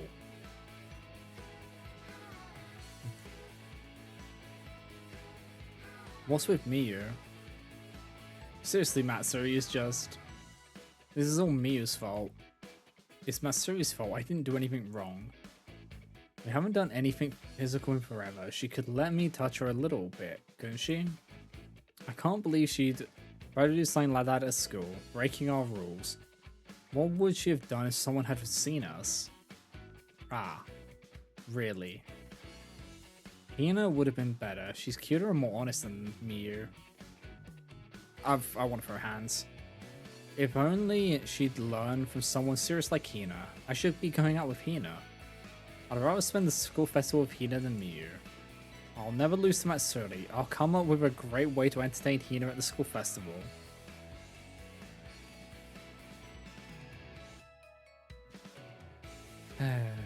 I wish. I really wish. Miyu would hurry up and apologize to me. Matsuri would just apologize to me. Candies roll, rolling in your mouth. Two sweet flavors, roll, roll, rolling.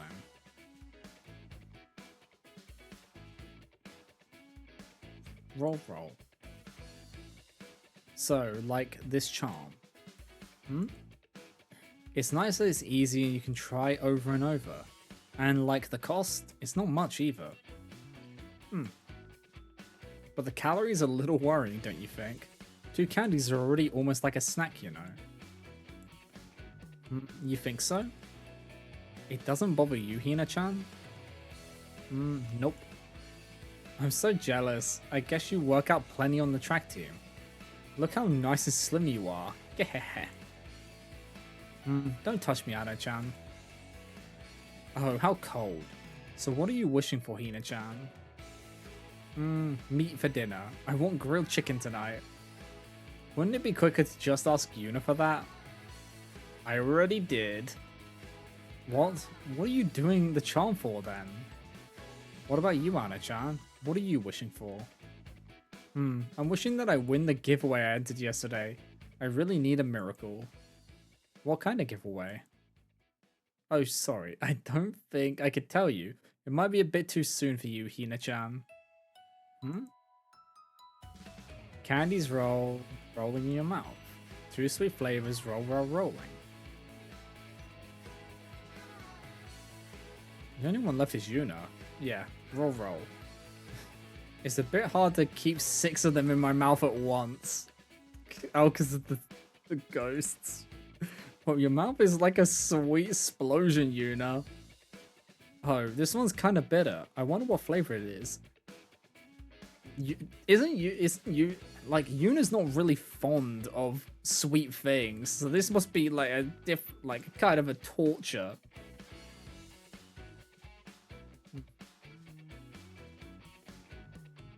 Like it's kind of crazy.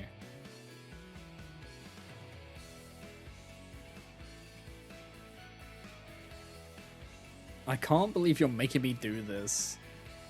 I'm sorry, everyone was doing it, so we just wanted to try too. Girls always have to try charms, right? Your curses aren't enough for you, Megami? Hey, I did real charms and stuff too, you know. There were quite a few things like that in my time too. Girls love them, whatever the period, don't they? Yeah, this stuff's always going in and out of fashion, and it's always a little different each time. You'd better take this seriously, Yuna. No biting, okay? I know, it's a bit difficult to keep track of them all though. I'm sure you can do it. Yeah. It's enough for 3 people after all, so what are you wishing for, Yuna-san? Oh well, I didn't really have anything I wanted to wish for personally, so... I'm wishing you and Megami can stay together forever. My... What are you saying? That's only natural. You don't need to wish for it. Wish something else. It's fine just wishing whatever, isn't it? I've got a serious wish I want granted. I'll go to a temple or a shrine or something. What do you mean whatever? How rude. Hehe. Thank you, Yuna-san. And what are you two wishing for? Well... I wish for you to be happy, Yuna-san. I wish for you to live a good long life, Yuna. Did she... cough. Yuna, are you okay? I'm fine, and my throat hurts. I swallowed all of them. What? My, you didn't bite them, but I wonder what happens if you swallow them. Who knows? Oh, Yuna. Candies rolling in your mouth. 2 sweet flavors rolling. Rolling girls, wishes riding on them. Everyone's wishes all dissolve inside their mouths, wrapped up in candy. Good luck, girls. I hope all your wishes come true. That was an interesting one, just seeing everyone's wishes, and I just knew Yoka would just be biting them because it's Yoka. So we have two more here. We've got school and farewell. So school is with Aihara. Aihara-senpai. No one planned this. I really think it was all just a whim of Matsuri-san. It all started with her offhand words. Hey, you know how we've got nothing to do after school anymore? Why don't we go check out the campus, since it's been so long? I doubt there was any sort of profound reason for Matsuri-san's suggestion, and it was a coincidence that the three of us were all in the tatami room together when she said it. We certainly are less busy after school now, just as she said. Until recently, I've always been busy doing some sort of work after school, and Matsuri-san and Miyu have had practice, of course. But in October, I retired from the beautification committee, and the two of them quit the track team. It's fairly typical for third years to remain on committee until October, but Matsuri-san and Miyu stayed on the track team for much longer than usual. Most athletic teams have their final competitions sometime before summer, and that's when the third years quit. But since both of them were competing in the Kokutai, they remained on until just recently. But now that we're retired, the after-school routines we're used to are gone. That really started sinking the day after quitting. I was walking through the halls with Sana after class like usual. A teacher had stopped us and was about to ask me for something like usual, but Sana had come between us with incredible energy. She took on the teacher's request herself, with a hint of pride. She said, "You're retired now, senpai. You don't need to accept any of these tasks anymore. Then, dependably, I'll take over for you from now on, senpai." That's when it hit. I really have retired, haven't I? I even felt a little lonely. I wonder how Matsuri-san and Miyu feel. They said they still visit the track team every so often though. They must be feeling lonely enough to stick around after school, chatting in the tatami room. They must not be used to going home right away. Yes, that's why the three of us were in the tatami room. We were chatting to kill time. We didn't have any particular reason to stay after school, but it would have been strange to just go straight home. I'd been spacing out a little when Matsuri-san and Miyu came over to chat. That's how we got to Matsuri-san's sudden comment. And just like that, the three of us were setting off on a campus tour.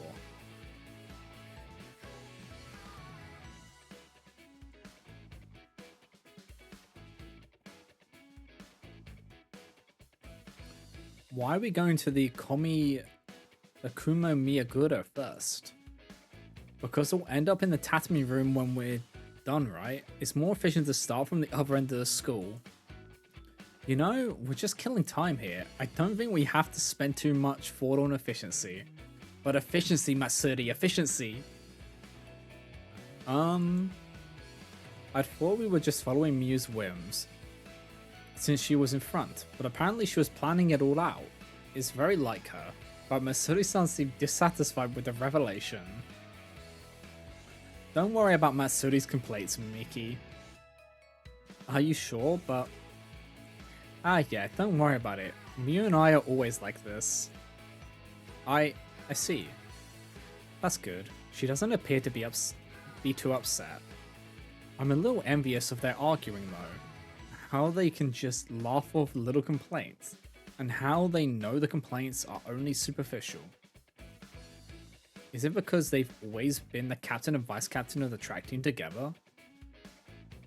Though come to think of it, I think I heard that they were close before starting here too.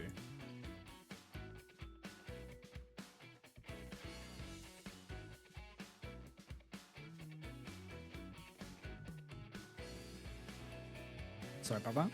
I still can't help worrying about Sana. She's not one to voice complaints so easily, of course. I wonder if I could accept her complaints as easily as Miyu, though. I have a feeling I'd dwell on them. I found myself lost in thought as I watched the two chide each other. Come to think of it, Sana-chan's not with you today, Mickey. Huh? I was taken aback when Matsuri-san suddenly brought up Sana, wondering if she'd read my mind or something. Sana's taking care of the flower beds for the committee today. She wouldn't accept my offer to help.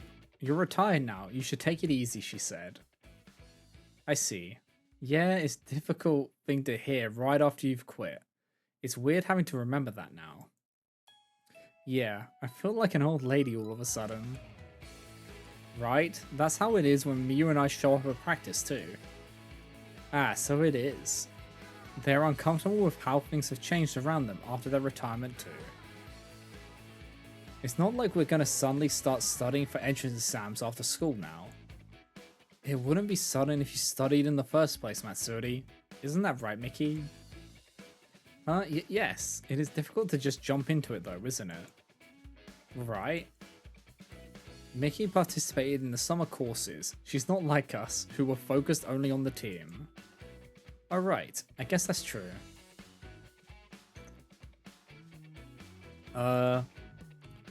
It's true that I started studying for exams over summer vacation, but it's also true that you can't just suddenly start going home and studying every day. Well, yeah. We walked slowly, having that sort of conversation. Like we were on a stroll. No, I suppose we were. You don't usually think of third year strolling around campus though. Oh, this is an unusual group. Oh, Sonowo-chan. Hamashima-san, please call me sensei. Sure, teach. We were interrupted by Sonowo-sensei, the classic lit teacher. She's small, but she's very popular and always works hard assisting students' events. I like her too, since it seems like she really cares about her students. What are you all doing? You've finished with your clubs and committees, aren't you? Yeah, that's just the problem, you know. We were walking around on a kind of campus tour to check stuff out. Oh, were you? I know. Wanna come with us, Sonowo-chan? You're free, right? Sensei. Sure, I'll accompany you. I can't say I'm free, though. Yay. Oh, come to think of it, that girl with the glasses isn't with you today. You mean Tsurugamine-san? She had something to do today, so she went home. Oh, I see. You must be lonely too then, Sonowo-chan. You don't need to worry about me. Sonowo-sensei said, smiling, and joined us on our stroll.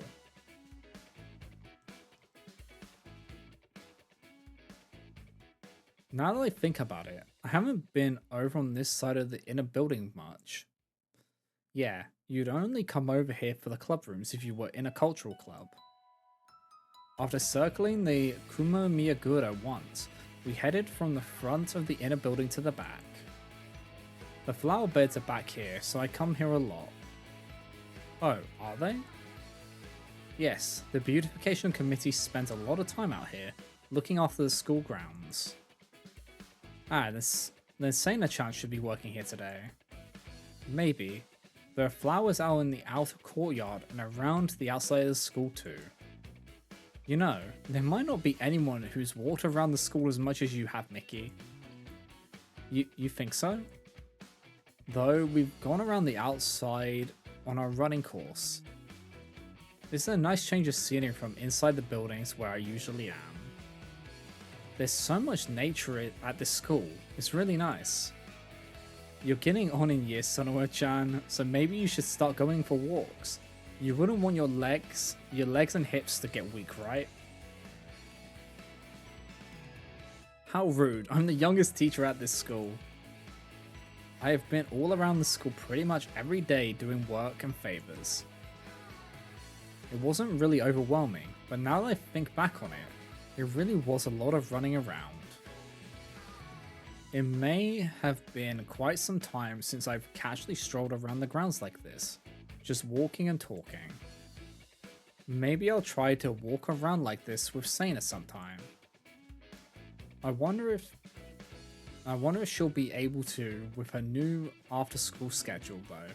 Can I invite her? She won't think it's selfish of me to invite her right after I've handed all my work over to her, will she? But I get the feeling Sana's told me she wants to stroll around school like this before. With me too. I was happy to hear that. We were always just going to class, then going to the club room, then running on the track and stuff after all. Yeah, we used the Hoshikan a lot for indoor training, but we might not have visited many other places. You came to such a wonderful school, so it's too bad you weren't able to see more of it. You're right. We chatted about that as we slowly made our way around the white walls encircling the school. These white walls are symbolic of this school, built on the site of an old castle. I have a lot of memories carved into them. Oh, this is... What is it? Oh, this section is a brighter white than everywhere else. I repaired this wall once. Wow, wall repair sounds pretty intense. Along with some teachers, they said it would cost a lot to get it done professionally, and the repairs were simple enough that we could do them with the tools we had on hand. Huh. Wow, I didn't know that. There aren't too many teachers who can plaster, of course. I think the janitor was with us too. I'm starting to feel really nostalgic. I really have been all around this school. You've probably been everywhere in this school, right, Mickey? Huh? I wonder. You might be right. I wouldn't be surprised, but you're a third year now, so you've probably been most places too, haven't you, Matsuri? Even you've been to the library at least once, right? Yep, we went there together, remember? That's right, you were tagging along when I went to return a book. Come to think of it, I don't think I've seen a lot of the second floor of the Kumi Miyagura since I've never participated in the summer camp. Oh, is that right? Yeah, the gardening club didn't participate in the camp, and the clubroom was in the Hoshikan building. I don't think I've been to the first floor of that one very often either, there or by the culture clubrooms. You should have said so. Come on, we can give you the whole tour of the Kuma Miyagura. Huh? But then we'd have to go back. It's fine. It's not like we have a set course. Oh, that might be fun for me too. I don't get many chances to see the athletic team's clubrooms. Well, come on. This is a perfect opportunity to visit everywhere you've wanted to see. Oh, then there's a place you've got to see while we're at it, Matsuri. Huh? Oh, where's that? Wait a second, Miyu. The roof of the Hoshikan building. You've never been there once, have you, Matsuri? Really? Why? Matsuri's afraid of heights. She can't even handle the roof here. It's true, so give me a break. Why should I push myself to go up somewhere scary, right? Oh, but that's such a waste. The roof here is so nice, and you wouldn't believe the view. How about we head up there after we see the Kumu Miyagura? It's decided. What? I mean it. I really don't want to. If she's really scared, we don't need to make her go. Oh, don't worry about her. We're putting up with her whims too, right? You. Is this really alright? My after school activities were the same for more than 2.5 years. It's only been a few days since they changed. The change feels a little lonely, and I'm not really used to it yet. As we head towards winter, we'll have to think about the future, and all the studying we'll need to do to reach it. And when spring comes, we'll graduate. We third years will leave this school. Today might be an important part of that transition, the days when we'll have to think about the future. Thus today, we walk with our friends around the school where we spent these last years, retired, and finding ways to spend our time. I thought about that as I watched my company, Matsuri-san, whining and clinging to Miyu, and Sonoe-sensei watching them and laughing. We'll head to the Kumamiyagura from here, then the roof. For a whim, this stroll turned out really enjoyable, though I'm also feeling a hint of loneliness.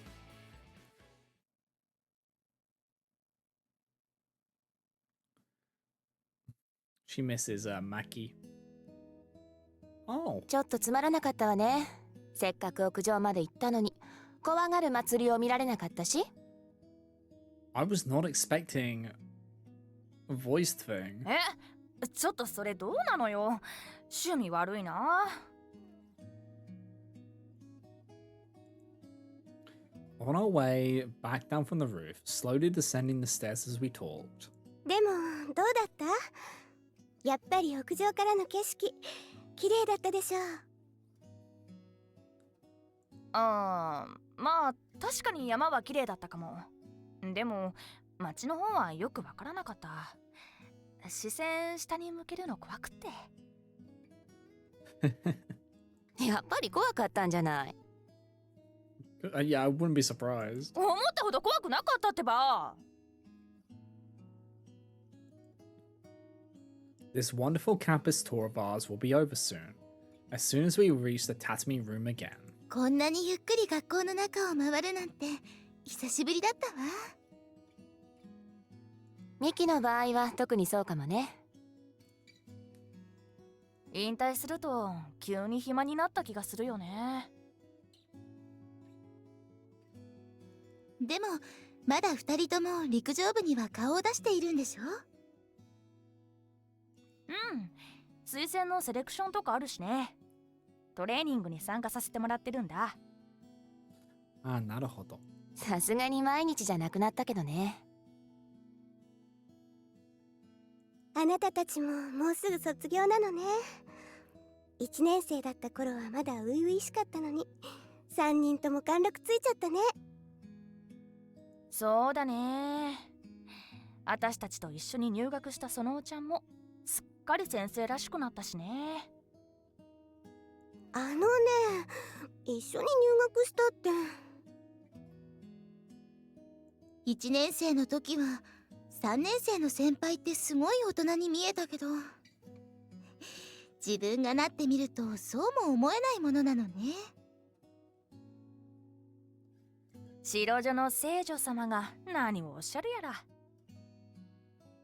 もう誰がそれ言い出したのかしら。I wonder who did. その聖女様も最後の最後には女王様になっちゃったわね。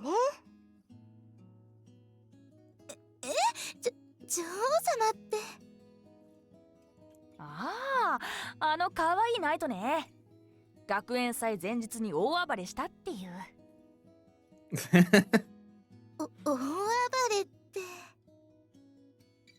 あんな可愛くて勇ましい恋人がいたら、お姫様にでも女王様にでもなれるよね。恋人ってそのセーナはちょっと祭り、変なこと言い出さないでよ。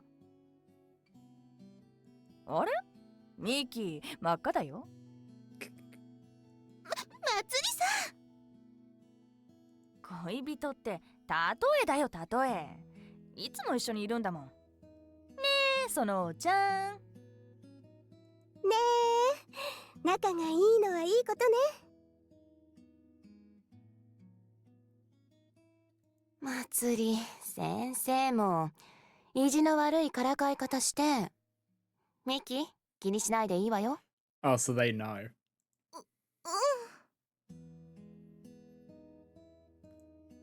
Why do I feel like they've seen right through me? Like all three of them know what's going on with me and Sena, because they do. But they don't seem to mind at all, as if it's completely natural. さあ、そろそろ戻りましょう。引退した3年生はあまり学校に長居しちゃダメよ。卒業は来年なんだけどな。まだまだ先でしょ。後期の授業だってまだあるしさ。そうね。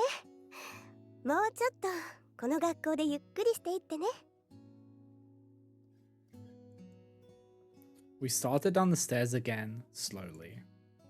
After the walk back to the tatami room, there's still a little more time until we have to head home. and there's still a little more time before we graduate too. Our time at this school slowly grows shorter, but I'm sure we still have memories to make here. With the people precious to us, I wonder how many we can make before spring. I was not expecting it to have its own unique picture.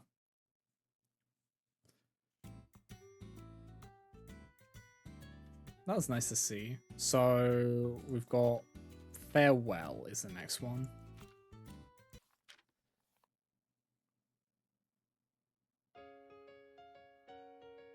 We looked down on the campus after school from the roof. For a long, long time now, this is how we've spent our days. Before I met Megami, I did it by myself. And afterwards, we did it together. The school has a cycle all its own. It breathes through every building and yard. Even in these uneventful interludes, it hums with a life of its own. We hear the voices of girls in clubs, in committees, chatting with their friends, spending time after school. We hear voices from the girls on sports teams practicing outside, from the third years studying in the inner building, from the girls in the culture club rooms and in the Hoshokan buildings, and the girls heading from the entrance hall to the main gate. It's a particular sense you get after a school day. No matter how many years pass, it's something that never changes. It's the same scenery as always. The school we've watched over, the two of us together. Yuna won't be coming up to the roof today, will she? No, she probably won't. Our dear friend Yuna-san told us she'd be heading home early today. She said she had some shopping to do at the grocery store. Usually she shops on Wednesdays when they have sales, but this week she had to go early, since she didn't think she'd get the opportunity tomorrow. Yes, tomorrow. It's finally tomorrow, huh? Yes. Tomorrow is the last day of October. It's also the day before the anniversary of the school's founding. And it may be the last night we spend here. The day Megami and I will have the first time we've always dreamed about. When that desire of ours is fulfilled. Megami and I will be able to return home together. To where? That I don't know. We won't be able to stay in this world any longer. I understand that at least. Megami and I both passed suddenly and became spirits. I still don't have a strong concept of death, but perhaps that's why. Because I exist as a spirit, I'm able to sense when I'll need to return. I'm almost certain of it. And it will finally be here tomorrow.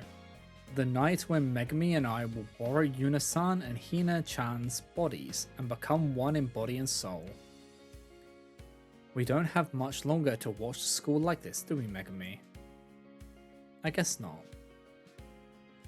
I wonder if Megami feels the same way. That her time in this world is coming to an end. I'm not frightened. I don't think I'm sad either. Because I'll finally be able to achieve my heart's desire and leave this world, not in death, but on a journey. Okay, so the ads are about to roll in. I'm going to top up my drink while the ads are going, so I'll just be right back while the ads go. So, give me a second. Okay, be right back.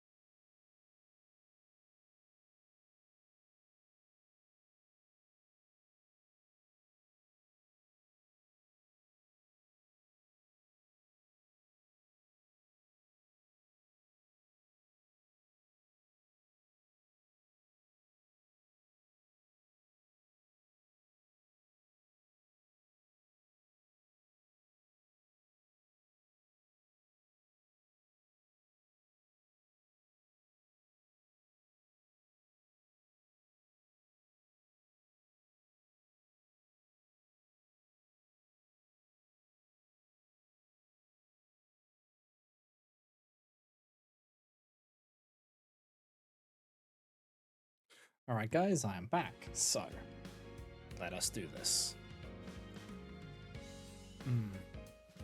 We got our drink, so we should be good. Yet, it's sad to say goodbye to the school we've watched over for so long. Yeah. Unison and everyone else will head home soon. Then we'll be all alone for the night. This night promises to be a long one, I think. Thanks to our anticipation for tomorrow and our hesitance too, I'm sure. But I'm sure tomorrow night will be unforgettable for us as well. How strange. We're about to leave, yet I'm thinking it will be unforgettable, though I'm sure it will. Is everyone still at school, you think? Yes, I imagine so. I haven't seen any of them leave through the gate. Sachi-san, Yes? May I go say a proper goodbye to everyone? I don't know if I'll be able to see them all, but... Everyone, I see.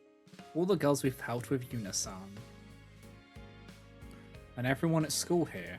If we don't give them a proper farewell, well, they won't miss us, but it would be a regret, I'm sure. Yes, let's do that. Okay, are they gonna go to the school gate? We can't both go everywhere, but if we split up, I'm sure we'll find them all. Yeah. Yes, since it's the end. Let us see you one more time at the end. All of you, whose feelings have borne such wonderful love. Oh, this is cute. Oh, they're actually gonna go to them all. Oh, this is actually very nice. Very sweet. So, we are Megami for this. And we're going to see Seiza and Umi. Seiza, Umi, and Nena. Hey, doesn't this look fun? Jeez, here we go again. What is this? What is it this time? These three are the same as usual. They're all together in the broadcasting room like usual too. Even after Umi-san and Seiza-san started going out together, they still enjoy club activities together with Nena-san as a trio. As usual, Umi-san says something and Seiza-san vocally complains about it before going along with it anyway. Nena-san's sleepy as usual too. Oh come on, you can't decide you're not gonna listen when I haven't even said anything yet. Just hear me out, you two. I'm sleeping. But Seiza's listening. Huh? Why just me? Umi-san leads the conversation like always. She's really such a genuine person. She's interested in so many things, and she doesn't hide her feelings. Seiza-san seemed a little scary to me at first, but now I think she enjoys being together even more than the other two do, really. She was awfully cautious about her confession to Umi-san, after all. I'm so glad she worked up the courage. Then there's Nena-san. It's amazing how she doesn't seem fazed at all by their relationship. She always acts sleepy, but it turns out she was really watching the others closely. It was really cool how she scolded them when Umi-san was getting too concerned about her and was thinking about breaking up with Seiza-san. The three of them all value their friendship a lot. I think that's why Umi-san and Seiza-san's relationship worked out, and why their friendship still hasn't changed.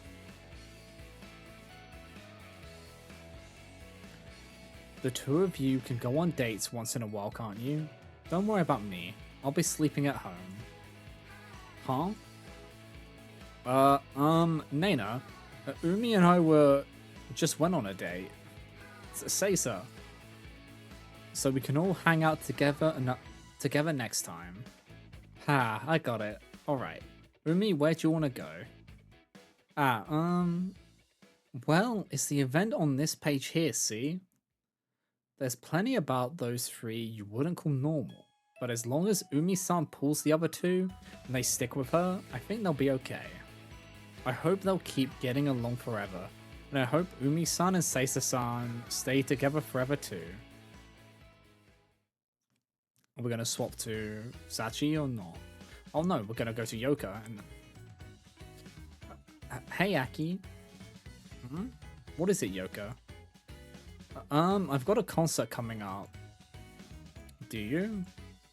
The rock lover who's always late, Yoka-san, and the disciplinary committee member Aki-san. I'd kind of thought of them as an unlikely pairing, but they seem to get along much better than I expected. So, I've got some tickets. If you want, I loved watching you, Yoka-san. It was a lot of fun. Like when you were thinking up your lyrics on the roof, always screaming and rolling around. I secretly asked Yuna to tell me about your first try. The lyrics were pretty awful then, but your performance up on stage turned out really rad. I was really glad when you finished those lyrics of yours. They were so cool. And it was the perfect song for Aki-san, wasn't it? But will you come see my show? Yes, of course. When is it? Huh? That easily? You work so hard every morning, Aki-san, and you fell in love with Yoka-san a little at a time. You were kinda scary, but I really liked the face you made when you were having fun watching Yoka-san. I was touched when you leapt onto the stage at the school festival. You even kissed Yoka-san and everything. Turns out you were more passionate than you look. I told you I wanted to go to one of your concerts, didn't I? I'm happy you're finally inviting me. They are so wholesome. Ah, that's right. I was trying to surprise you for the school festival. Right, and I'd still like to meet the people in this band of yours, Yoka. What? Those guys are all idiots, you know. But they're in your band, aren't they? You really stopped hiding your love for Yoka-san after the school festival, didn't you? You can be kinda shockingly bold sometimes, but you know, Yoka-san. I kinda get the feeling that Aki-san is actually pretty jealous and selfish. A little like me. They're all women, right? I'm quite curious to see how they treat you. They pretty much do nothing but make fun of me. You'd better not get caught up in the moment and cheat on her ever. I could see that ending very poorly for you. I probably don't have to worry about that with Yoka-san, though. I hope the rocker and the scary but passionate Aki-san will be together forever.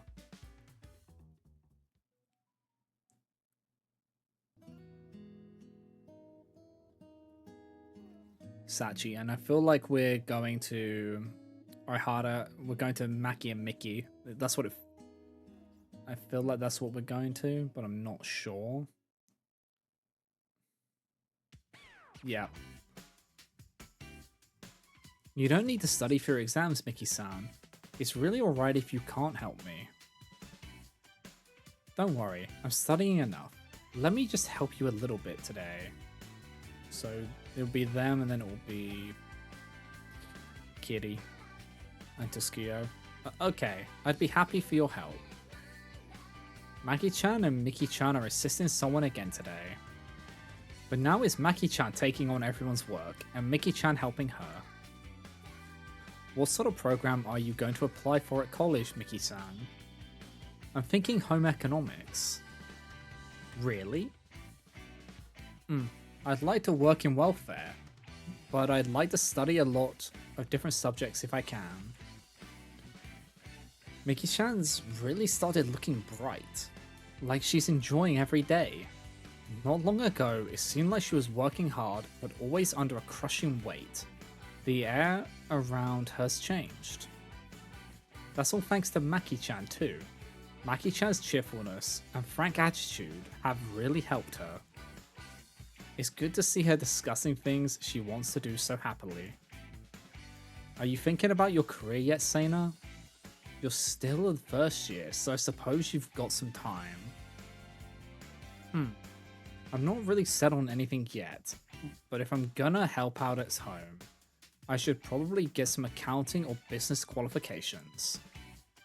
I'm not thinking about universities much. Like, maybe I'll just go to a technical college. Oh, if you're helping at home, you don't want to study architecture or something like that? That might be fun too. My family says I should do whatever I want though. Maki-chan pulled Miki-chan behind her with incredible strength. Her incident before the school festival was amazingly intense, very cool, and a little scary.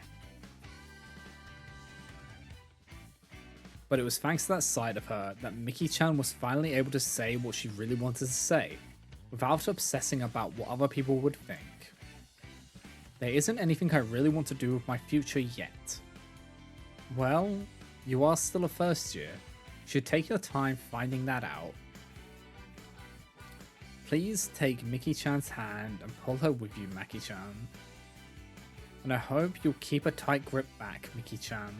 I think the two of you will move forward together at the perfect speed. If it seems like you're about to stop, Maki-chan can pull forward, and if you're going too fast, Miki-chan can pull back. Please walk forward together and never let go.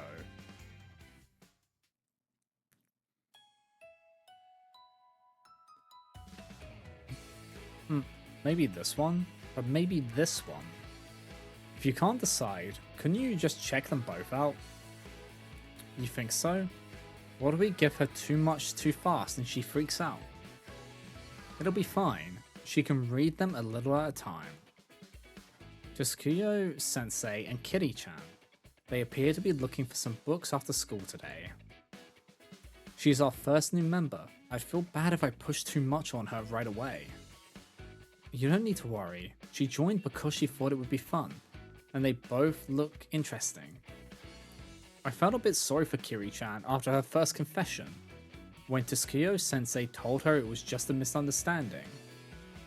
I thought Tsukuyo Sensei was being rather awful saying something like that, but now it just seems like she was being cautious in her own way. And because Kitty-chan didn't give up, she succeeded in making Tsukuyo Sensei realize feelings she hadn't even noticed she had. Hey Tsukuyo-chan, do you think I can really be a senpai? You'll be fine. I think you're taking care of our new member perfectly. They're a teacher and a student, an advisor and a club president. They can't do anything about the differences in age or position between them, but I think these two will overcome those obstacles. I can be honest with my respect for Tsukuyo Sensei's hard-working, mature attitude, and all the tenacity she has stuffed into her small frame.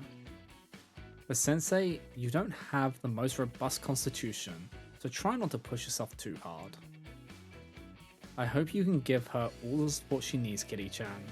I know you watch her closely, unconcerned with the difference in your ages. I was pretty surprised to find that you're so nurturing. I hope you'll always support Tsukuyo Sensei as she works her hardest.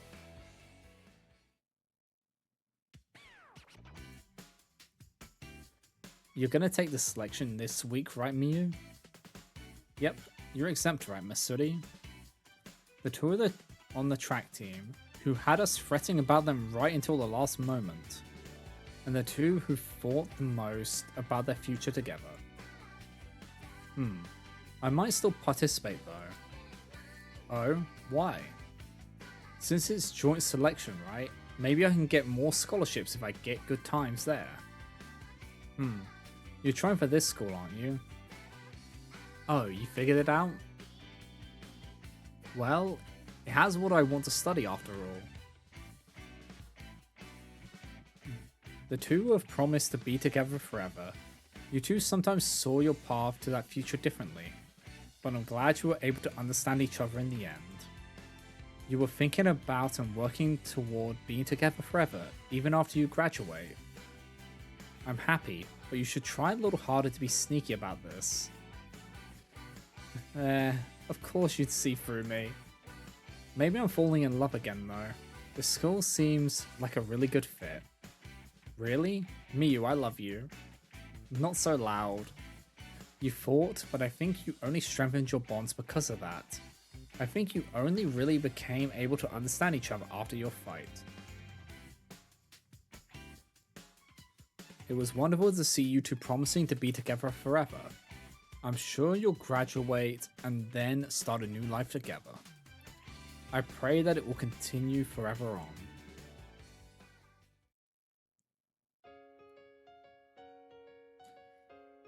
I'm glad we got to see everyone. Yes, you saw the girls I wasn't able to, right, Megami? Yes. Yeah, I made sure to say goodbye. You did the same for me, right, Sachi-san? Yes, of course. After making our way around the school, we returned to the roof. Megami and I looked down over the campus for one of the last times. The main gate was crowded with girls heading home now. Some of the girls we just said goodbye to were among them. I made one last wish from the roof. I hope you'll all be well after this. I hope you all get along together too. Ah. Oh? And now among the girls heading to the gate is Yuna. Yes, and she's with Hina-chan. We saw a back we recognized. The girl we've been most indebted to for this last half year. The girl we've become so close to. The girl we'll see for the last time tomorrow. She was still at school, huh? She must have been waiting for Hina-chan. Even Yuna-chan found a most adorable sweetheart for herself in the end. She found her answer to Hina-chan's feelings. She worried and hesitated, but she figured it out. Yuna-san helped us so much, hasn't she? We'll have to give her our proper thanks tomorrow. What? But it's only because we gave her a push that she got off the fence and started going out with Hina-chan, right? I think we're even. Really? Really? Megami must be too bashful to thank Yuna-san directly. I might feel the same way.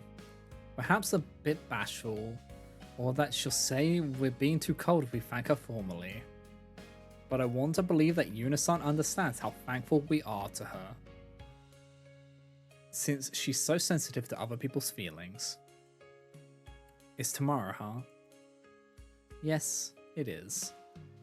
Tomorrow, Megami and I will finally become one. It's all thanks to Yuna-san that we fulfilled so many of the desires we felt while spending our days watching over the school from the roof. If it hadn't been for you, I'm sure we would still be merely watching from our perch. We wouldn't have been able to feel like this, not the anticipation in our hearts, and not the hint of loneliness. Ah, she turned around. Yes, I wonder if she's saying goodbye to us, that she'll see us tomorrow. Really, no amount of thanks would be enough. To this school, to everyone we're able to meet, and to Yuna-san. The time when Megami and I will have to leave is fast approaching. With how much we've learned from everyone, I'm sure it will go well. Still, that uneasy feeling remains. Yet, I'm sure it will go well.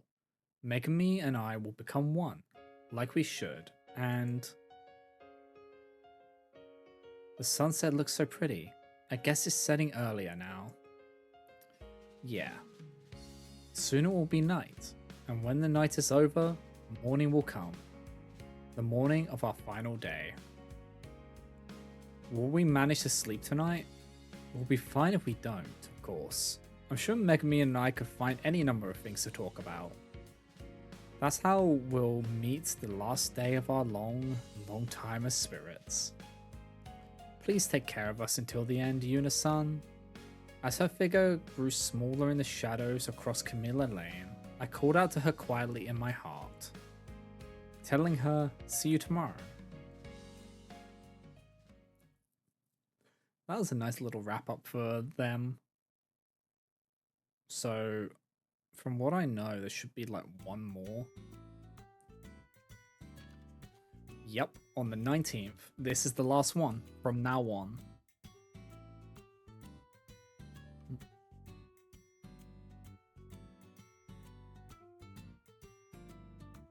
Okay. Let us do this, shall we? From now on.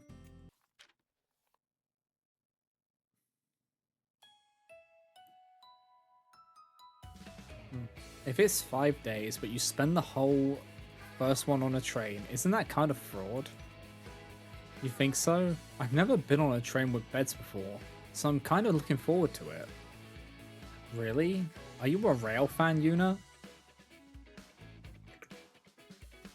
What's that?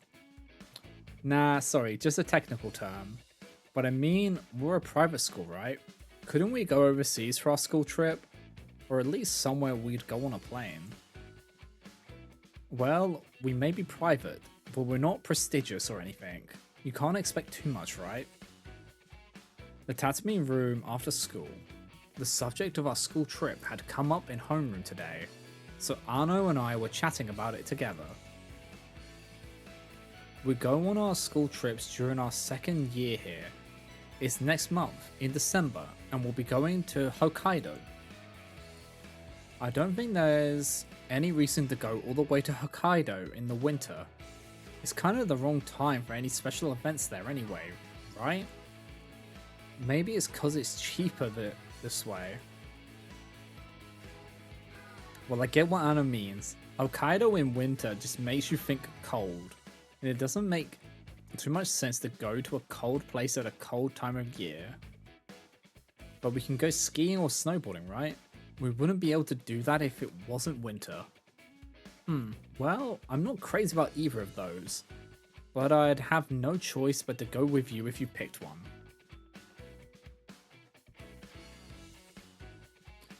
I'm not gonna pick one if you don't want to do them, Anno. Really? Thanks, Yuna. I love you. Yeah. We've got the third day of the trip free, and we get a few options to choose from for what to do. It's all group activities though, of course. There are skiing and snowboarding courses, and anyone who wants to can take a beginner class.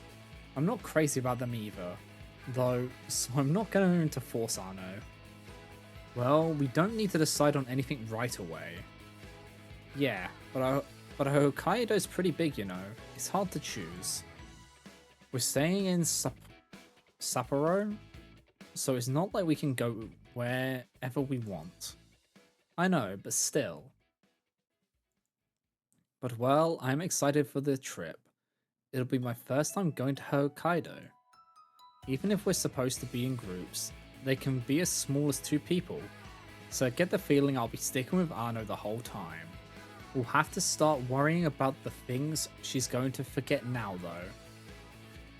Since we got the opportunity, wanna go to a hot spring? A hot spring? During the day? Yeah, oh, have you never visited one, Yuna? I have, but don't you spend the whole day in different hot springs when you go? Maybe our parents did, but Hina and I were hanging out instead. Oh, so you go on trips like that with Hina, huh? Sounds steamy in a different way. You don't have to be weird about it. We went on those trips before. We weren't, you know, going out yet. What about now? Well, I'm sure we'd just be fooling around together like we always have, but a trip with Hina? No. We'd still be with our families, right? What am I thinking about? Oh, did I trip some fantasies of yours? Come on, don't tease me. Yes, sorry. Hot springs sure are nice though, aren't they? I guess so. Well, it might be relaxing, that's true. I've been pretty busy since spring, so maybe relaxing at the end of the year would be nice. Do I sound like an old lady? Ah, Tomi-chan and Anno-chan, hello. Oh, it's Umi-chan's group, and Naina's awake too. That's a little rude, don't you think? Well, not that I'm not sleepy. What are you guys talking about? Oh, is that the school trip stuff they handed out today? Yeah. It's gonna be so fun. Hokkaido in winter. It's just gonna be cold. Why do we have to go somewhere cold in winter? You're thinking the same thing as Anno, huh, Butano-san? Comrade, let us embark to the hot springs together. Who said anything about hot springs? Was that related? Hot springs? I bet Hokkaido's got plenty of good hot springs. Wait a sec, I'll check. Ichiki-san said, stepping up into the room with us. She reached into her bag and produced a small pile of travel pamphlets and guidebooks. Oh, well prepared as always, Umi-chan. You've got to do your research before you go on trips, right? She won't shut up about how to use our free time. Well, we only have one day. If we don't make plans, we won't be able to see everything we want to see. We don't need to see everything, do we?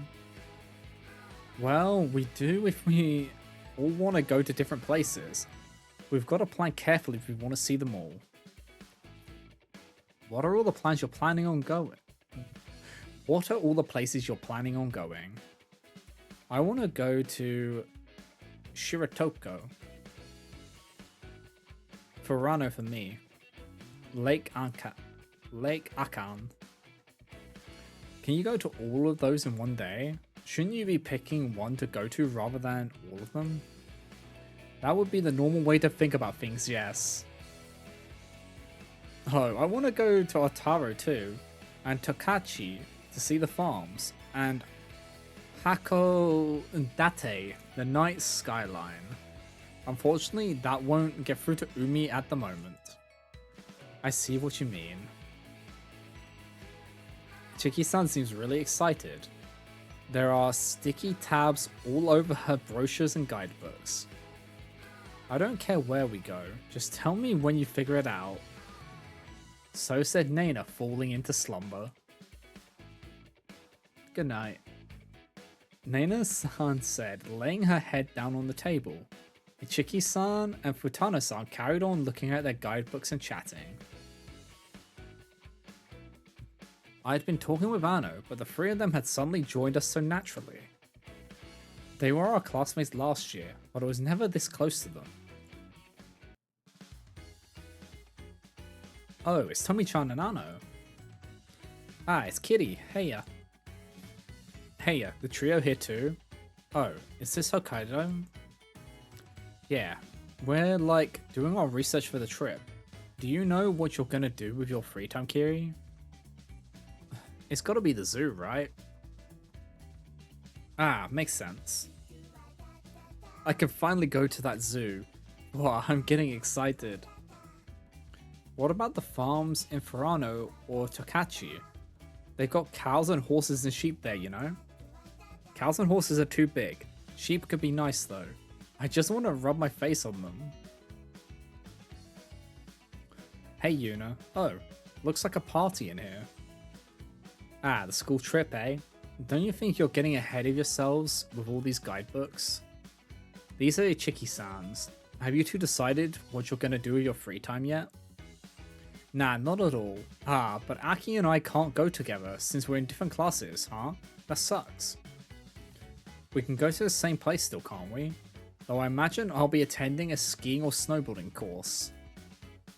What, really? Whoa, I should do that too then. You'll have to get your group to agree to it. Huh? Come to think of it, which group was I in again? How do you not know? Sighing at Yoka, it dawned on me that another 3 people had joined us. Tsuruge Mine-san and Aryu-san were both people I got to know this year too. Yunane. Ohina. No practice today? We've got the day off since our advisor and our coach are both gone today. What are you doing? Just chatting about our school trip. And now Hina's here too. No, she's not alone. Hello. Oh, Maki-san. Ah, yes, Yunane, this is Seina. She's a friend from my class. Seina, this is Yunane. I'm Maki Seina. Ina's told me a lot about you. Tomi-senpai. Have we met before? Come to think of it, I've never really had a conversation with Maki-san before, have I? I've only known her because of Sachi-san and Megami. Right. Just a bit before the school festival. Huh? Really? During that commotion of yours, I was there then. Huh? Ah, that. Wow, you saw something really embarrassing. Does that bother you? Sorry. No, it's fine. You're going to Hokkaido on your trip? Can I look at this stuff too? These are all Ichiki-sans. Oh, it's fine. Go ahead, help yourself. Sounds like it's fine. Let's look at them together. Come look with us too, Sena. Oh, okay. They're all just like getting involved, which is nice.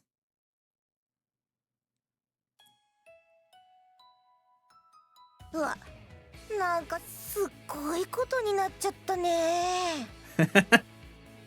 just all here. Oh, this is cute.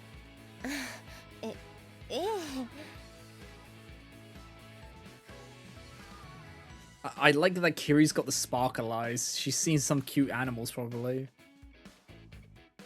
At some point, we'd accumulated enough people to number in the double digits. And it all started while I was just chatting with Ano.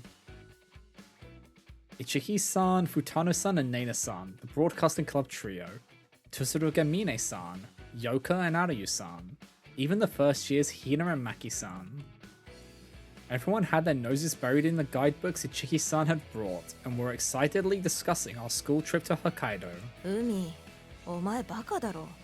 富良野と函館と小樽って移動してるだけで自由行動の時間終わっちゃうだろ。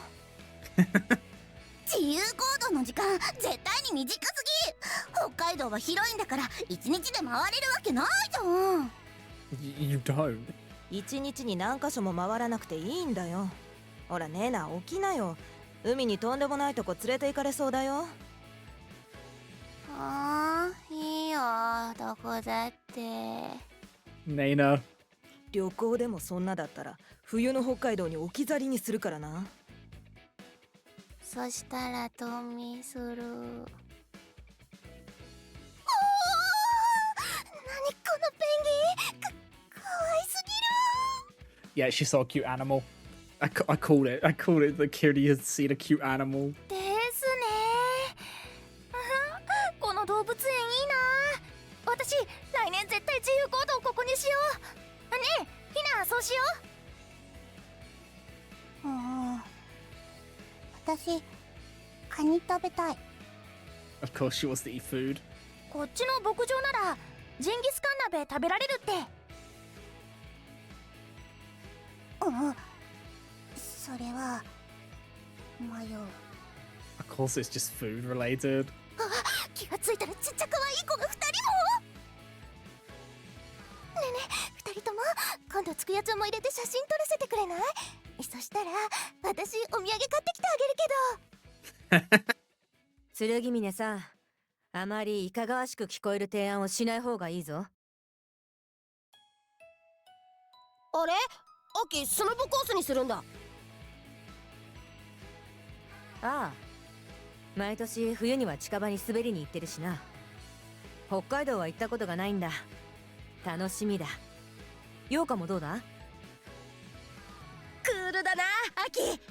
だが俺はあれテレビで見たことあるけどさ、こけたらパイプから飛び出すんだろ。マジやべえだろ。それはハーフパイプだろう。やったことがないなら私が教えてやるぞ。私もスノボやってみたい。お前、これ以上行き先の候補増やしてどうすんだよ。Oh, Umi. すっごいカオス。そうね。 Nobody's really in concrete groups. Everyone's just looking at whatever they want, chatting together. We're all in different classes and clubs, and there are people in different grades too. Like Arno had said, it was really like everyone had just gathered together while doing their own thing. ユナの友達もずいぶんバラエティに富んでるよね。あのユナがこんなにたくさんの友達を集められるなんて。あのさん感激で目頭が熱くなるよ。変な言い方しないでよね。They really did come out of nowhere though. Excluding Hina and Ano, the rest of them are all people I've slowly come to know since this spring. I've grown close to so many people, enough that I can call them my friends. I wonder what my life would be like if nothing had happened in May, if I hadn't met Sachi-san and Megami. Would I have spent time with these girls? Would I know them so well that we could hang out and chat? If I'd stayed like I was in April, would there be anyone here besides Ano? Maybe Hina?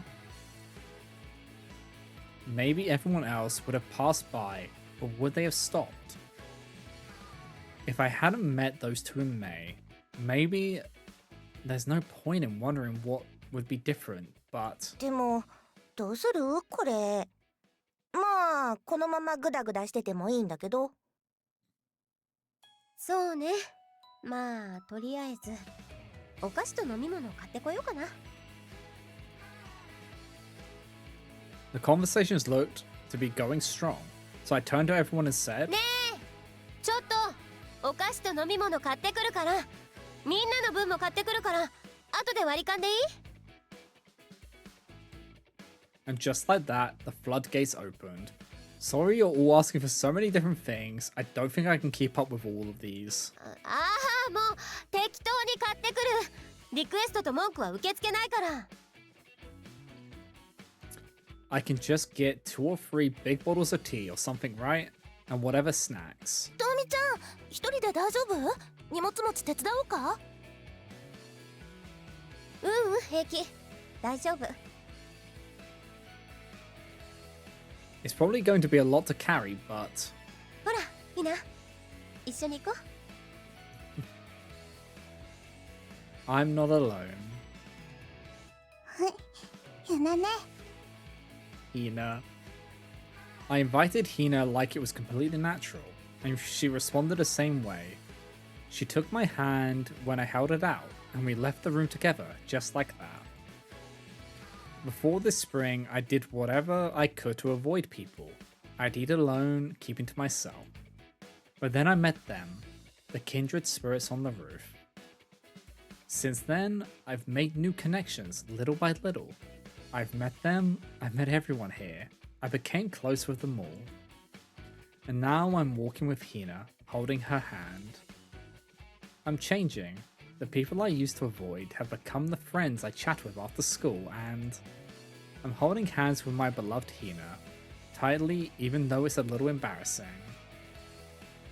I'm still surprised and confused by how much has changed within me and around me, but I'll be fine. Our hands held together tell me that. I'll be fine. I can say that to both of you with my head held high.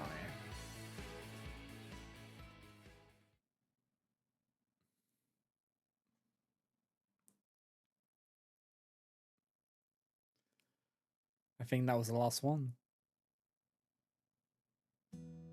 Yep. Eurytopia. Full clear. Let's go. We did it.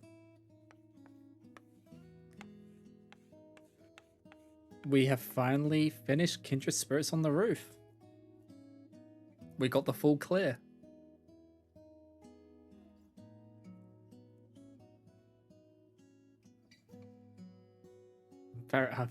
This has been an amazing game. I've really, really enjoyed this game. 屋上のゆりれいさん。 There we go. 私にできることなら何でも言ってね。 That was... I really liked that little ending. And also, look, we got a very well done, and now it's sunset.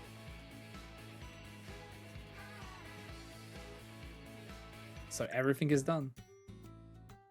I'd say I really like this little picture as well. Like, look at this. It's so cute. I like that this was the final picture we got. It's such a nice one. So yeah.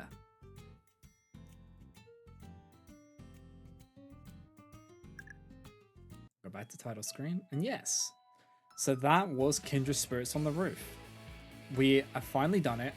And I want to thank that YouTuber comment again for pointing out that I hadn't done everything, because I would have not realized. It's only thanks to posting the VOD on YouTube that I knew that we missed content. So I thank them again for pointing it out.